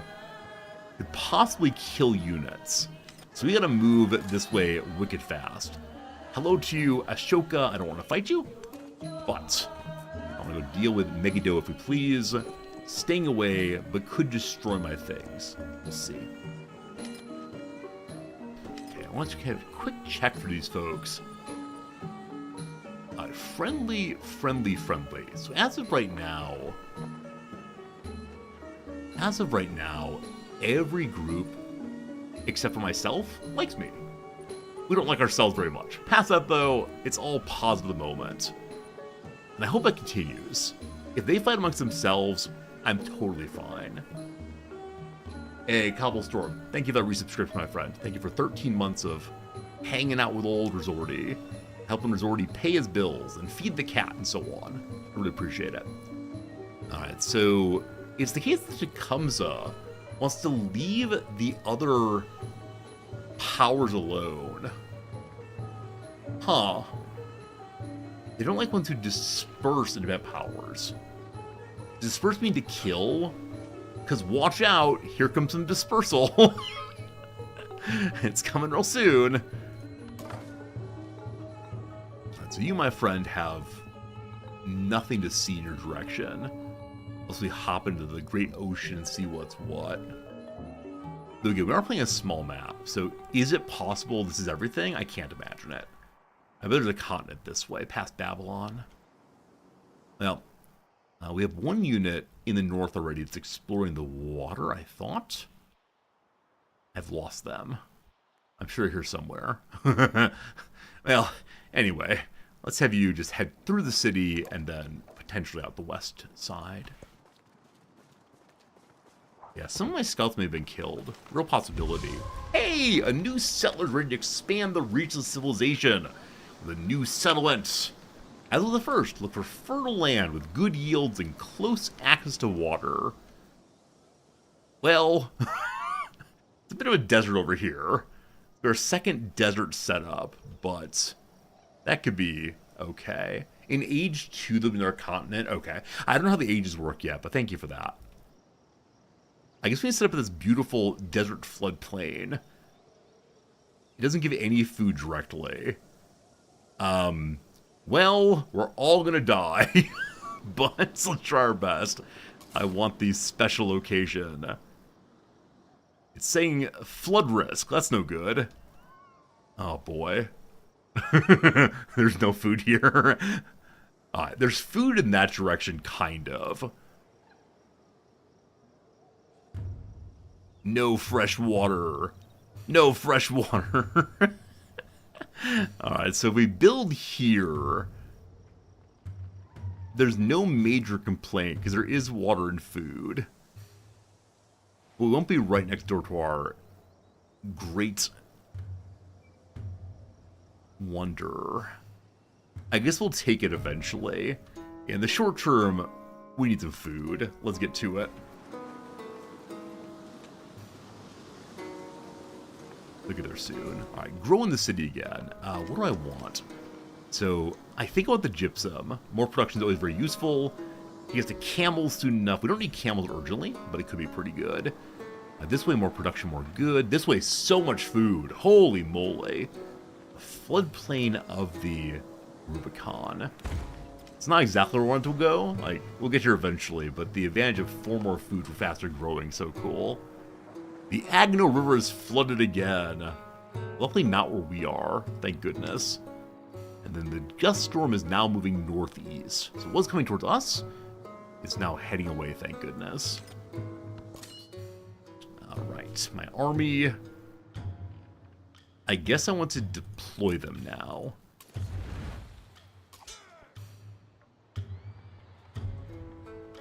Hope we don't all die here. Next turn we can fight there. When they deploy, you can't do anything unless you unlock the warriors may move on deployment, etc. Kind of an awkward place to fight, I'm guessing. Hey! Merchants! Haven't seen them before.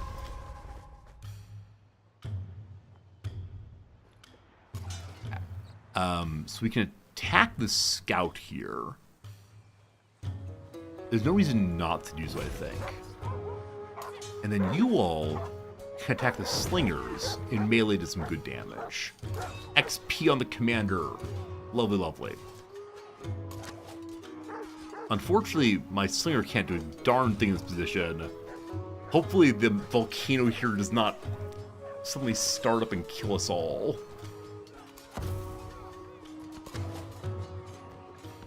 I can't do anything for you, my friend. Wait till next turn. Pass that turn. There we go. Use the ability to command range. Oh, I missed that. Command range. Force fire. Hey, thank you. I didn't recognize I could do that. Ah, it's amazing. Ah, so the commander can expand. It can expand range units. That's a very cool thing. I had no idea. Completely missed that. I thought they had to be line to line, but they can throw over top. Fantastic. Y'all already attacked this turn. Y'all advance next turn. Down here, our scout heads to the west. Who's this? Tianaku Village. Have I still not found Tianaku Village? It was the very first small village we ever met, but I have not found where they actually live yet. Maybe eventually. Hello, traders! Okay, so you move around the side, that's fine. if we use the range folks first. Also, we can coordinate attack with both these groups here. Focus fire. Promotion ready! Woo! What are you getting? Okay, Axiom, thank you for explaining that. So, in Bastion, we can get what? More combat strength for land units stationed on a district within command radius. So, district, I believe, is defensive only. Is that true? Or are these districts? Is this count as a district? Is a tile district or is a building a district? Or land units in command radius complete fortifications faster. Set up defenses, possibly. Good night, Steve. See ya. Has to have a building there? Okay, makes sense. Where does this finish then? Land units heal 5 HP. I like it. Salt. Units can move after unpacking. Seems amazing. Good job, you. So we can't coordinate attack. You can only use one commander ability each turn. Understood. Yes. Yes. Well done. Alright. I believe they have one unit left. Also, I believe that their home is undefended. The Canaanites will be no more. Oh, we can befriend if we want to. But no, you dare to attack me, we'll destroy you, thank you very much. We can't try to make nice with or someone else. For it is the case that, who was it? Native American fellow has taken more land forward. We have a beautiful territory there. War is coming. Perhaps. I could spend my points to potentially make you all incorporated. And that would get the iron for ourselves. Maybe. Maybe. A new production. We produced a settlement. It'd be so great if it showed me what I just produced. I forget. Oh, cool. Hey, it's a new button. Alright, the citizens are happy. New citizen 8 turn. There's our food. We had 247 food for pop growth. Here are the buildings we have. What's been newly made? I don't know. A damaged fishing boat. Oh no. Let's repair the fishing boat. That may have just happened. The saw pit would be with us forever. We know these legions are special units. And it costs one more. Looks good.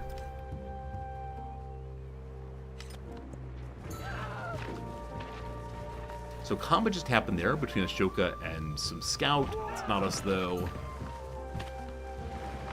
So Ashoka's attacked the enemy back. I believe it means they want this territory too, but I want it more. In we go! Are we liberators? Nothing happens when we step in.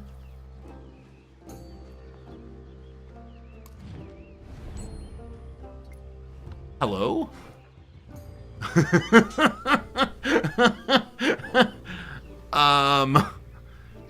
Team? Tecumseh wants a local festival. Thanks for the influence, I appreciate it. Option to disperse on the unit panel. Alright, disperse. Thank you. I know that this guy gets very cranky if I disperse things. I see that about you. I know it's true.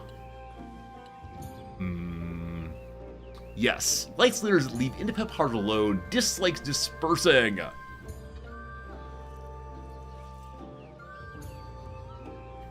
Now, they're pretty close to us, right? So there possibly is an argument in favor of making them friends. But they have no resources nearby. So I'm sorry, I'm dispersing. Let's see what happens. 100 gold. The agenda of Tecumseh has changed our relationship. Yep. Wait, plus 10. Disperse the hostile independent near our leader.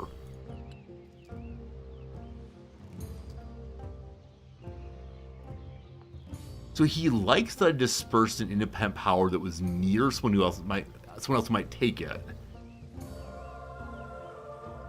Strange. The agenda clearly says that shouldn't happen. So I don't know. I got a bonus from the malice. He likes me. Everyone likes me. That's good. 100 money. We also earned our first leader attribute point. You customize your leader to fit your playstyle. What is my playstyle?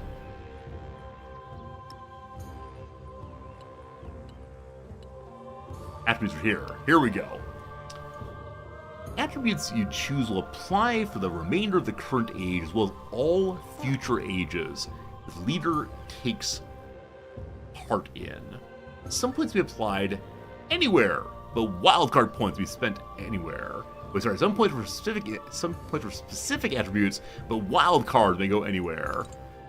So right now we have a military one apparently.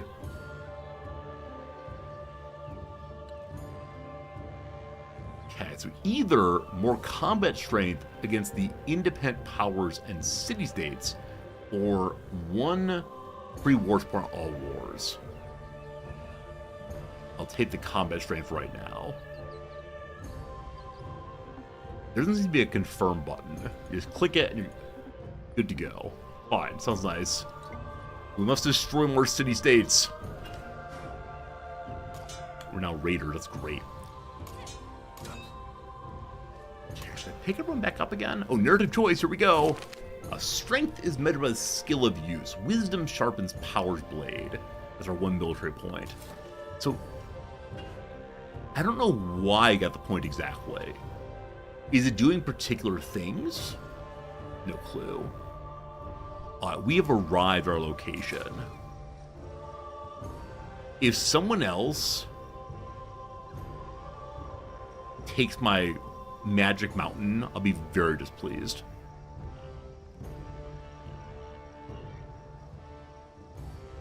Okay, we're not allowed to settle here.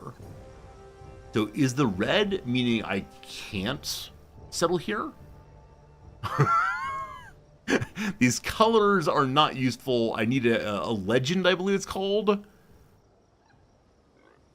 There's flooding here. May I settle in the floodplain? Maybe. Maybe. Who knows? Alright, let's go and load back into... Did I shoot this turn? You didn't actually. Forward! Whoops. Forward, all of you! So, we can't do the special throw until next turn. Must defeat them if they come back in. You can't settle in 3 tiles in our city. 1, 2, 3. Oh, hero has only 1, 2, 3. I see. Maybe the spot's good then. I understand. Maybe we'll destroy Troy next. Troy's been hostile to me. Must get destroyed straight away. You guard, hopefully. Please leave me alone. No time for war. Very good.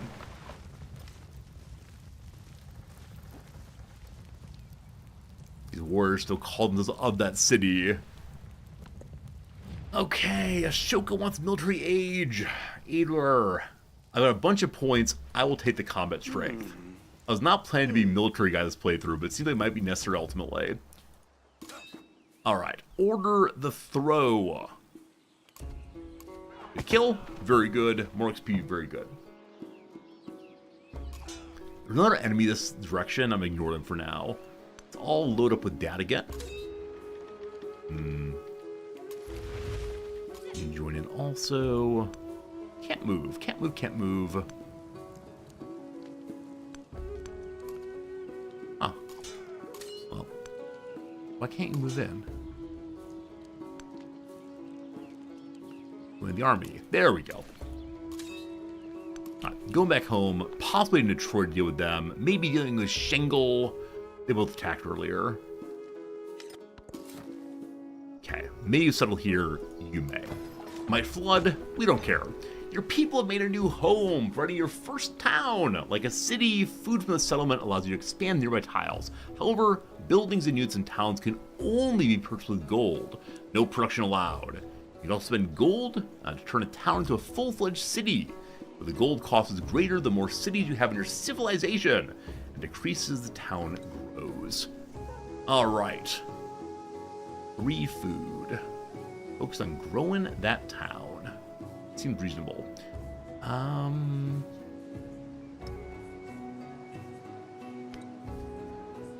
So take us 17 food, 6 turns to the next citizen. Got it. Well, how much to buy a granary here? 220 money. We're almost there. Very, very soon. Cool. Town. We have a growth choice. Awesome. So, this is now ours. More happiness, more good. This direction's more food. I'd like the iron, but that's not immediately important. I think food is immediately important. Sure. Cool. So with that, how many turns is it to fully get on? 5 turns now, it says 6. The right direction. Okay, scout friends. I don't know. Where is this village? Is it right here? Have I missed the village the whole time? No, it's not. Eventually. A celebration's upon us. Okay. So last celebration I chose, let's make a bunch of buildings. In one turn we get our legionary, excited for that. We have more buildings to go for. Also, I kind of think it might be worth just going and building one of the wonders. My science guy wants the Hanging Gardens. It's 10% growth rate in all cities. That can be huge. One expansionist attribute point. These don't all give one leveling up point on your leader. Some do. 20 turns is a long time, though. Let's see what the bonus is here. Have I used the search ability on scouts? Yeah, that ability to see 2 beyond is really cool, but it's hard to say, right? Because it consumes all of your movement points and you can't move, all very strange. So more food, more growth, or more production, more good. Do wonders count as buildings? They're not listed as buildings, so I don't think so. Hey, Fireclaw, what am I up to? I'm playing as Rome. Marquita Lafayette's Rome. Isn't that a thing? A little weird. I'm gonna choose the growth one this time, because I know it's the case that my, my buddies need more growth. Also, we had a bonus policy here. I don't need the scout movement anymore. We kind of warned them out for right now. So, more food, obviously. And I'll be fighting in a moment. But I won't be able to change it out. The thing with gold could be good. We are going to fight Troy. I'll take honor for right now. Okay. How do you imagine Lafayette playing this thing? Yeah, I think that the game is meant to be more board gamey than previously, with the Fog of War being these kind of tiles, as opposed to the fog. And there's a picture of the game being played in VR, or Ultra Reality, whichever one, with like the visor on, and it looks like the person's standing over a game board. I think this one's meant to be more game board-like than explicitly, video game. Not sure of that, though. All right, Slinger, where are you? I've lost what you're doing. There you are. Can you join your Emperor? Is that possible? Join the army. There we go. Everyone's in the army now. Let's get moving. March forward, all of you. Swell. I'm not sure if we'll ever be fighting against the AI. Possibly should. Leggett is ready now. Hello to you, Legionary. 25 attack. 2 movements. We go to Troy at once. So Saw Pit gives science. Barracks gives science. Barracks. Want the next to wonders or resources? Only resources the cotton. There's already a brickyard there. I prefer not to destroy. So, maybe not that. The fishing key wants to be on a coast, a lake tile otherwise. Gives +1 food on fishing boats. I believe we only have 1 fishing boat right now. And I'm not sure how / if I get any more. I should have 2 of them. So 2 fishing boats, a little bit more food. Probably not worth it right now. Yeah, the saw pit for pure production. Buildable anywhere. Ouch, makes sense. Good. Oh, there's 2 buildings per tile? Oh, really? That does change things. Axioms, thank you for that. I had no idea how this works. Alright, now we know. You can have 2 buildings per tile, not just once. Genius, genius, genius. We march to Troy. Probably stop and heal up on the way. Why are you going around that way? It's so weird. So weird. 2 buildings on a tile is a quarter. Got it. That's a thing. Legionary, he will lead the march front. Oh, yes. Scout buddy. There is the town. There's the first friendly town we ever found. The Tuanaku people. They have next to them Jade. And we already have Babylon in this area. Should I recruit another group of city-states to be with us? Or See, has really nice materials up here. So I think it would make sense for me to take and then make it into a proper settlement. There's so much going on. This might be an act of war. I want to be your friend. Why can't we be friends? So, I don't know if I get to learn if other people are befriending. But we have 15 turns that all works out. Rome has a unique horde with 2 unique buildings from Roman civics. Oh, interesting. Thank you, Axioms. I haven't researched either of the unique buildings yet. I don't know what I'm doing. I'm enjoying myself immensely, but I'm also a little confused. Whom are you? Someone wishes to be consumed by the legate.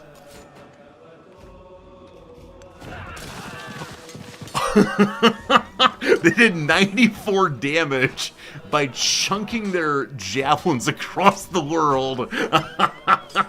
I knew they were strong. I didn't know they were that strong. How does combat, how do stats even work here?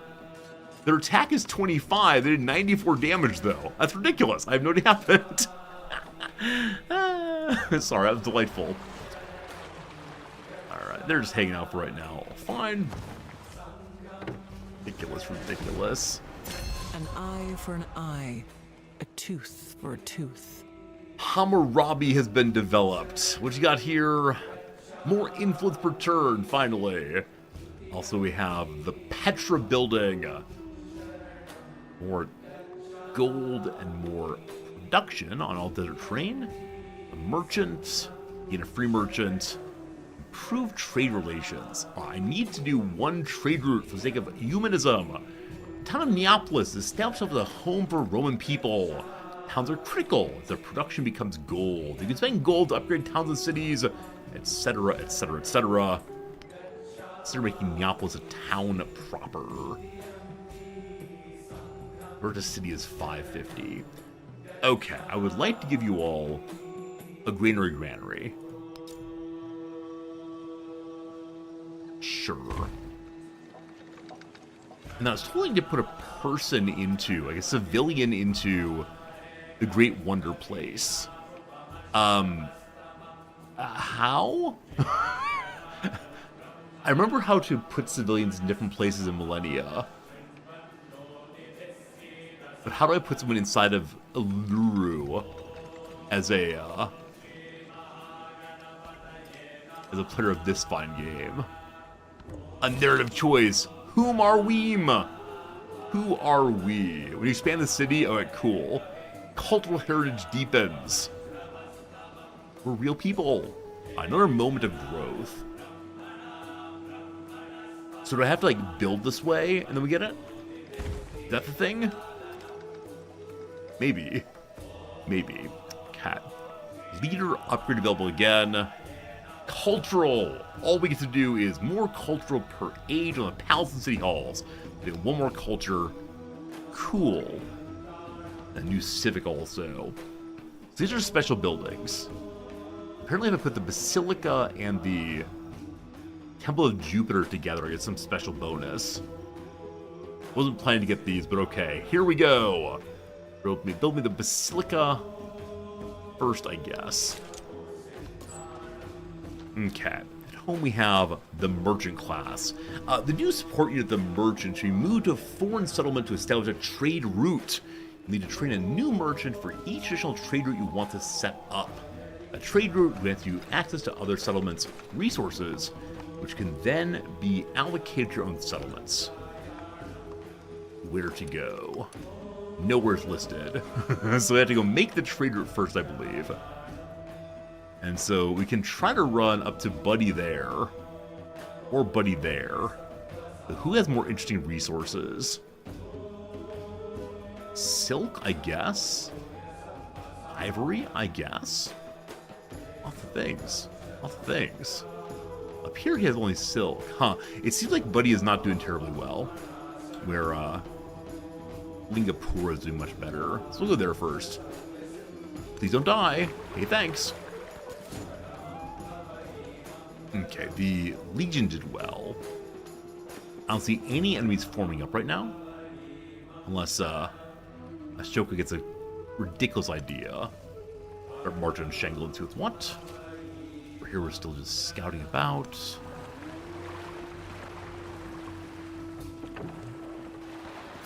He heard these horrors, and his spirit stirred, and spurred to action, he sheathed his skin in burnished bronze. That's simply a bonus to combat strength and production of military buildings. Fantastic.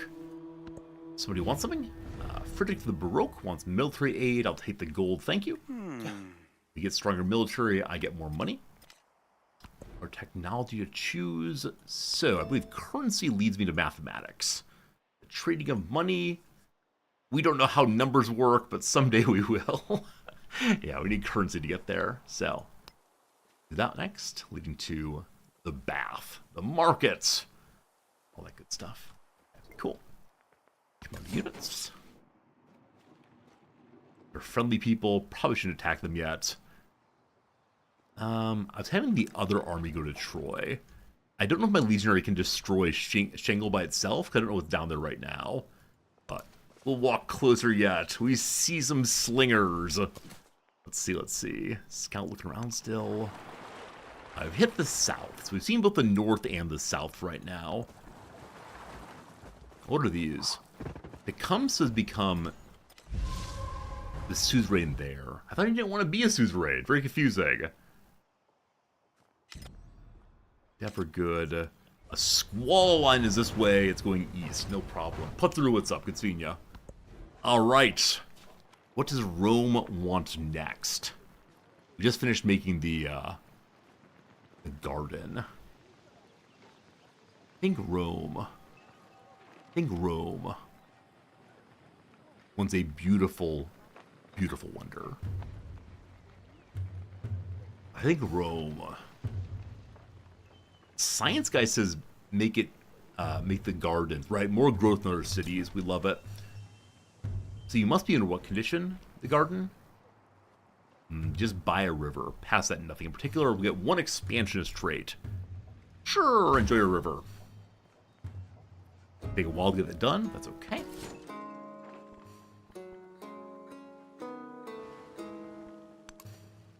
Next turn. We're coming for ya.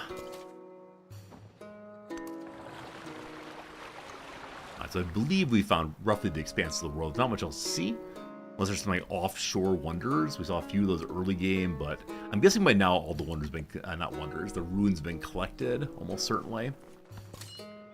Main army in the north. We could just stand here and heal, but I think we're ready to take Troy. Only they were friendlier. Only if only.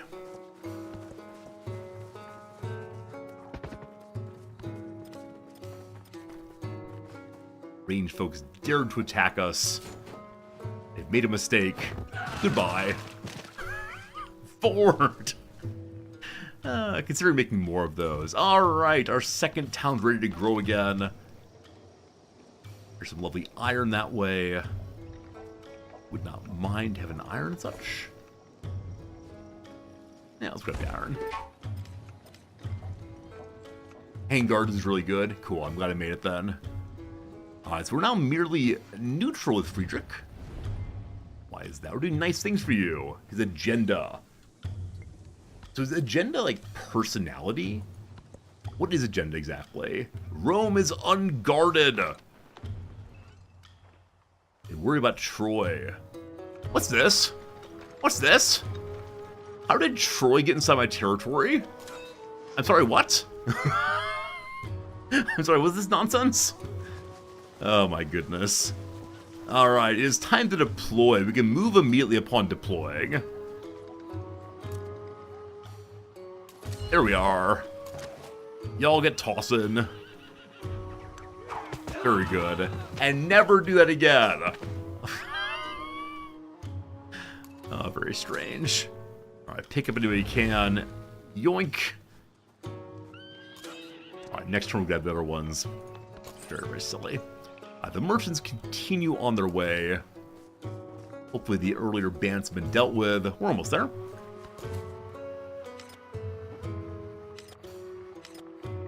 Another storm named Knepti. Still going east. Not my problem right now. Good. Troy's galleys are troubling my scout. We may have a bunch of dead scouts very soon. I probably should have gone on land. That would help, wouldn't it have? I can't touch the land. Well, goodbye, scout. You served us well. Oh. A scout forever lost. There was such fanfare when the scout departed. I don't know if it was my first scout. It might be. Now the music is silent. The banners limp. So much time has passed. The truth sets in. He will never come home. Make a new scout or more science. Oh. Why is it always more science? We got gold. We got gold. So more gold for purchasing buildings. They'll help us to expand our other city quite a bit. Lost a scout. We're friendly with Friedrich again. Also, the Lal volcano is active. It might explode at any time. Good luck, Babylonians. You're our friends. Just like, chill. Alright, so the volcano's exploding. There are two of them right here. Vesuvius and the Lal might both explode. And our friends the Babylonians are right there. Well, well, well. Well, well, well. Hey, Londatio, good seeing ya. So this, like, possible trade is over with the people of the Far West. Does that mean I can't actually trade here? Please, this is not an act of war, I swear.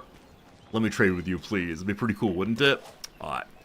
So, we're going to rearm ourselves. Everyone get in. Yum, yum, yum, yum. Army is ready. To Troy we go. What will be left of Troy at the end? Not even a single ounce. That's right, no Troy ounces. What makes a Troy ounce an ounce? Like, what's the difference between the two? One wonders. Shingalwei is undefended. It shall be mine. Next turn. Heading to Troy.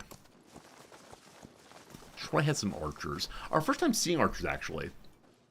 But, now deploy. Next turn. Wish we had full health. Possibly a mistake on that one. May I trade with you? Wouldn't that be cool? What do you say? What do you say? Make trade routes here. Explore the map to find new trade partners, establish towns near civilizations, or find a way to extend your trade route range. Oh, the trade route range. So we can make trade group with these because Babylon's nearby. Maybe? Maybe? Oh, very confusing. Team, speaking of confusing, it's 2 p.m.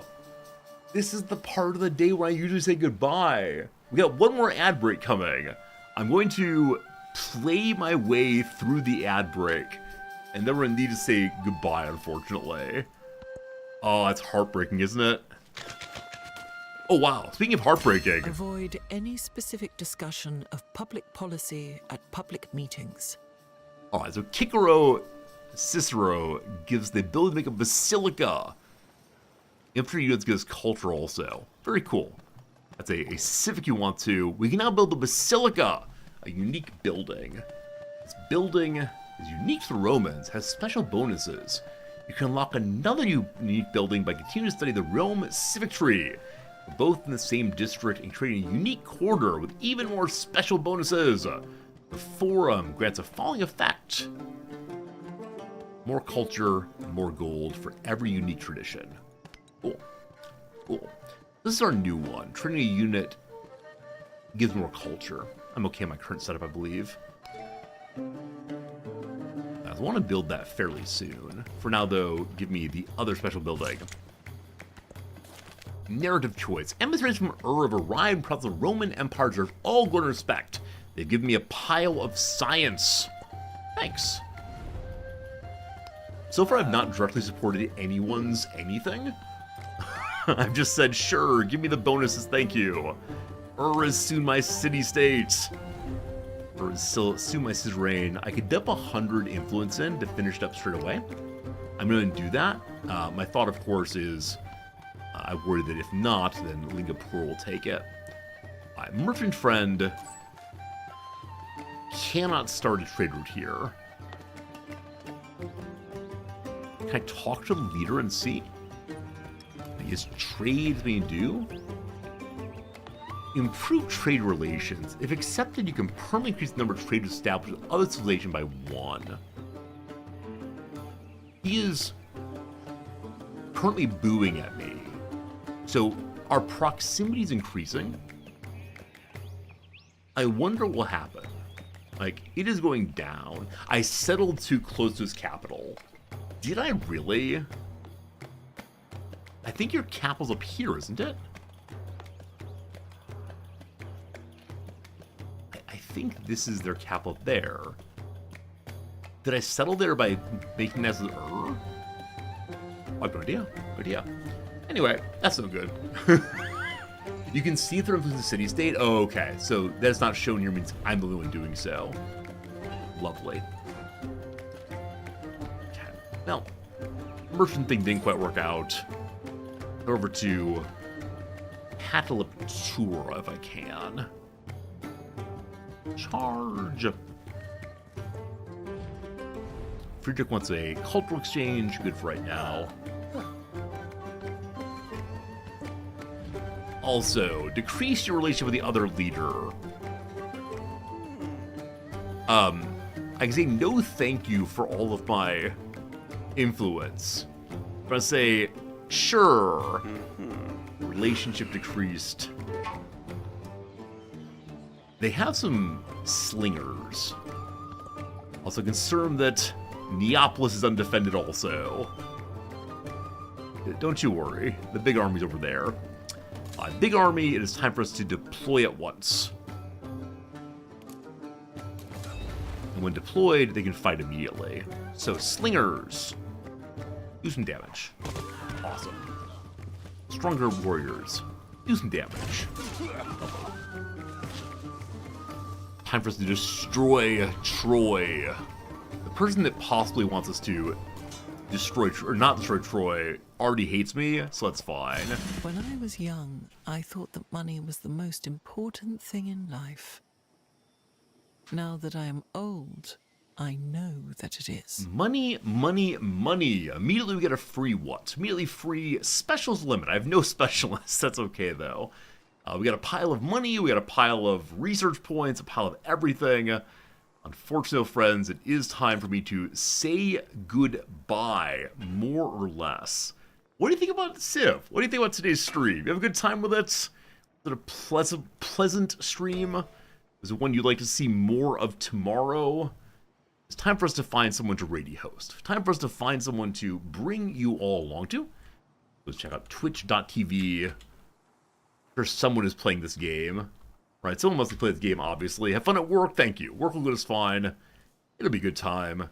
Who is playing CivVII? Wonderful stream. Thank you, thank you, thank you.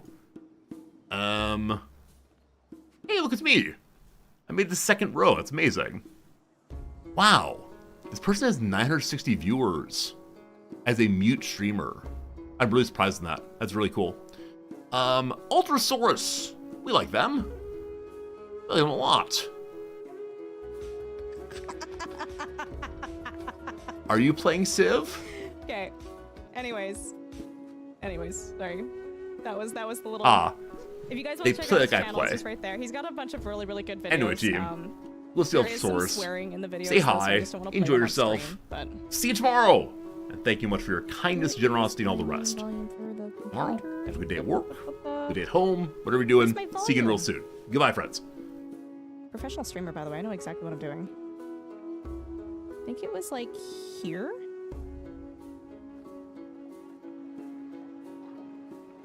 I need to tune into the story. It's a good story though, eh? Kivak, how you doing? Okay, let me know if the game volume is okay, by the way, guys. I don't remember what I had my meter